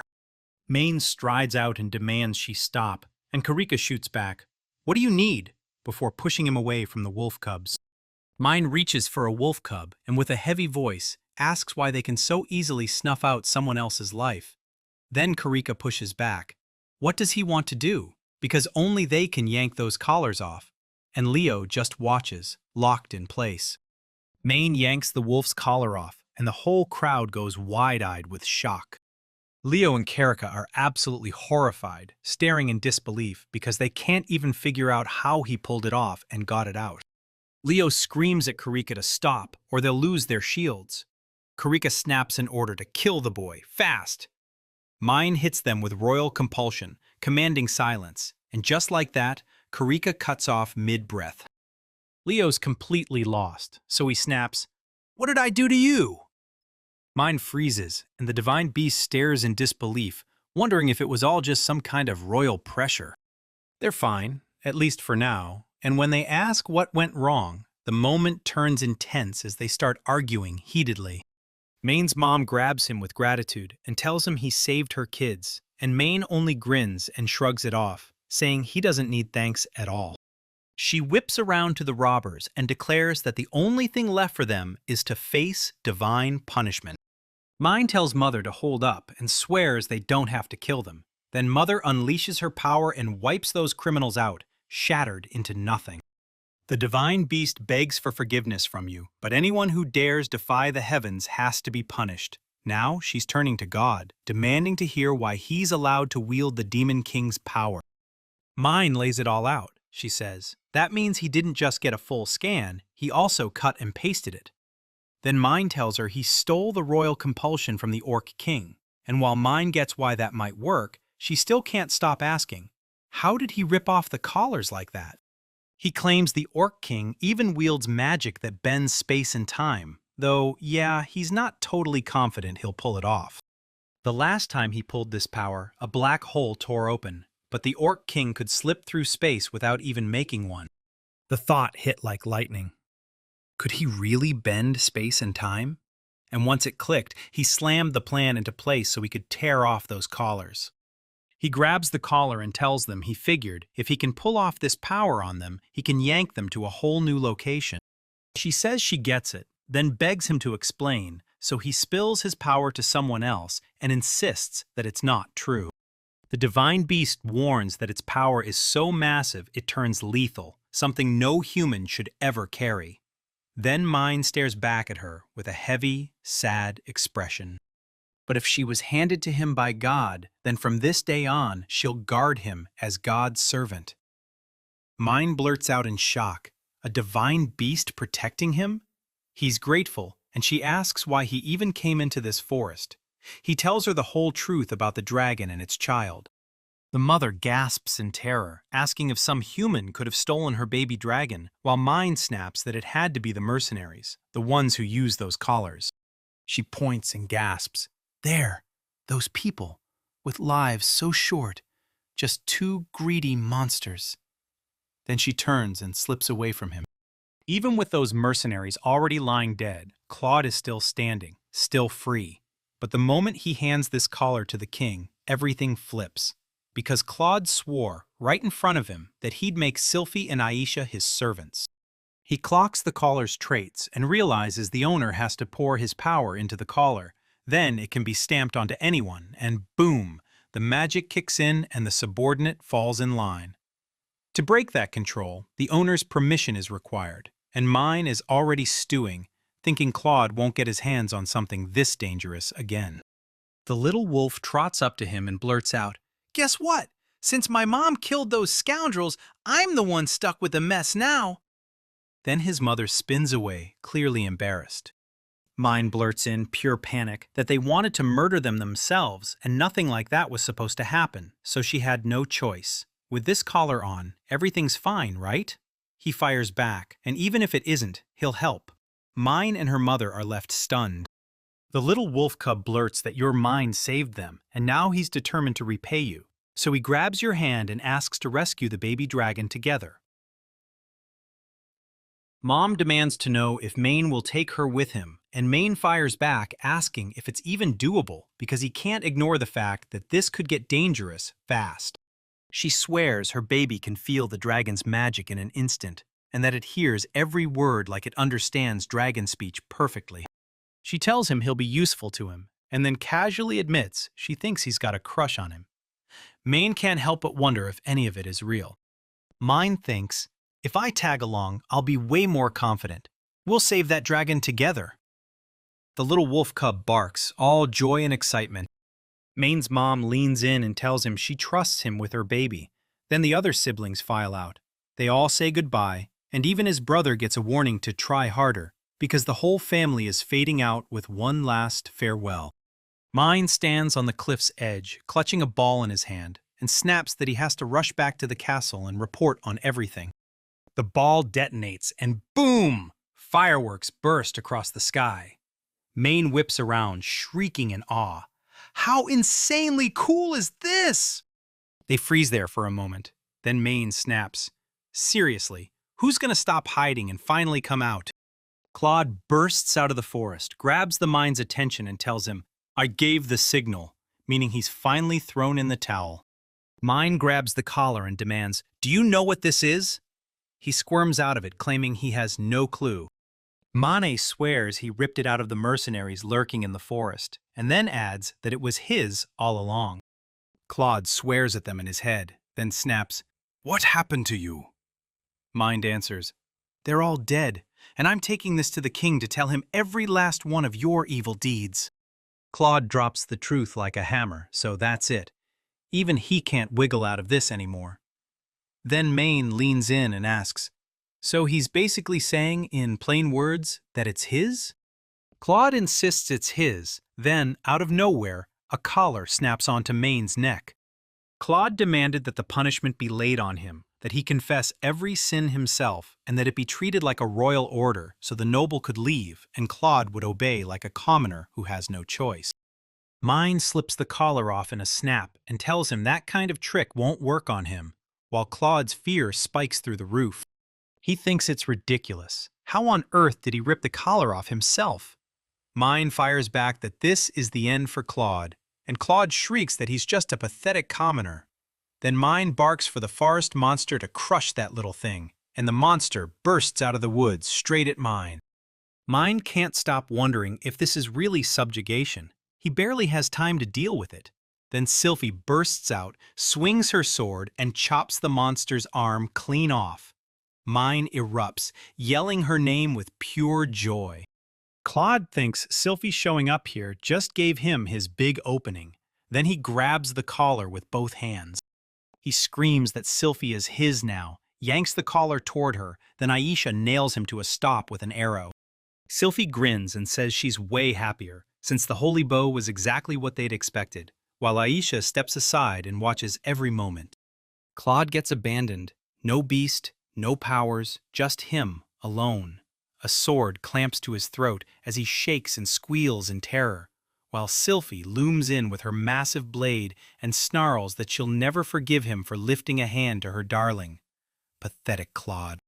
Claude gets captured, and Mine storms for the castle to tell the king everything. Inside the grand hall, King Ference stands, gripping a huge ring in his hands. It was a submission collar, so the king declared it a forbidden magical tool and then warned that it could do way more than just trap a divine beast. Mind insisted Claude already had 6 of these collars, and the king immediately suspected Claude was gearing up to use them to kill.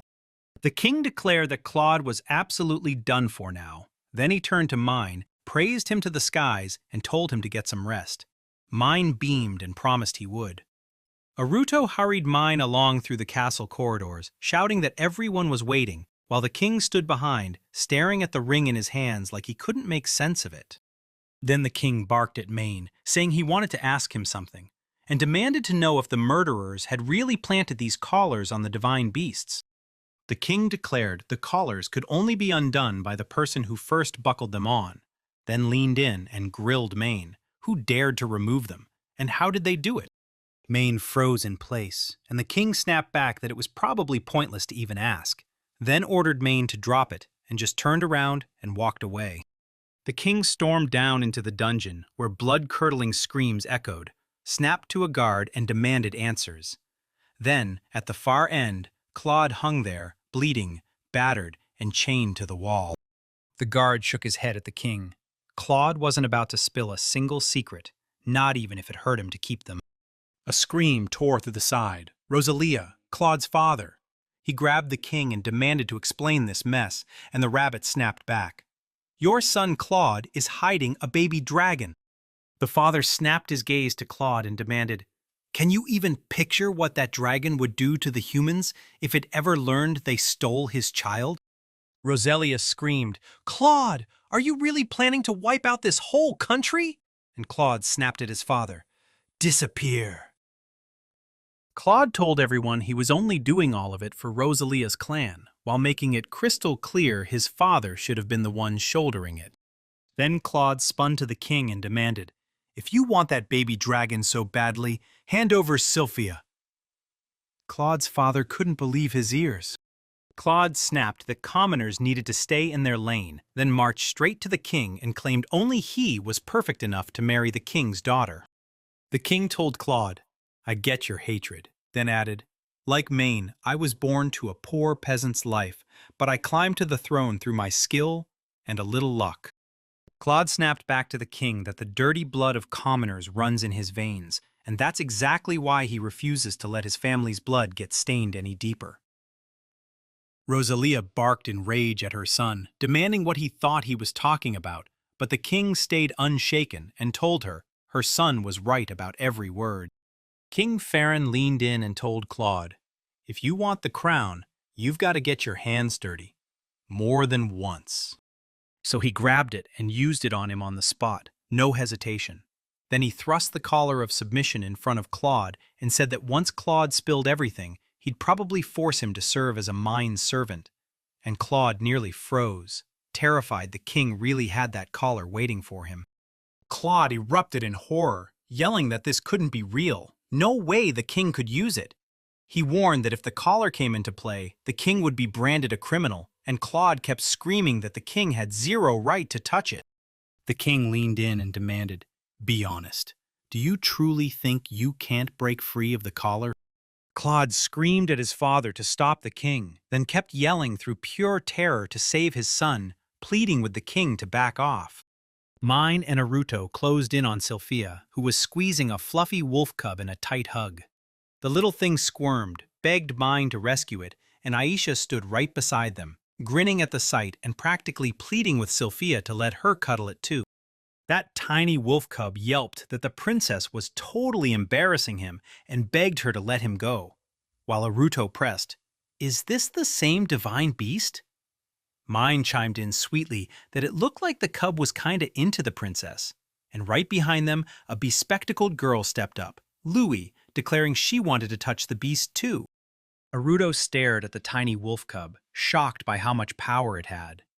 Mine shot back that for a creature that small, it was freakishly strong, and Naruto instantly said he'd love to fight it, until Mine snapped back, warning him not to even think about it. A tiny wolf cub barreled at Mine, yapping like crazy and clawing for my face, while Aisha shrieked that it wasn't fair because she hadn't even touched him, and Sophie snapped at the divine beast that she just needed to feel that fluffy fur a little more. Mine told the girls to let the baby sleep because he'd barely crawled out of a battle. Then the little wolf plopped on Mine's head and grumbled that people were seriously strange. Sophie and Aisha locked eyes with heartbreak in theirs, bummed they couldn't cuddle the animal. But they still nodded and agreed. Mine told Sylphie and Aisha that the real them were nothing like the bodies they'd been borrowing, so the girls pressed him again. Mine swore that in the forest, the second a mercenary unleashed the power of charm, twin clones of the girls burst into view, looking nearly identical, yet their presence hit him with a totally different, colder aura. Aisha's jaw dropped when the charm suddenly bound the princess to her, and Mime just stared like his brain short-circuited, until a tiny wolf cub cleared it up. It wasn't Sylphie, and it wasn't Aisha, and that was the save he needed. Aisha said she'd heard rumors about this power, and Sylphie snapped that if she wasn't wrong, anyone it was used on would see, right in front of them, the one thing they cared about most. Aisha blurted out in shock that they were the most important thing in Maine Coon's whole life. That young man kept talking. He said that the day the two of them showed up in Lucas's forest and saved him, trust finally clicked in his heart. And that's why today he was sure they'd come running to his side again. Sophie swore that Day proved her darling trusted her. Then she couldn't bring herself to hear the secret, while Aisha pushed them to wait until the princess was ready and insisted they tell it together.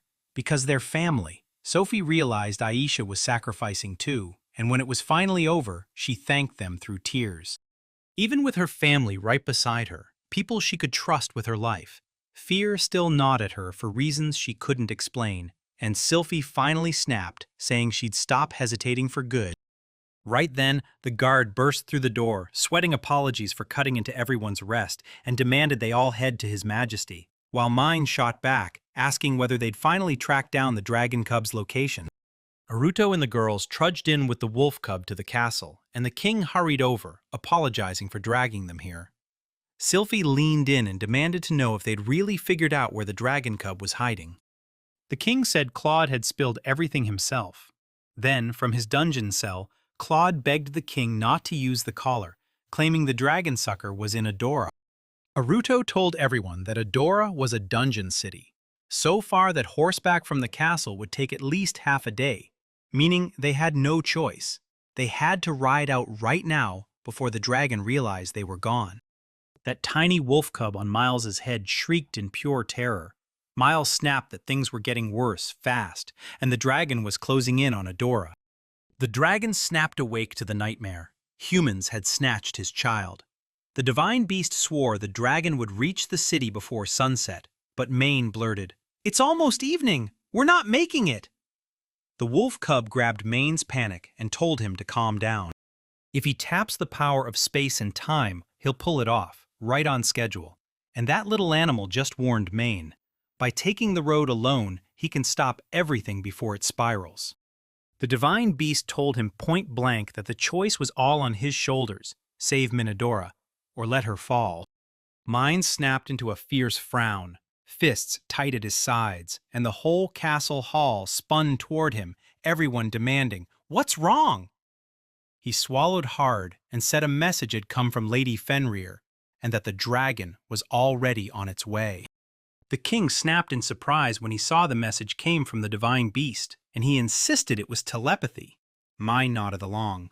He warned the dragon would probably crash into Adora before sunset, and the whole crowd erupted in shocked disbelief. Mind knew the clock was running out before sunset, and reaching Adora felt totally impossible, like this was really the end, wasn't it? The young man thought, I have no reason to hesitate, and he would go there right now. The king demanded to know how Mine planned to pull this off, because if his instincts were right, Mine's powers wouldn't even be enough to make it happen. Sylphie and Aisha leaned in and demanded Mine tell them the secret behind his power, and they made it clear they'd been waiting to hear it from him for ages. The girl told him that if he truly thought this was the moment to speak up, they'd take it all just the way it is, and whatever storm hits next, they'll always stay by his side. He promised Adora's people that if they were going to trust him, he'd spill every secret about his power, nothing left out. The divine beast leaned in and demanded to know what was going through Mine's head, because sunset was less than an hour away, and there was no way to waste time spilling every detail about his power. The beast snapped that even if Mane warned them, they'd still only fear him. So now he had to race to Adora right away, with just 1 hour left. King Farron leaned in and told Mane, "You had reasons for staying quiet about your powers." Then he pressed, "Are you really sure you want to spill everything right now? Because there's no point in making yourself do it." I was completely baffled. He kept his power hidden because he feared that the moment he told them, they'd only be scared of him. Yet somehow, he still forced himself to make a decision. Maine told me that his whole life, his father kept drilling one thing into him: trust your family, because the ties you can lean on are worth more than anything. Mine asked them, "Can you trust me with your whole heart if I keep my power hidden?" And his gut answer was clear. That kind of trust felt totally unacceptable. Rage claws at him at the thought of leaving the king's question hanging. The collar can only be unbuckled by its owner, but the only one who pulled it off the divine beast cubs was me, no one else. The kid even claimed it had to be done with the Orc King's power, and the whole place went silent, shocked out of their minds. Maine leaned in and revealed the truth. God gave him two abilities: cut and paste and full scan, and when he fused them together, he unlocked power so insane it felt impossible. The king stared in shock, and Arito shot Louise a question. "Can you even picture something like this?" Louise just shook her head and admitted she had no clue. Mankun kept talking, saying that if you ran a full scan on people, objects, and even monsters, every last detail would flash right in front of his eyes.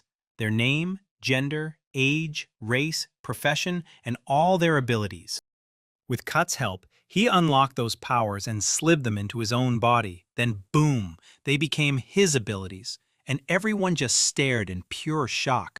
Sylphie and Aisha both replayed that brutal battle scene in their heads, when the king's axe vanished, and somehow nobody could make sense of how that was even possible. Aisha shrieked, "This can't be!"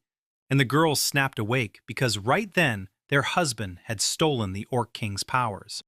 The king snapped back that it was unthinkable, because if that rumor was true, there was no way to even picture just how terrifyingly powerful that ability had to be. Maine Coon leaned in and kept going. He told me the Orc King had yet another wild power, one that let him teleport from place to place in the blink of an eye. Aruto muttered, "This can't be real." Louis grinned and said, "It's basically a teleportation stone. Boom! Then we'll reach Adora in no time." The king said that my mind's power was wildly unusual, but it never failed. My wife, giggling, burst into a grin and backed him up. Everyone cheered for Mine's powers, and everyone begged to team up and go rescue Adora, because if Mine was with them, it felt like 100 people fighting at once. But Aruto snapped aside in pure rage and shoved the question at Mine. Should he just give up and drop the fight with him? Brother kept pushing questions, and Aruto snapped that he grilled Mine and demanded an answer, because if Mine had really stolen Aruto's ability, he would have won for sure. Aruto just couldn't wrap his head around why Mine never made that move. Mine shot back that an ability feels almost like life itself, and that's usually how it starts, right after you finally get one. Until then, he'd only lifted powers off people twice. The first time was on the day he came of age, when the carriage he was riding in got ambushed by bandits who didn't want witnesses. They wanted everyone dead. The second time was when Mine joined the guild, and then he stole an ability from an adventurer who wanted to wipe out his own comrades. Aisha guessed it was Rairu-san, and Mine said this world had people who could snuff out a life without even blinking, so he decided he'd unleash his power only to save lives, never to harm, going after anyone who meant to take someone's life, because he was protecting his family. And when that moment finally hit, he spent every last drop of strength. No matter how hard he clashed with Aruto, he just couldn't pry away that ability. Aruto claimed it was mine, because he knew it was mine. Then he shot out an apology for ever doubting me, turned to the king, and promised he'd go to Adora with them, and the king gave a nod. The king declared there was just 1 hour left until sunset and demanded everyone burn every ounce of strength to rescue Adora and the baby dragon. Then Louis swore, "I'm going too." Mine told them he was about to open a portal between the castle and Adora, and the second it cracked open, everyone had to dive inside. Mine snapped his hand up and tore open a huge dark portal, then called out that everything was fine and they could step through and go. Aisha and Sylvie stared at the portal, their fear screaming louder than their hearts. Could they really step in?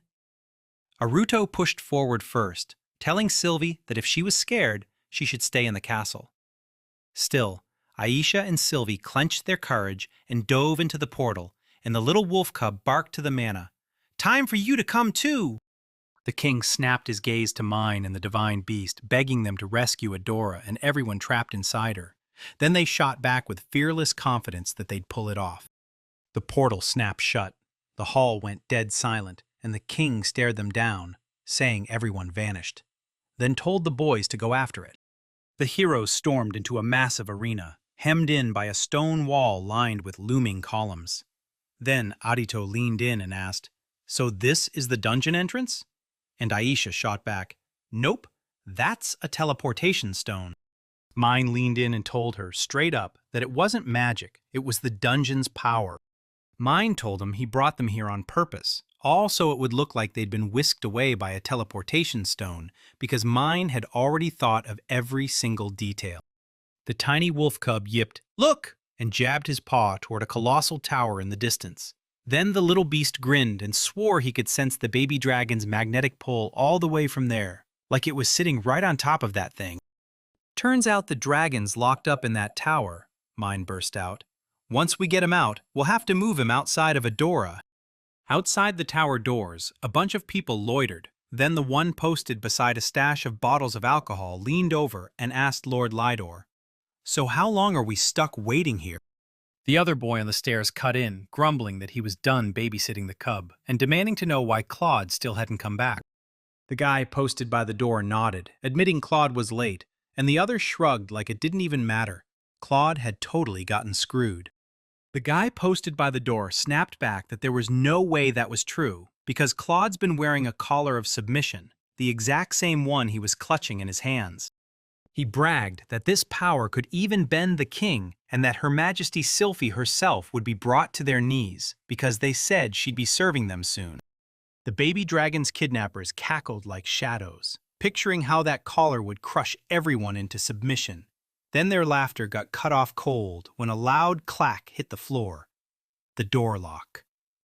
Mine kicks the door in from the other side, and the whole guy gets blasted through it like a rocket. Then the other kidnappers scramble back in shock, and one of them blurts, "We're robbers!" Sylphie lunges at him and drives her sword straight into his stomach. The third guy yells for the mini-dragon to burn them. Then right before the words finish, a tiny wolf cub barrels in, shoves the kidnapper aside, and steals the moment. As the heroes burst into the room, every kidnapper crumpled on the floor, no one standing. Aruto strode past and clocked it instantly. The divine beast strike was defending, like it was always going to be. Sophie then chimed in with a grin. The baby dragon was totally fine. Arito said that when Maine kicked the door in, he figured he'd smash the first guy he laid eyes on. But who knew the door would fold so fast that it would kill him right along with it? And Maine just stammered that he never imagined it would be that flimsy. The tiny wolf cub stood right by the baby dragon and snapped, "Mine! Grab it and get that collar off, fast!" Mine then barked at the little dragon, "Freeze!" and hurried to pull the collar free. Mine yanked off the collar and breathed, saying it was all fine now. Then she told the baby dragon they'd carry him to his mother. Right as the little dragon threw out its wings and let out a wild, full-volume scream. Everyone snapped their hands over their ears as that deafening blast hit, and Aruto burst out shouting, "What was that?" While Aisha shot back, "Why are you yelling?" The divine beast told Maine this was the dragon's way of summoning his mother, but it was far too soon to do it, and Maine's heart twisted with pure terror when he realized just how terrifying that little dragon's mother really was. Maine whipped around and screamed for everyone to bolt out of the tower right now. Then the walls started collapsing, and the mother dragon barreled straight through them.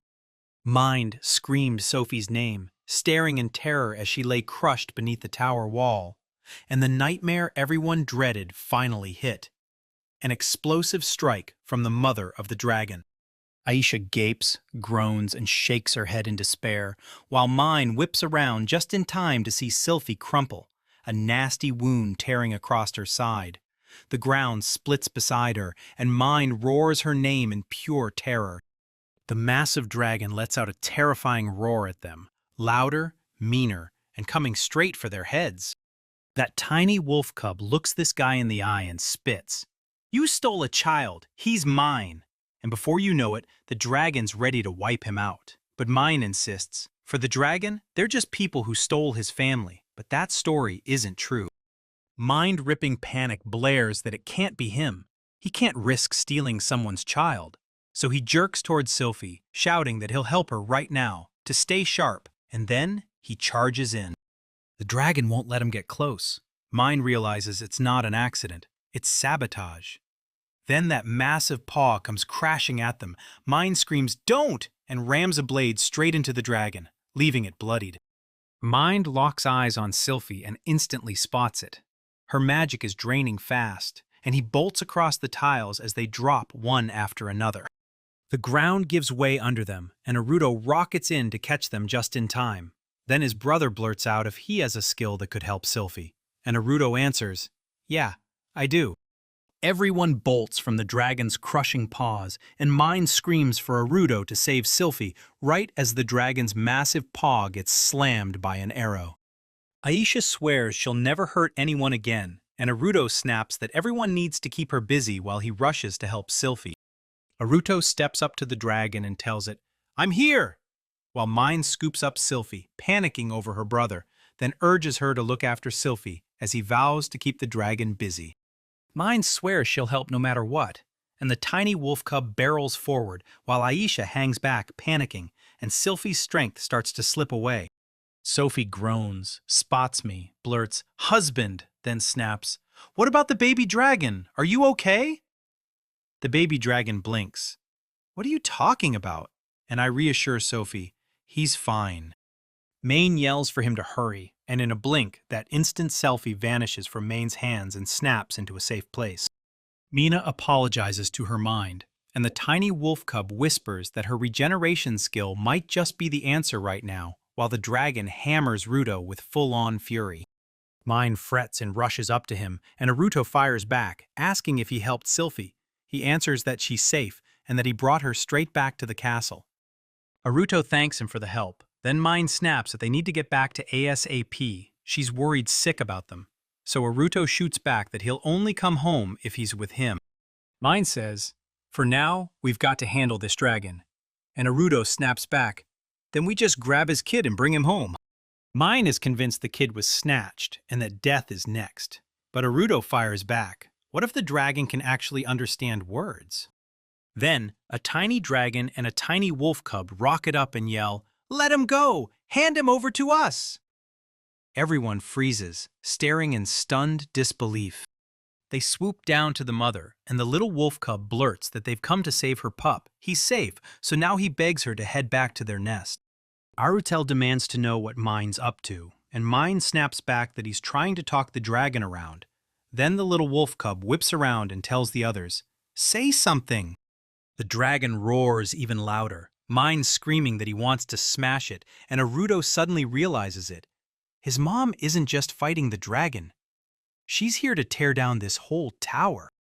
A dragon streaks upward and smashes the tower's top to pieces, and Naruto and Mina tumble down.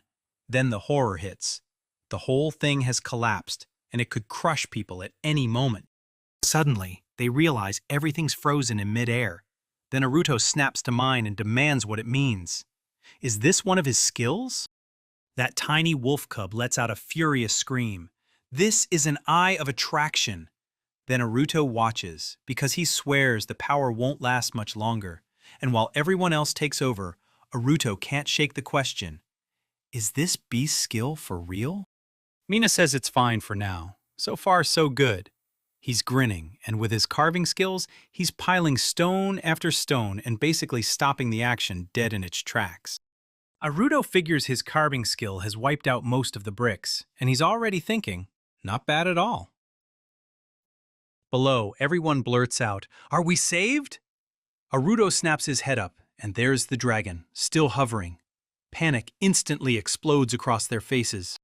Inside the tower, the robbers burst out past the shattered wall. One of them yells, "Wait, is that really a dragon? No way, did she really come all this way to find her cub?"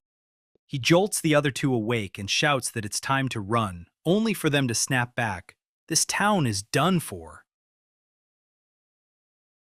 The dragon lets out a thunderous roar that slams through the air, louder and fiercer than anything mere mortals could ever manage.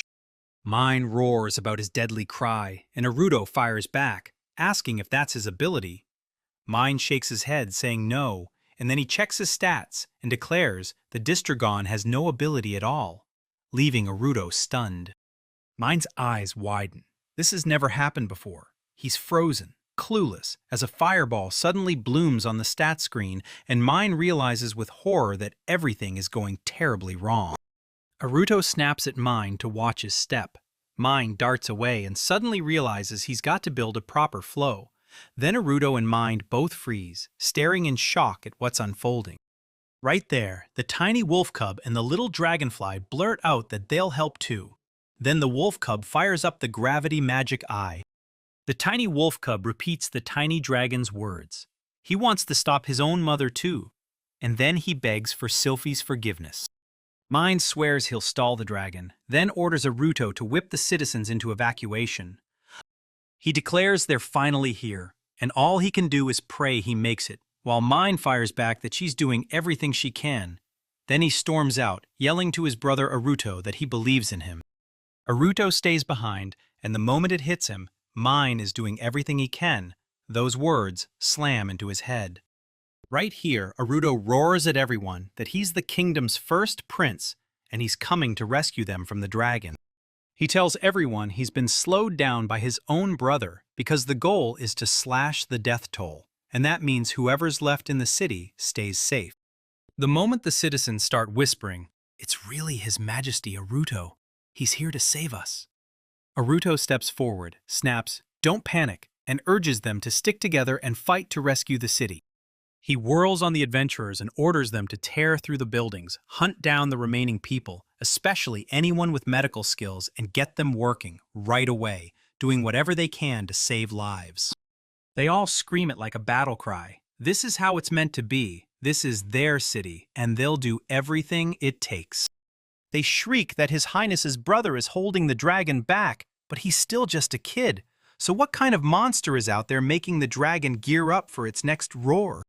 Naruto snaps at Mine to be careful, and Mine yells back that Naruto won't stop him. Then Naruto halts dead in front of the dragon. The dragon stays dead silent, and my little miner blurts out, "How do you feel about all this?" He shoves the claim to his mouth and somehow still growls through it like, "Everything flies, and it all cracks." Mine slams down an iron wall on them right away, and he can't stop wondering, did she really pull it off herself just to slip it in? Mine snaps that she's hurt her cub again, and the little wolf growls that she's furious at the helpless humans who stole her cub. He says dragons are just like that. They won't bow to anyone weaker, and not even to him, because he let it happen, and she slams that lesson into him. Then Minae echoes her words. She only acknowledges the ones stronger. He decides he has to make her believe he's stronger than ever. Mine clutches the wounded Sylphie and roars that he'll finally unleash every bit of rage on her, while Naruto and the little girl huddle against the wall, feeling the dragon's stare lock onto them. The dragon rockets into the sky, and Mine's gut drops. She realizes that the insert just won't work on her. People below yell for them to jump, saying the house can't hold. Then someone screams that it's dangerous up here, so they better stay put, while a furious woman pushes and shouts at His Highness to get out right now. Naruto raises the chunks of concrete over the little girl and snaps that he can't just leave his people behind and bolt. A dragon rocket slams toward them at breakneck speed, and the soldiers scream for Naruto to run. Then it whips past in a blur, leaving everyone staring in shock at how insanely fast it is. Naruto warns it's too dangerous, but the little wolf cub clutches her baby in her thoughts, darts up and slams right in front of the mother, stopping the dragon's attack in its tracks. Everyone down there is stunned. This kid actually halted the dragon's attack. But how on earth did he even make it here? The dragon roars like it's about to tear the sky in half, and Mine thinks, "Oh, you want to fight that badly? Then I'll drag you to a place where you can fight non-stop to your heart's content." He swears he won't let the city get destroyed again. Then Naruto screams at Mane to freeze because he can't carry this alone. He needs Mane to let him stop. In the blink of an eye, the dragon, along with the animals and even the mine, vanishes, and Naruto erupts into a scream of pure horror. The crowd's furious. Did the dragon really vanish? They swear that the moment the prince's brother stopped her strike, boom, they were gone. One voice says, "No way!" And another snaps back, "It happened, trust me." Then a woman clutching her little girl steps forward and thanks Aruto for rescuing her daughter. Aruto shrugs and says, "It wasn't me, it was my brother. Tell him." The little girl beams and tells him she's grateful too, then looks up and asks, "Will we see you again?" Aruta lifts his head and insists they'll absolutely meet again, but the moment he starts thinking, he can't make sense of how everything spiraled into this. They burst in to save Adoru, but the city was already wrecked. Sylphie got hurt, and he couldn't stop the mine at all, so rage erupts as he hammers his fist into the wall. He keeps telling himself Adora is finally safe, but Mine is still out there fighting, so he panics, wonders where he's gone, and begs him to come back alive. Right now, in that slime-filled cave, me and the dragon are locked in a brutal fight. The dragon and the little wolf blurt out, "Where are we?" And Mine fires back, "We're in the dungeon beneath the city!" Then he grins like it's the best secret ever, because the air is packed with raw, magical power. Mine tells you that back then, when he used his power, the damage never spilled up to the top floor or down to the bottom one. So you can battle the earnest and still show your real skills. No hiding, no shrinking. And the little wolf shoots back. "Does this mean I can win?"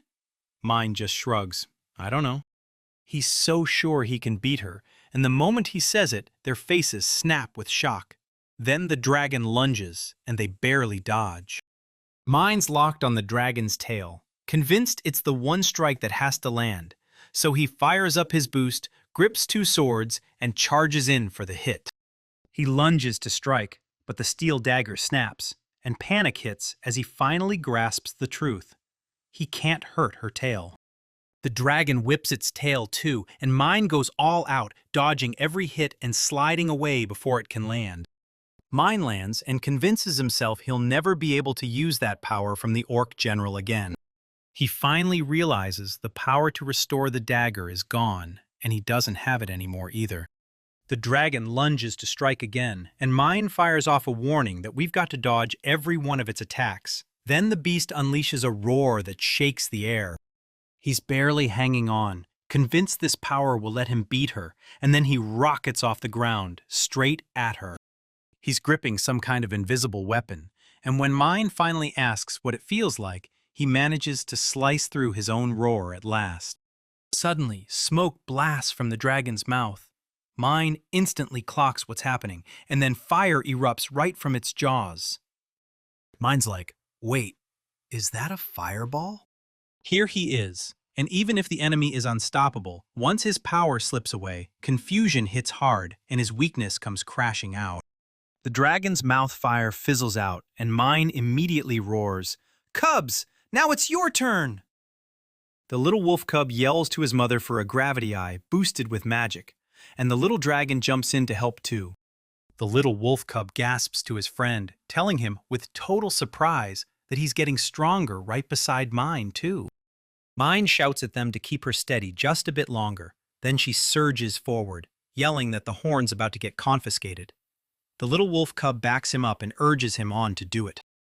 The dragon snarls in pure rage, and the weapon in Mine's hands vanishes, leaving his hand empty as panic slams into him, begging the question, why is it gone?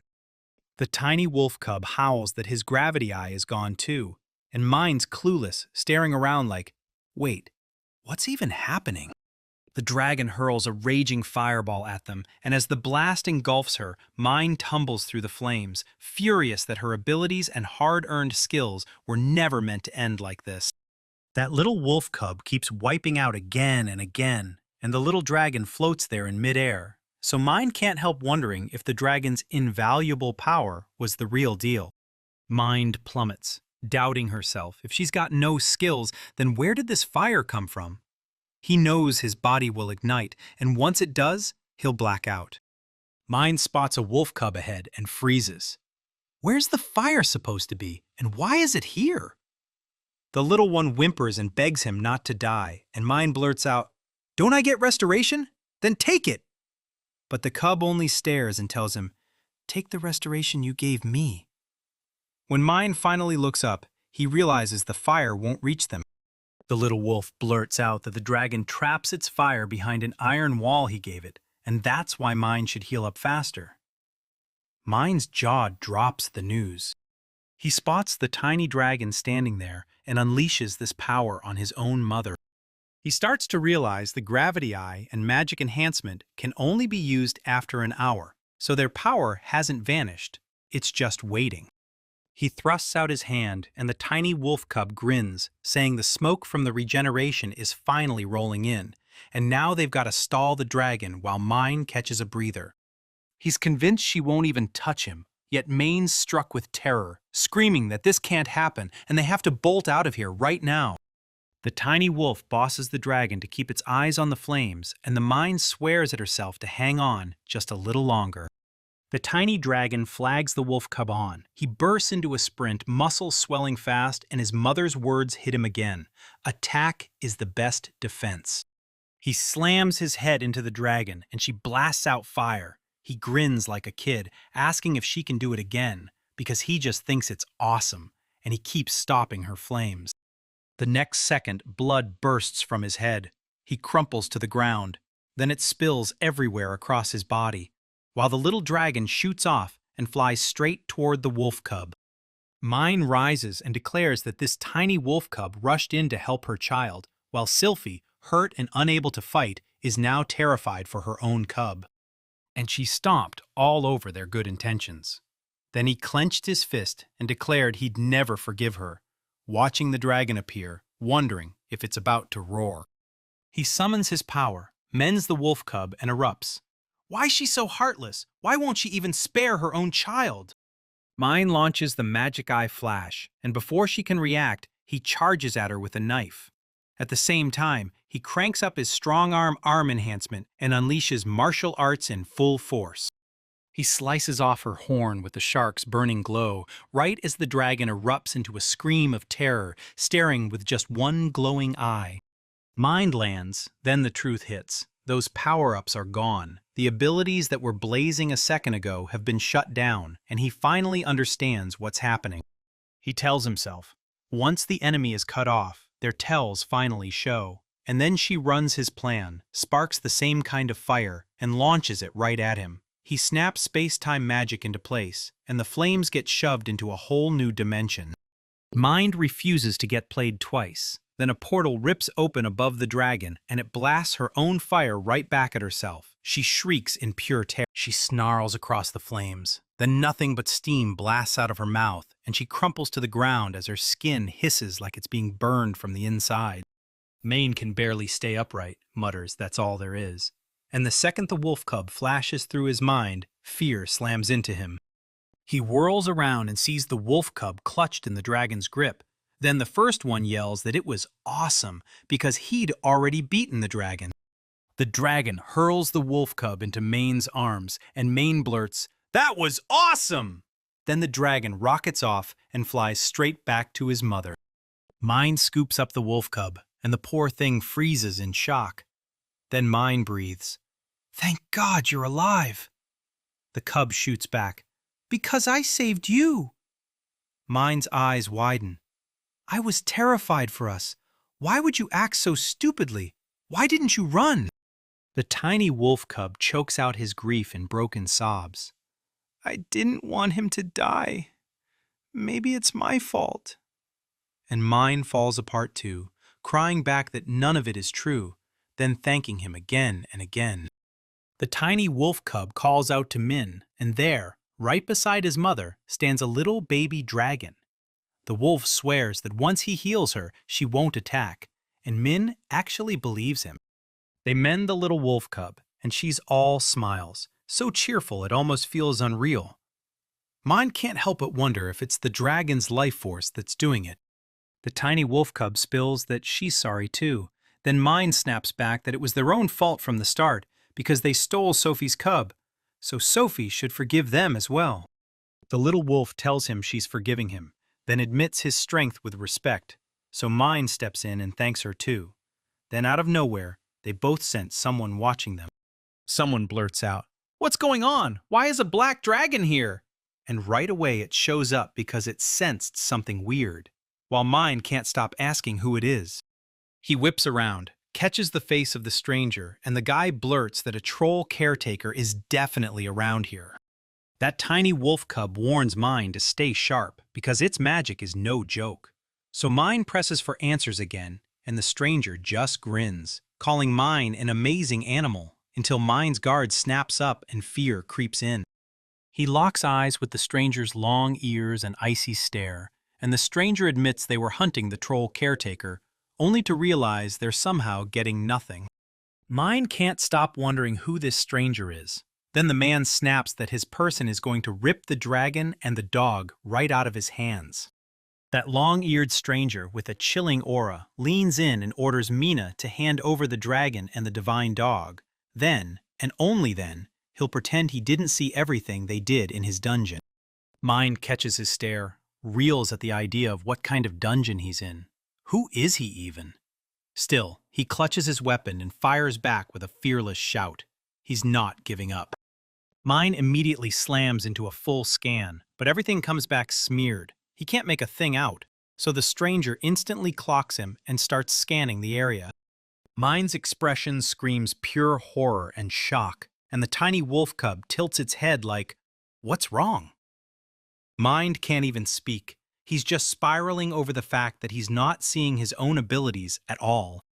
The stranger snaps at him, demanding to know if he really chose to stare back, while Maine is absolutely horrified because the guy could feel the scan like it was screaming.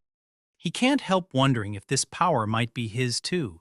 Then the stranger grins and jokes, "So what are you scared of if you really want to bolt?" The tiny wolf cub mouths off to the dragon, saying she told him her powers won't work on him. Then Mind squeaks and gets scared. The stranger thrusts his hand forward and warns him straight up, after he draws that sword on him, there won't be any alive left to think about. Mind screams, "Don't quit!" 4 against 1, and yeah, they've got the numbers, but he clocks it instantly. He's stronger than they realize, and going toe-to-toe with him is straight up dangerous. The stranger lets out a laugh, bragging that even Maine's voice is trembling. Then, right after he says it, monsters flood out, and they crowd behind him, ready to spring at his command. Mind gapes at the sheer number of magical creatures, and the little wolf cub can't help but wonder where they all crawled from, because even he didn't feel a single one of them. Yet the stranger sneers, saying it's a shame it isn't 4 against 1, while a horde of trolls and orcs looms just behind him. Mind staring at it, stunned. This can't be real. Yet he still snatches control of the orc general, no king needed. The stranger snaps at him to calm down, even if it's on his terms, 4 against 1, because Mind clocks that confidence in him, and he warns that this could get deadly fast. He tells himself he has to sprint, because if he doesn't, everyone dies here. The stranger smirks and warns him he'll leave no wet spot, calling him reckless as he says it. The dragon lets out a thunderous roar and chaos hits. People stumble and topple, their balance ripped away. So he blurted, asking if this is the dragon's fear made real. Mind realizes that the roar is throwing him off, so he makes his move. Then they vanish. The stranger snaps his head around, scanning for them. He says he can't feel them anymore, like that crazy orc king skill, like the way a dog or a dragon just shuts everything out. They slipped away from him, and now he's staring at that guy like, "You're insanely lucky." But the moment's coming fast. This world is about to be swallowed by demons, and there won't be a single safe place left to run to. He yells for the monsters to follow him, promising they'll wipe out the people's country to build a brand new dungeon. But before they can raise Augusta, you've got to catch that man and put him down. Me. The cub's mother sighs. All clear now. She says they've hauled everyone from Adora and dumped them inside the dungeon. Then Mind remembers this. A weird creature lunged out, stronger than anything, and they barely escaped. So that's why. They hauled this giant thing into the forest, dropping wild talk about a dragon. Maine chimes in with an apology because all he could picture was the forest. She demands to know just how tough the enemy was, since Mina, who steals abilities, somehow slipped out alive. Mind flickers with shock. He can't scan him at all. And if he can't even catch that the dragon is the reason, then there's no way he can scan his name either. She grabs his attention and tells him to look at her like that. Then he blurts out, "Is this really possible?" She ushers him along fast and fires back, "Do you need to ask someone else first?" He runs the mind scan and stares at her data in total shock. Then she demands he read every ability he spots out loud. He blurts it out loud and she squints. "So there really aren't any others?" And he shakes his head. "Nope, just these." They glow in a weird, strange way, but you can't really spot them unless you're looking for them. She says it looks like racial powers aren't even showing, and then, boom, between the roar and that brutal terror bite, the dragon slashes damage into the crowd and sparks instant panic, plus one more terrifying roar that freezes the enemy in delay for a full hour. All burning fireblade, ooze, and those 3 racial powers? Yeah, she's got them too, since she's a divine beast, and her terrifying roar can even turn lethal, because when it hits, it can kill someone. The tiny wolf cub blurts that it felt like a death sentence, and they almost croaked, and the moment he hears it, Mina's fear snaps her nerves. Then the mother presses in with a menacing stare, demanding answers. She snaps, asking again if it's true. He swears it isn't, and the tiny wolf cub insists they were almost killed by that dragon, like it's the coolest thing ever. She roars again, rage blazing, and Mine recoils back, so even the little dragon flinches from her fury. The divine beast swears she'll swallow this dragon whole, and the one lurking behind goes rigid with terror. No doubt Lady Fenrir's fear is the king's fear too. Then somebody blurts that she's always stormy-tempered, and she snaps back, asking if has come to stop her. The voice announces he's here to yank his brother out of death's grip, and his mother snaps back that, just like always, he's anything but indifferent. Because this isn't just anyone, it's the Elder Dragon, the second divine beast. Mine gapes at the second divine beast like it's impossible, and snaps his eyes shut because the glow is blinding. Maybe it's his own wings lighting up? Then the beast turns toward him and demands, "Can you hear me?" Mind snapped his gaze up, and the second divine beast revealed it. He'd forged a connection with Mind so they could talk. He's grateful. He thanks him for shutting down the rampage, and the wolf calmly reveals it. It's a divine beast, born at the very start of all dragons. Each divine beast rules its own kind. She even dropped down from the first god and led every forest beast with her. And Maine says that's exactly how they're connected. That tiny wolf cub tells Maine, "Me and Yarem are blood relatives too." And Maine's like, "How cool is that?" And then the second divine beast backs it up, saying he's their precious family member. Here, his mother snaps back that he was moments from dying because of someone, then demands what they're going to do about it, and fires back that he won't claim he understands Fenrir. Right here, the little dragon crouches in front of his mother, guarding her with everything he's got, while a little wolf cub swears he'll protect her like an iron wall he hauled straight out of the mine. Fenrir snarls like, "How wild! This kid actually dares to face me, and he'll regret it." Maine snaps at her to hold up, because the dragon isn't the one to blame. Maine blasts out that it was all those people who stole him, and Fenrir snarls back that anyone who shows their teeth at a god will get bitten by him.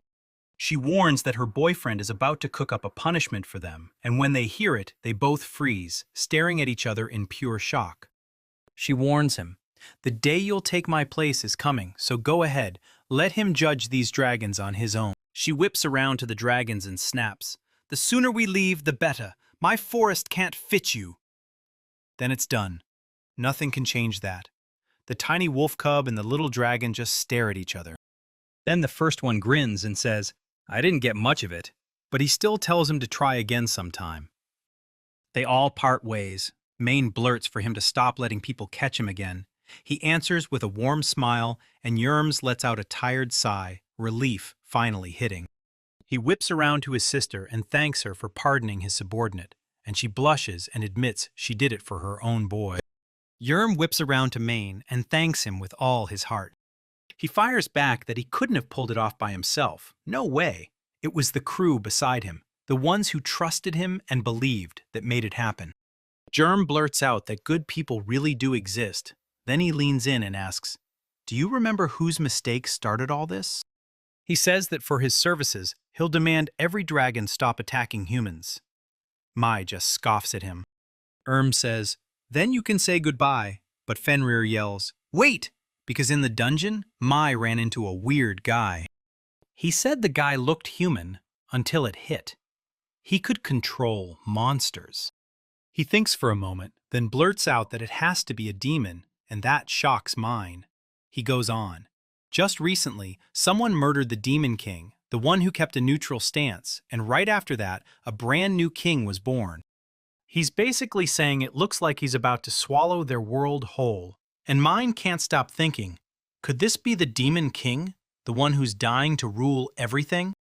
Yam says the signs aren't clear, except for those monster clumps over there, so they should rush this to the King of People, but Maine nods and promises that once he gets back, he'll report every last detail.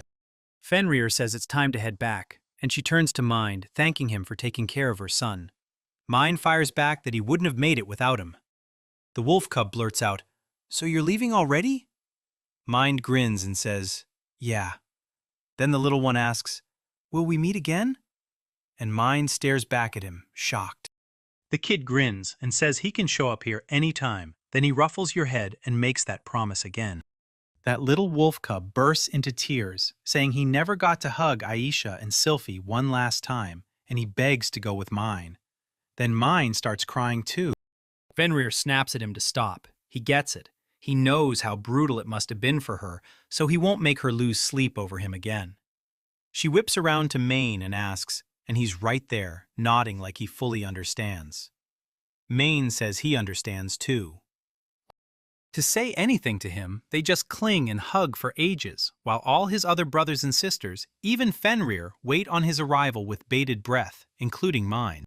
Night drops, and with a sharp mind and his ability, he darts to a nearby building, then exhales hard like he's finally safe. He finally steps into Adora and yells that he's here. Then he scans the place, searching, until some stranger claps back like, yeah, I knew you'd show up. He whips around and spots Ruto by the pillar, staring him down as he swears he just knew Mina would show up.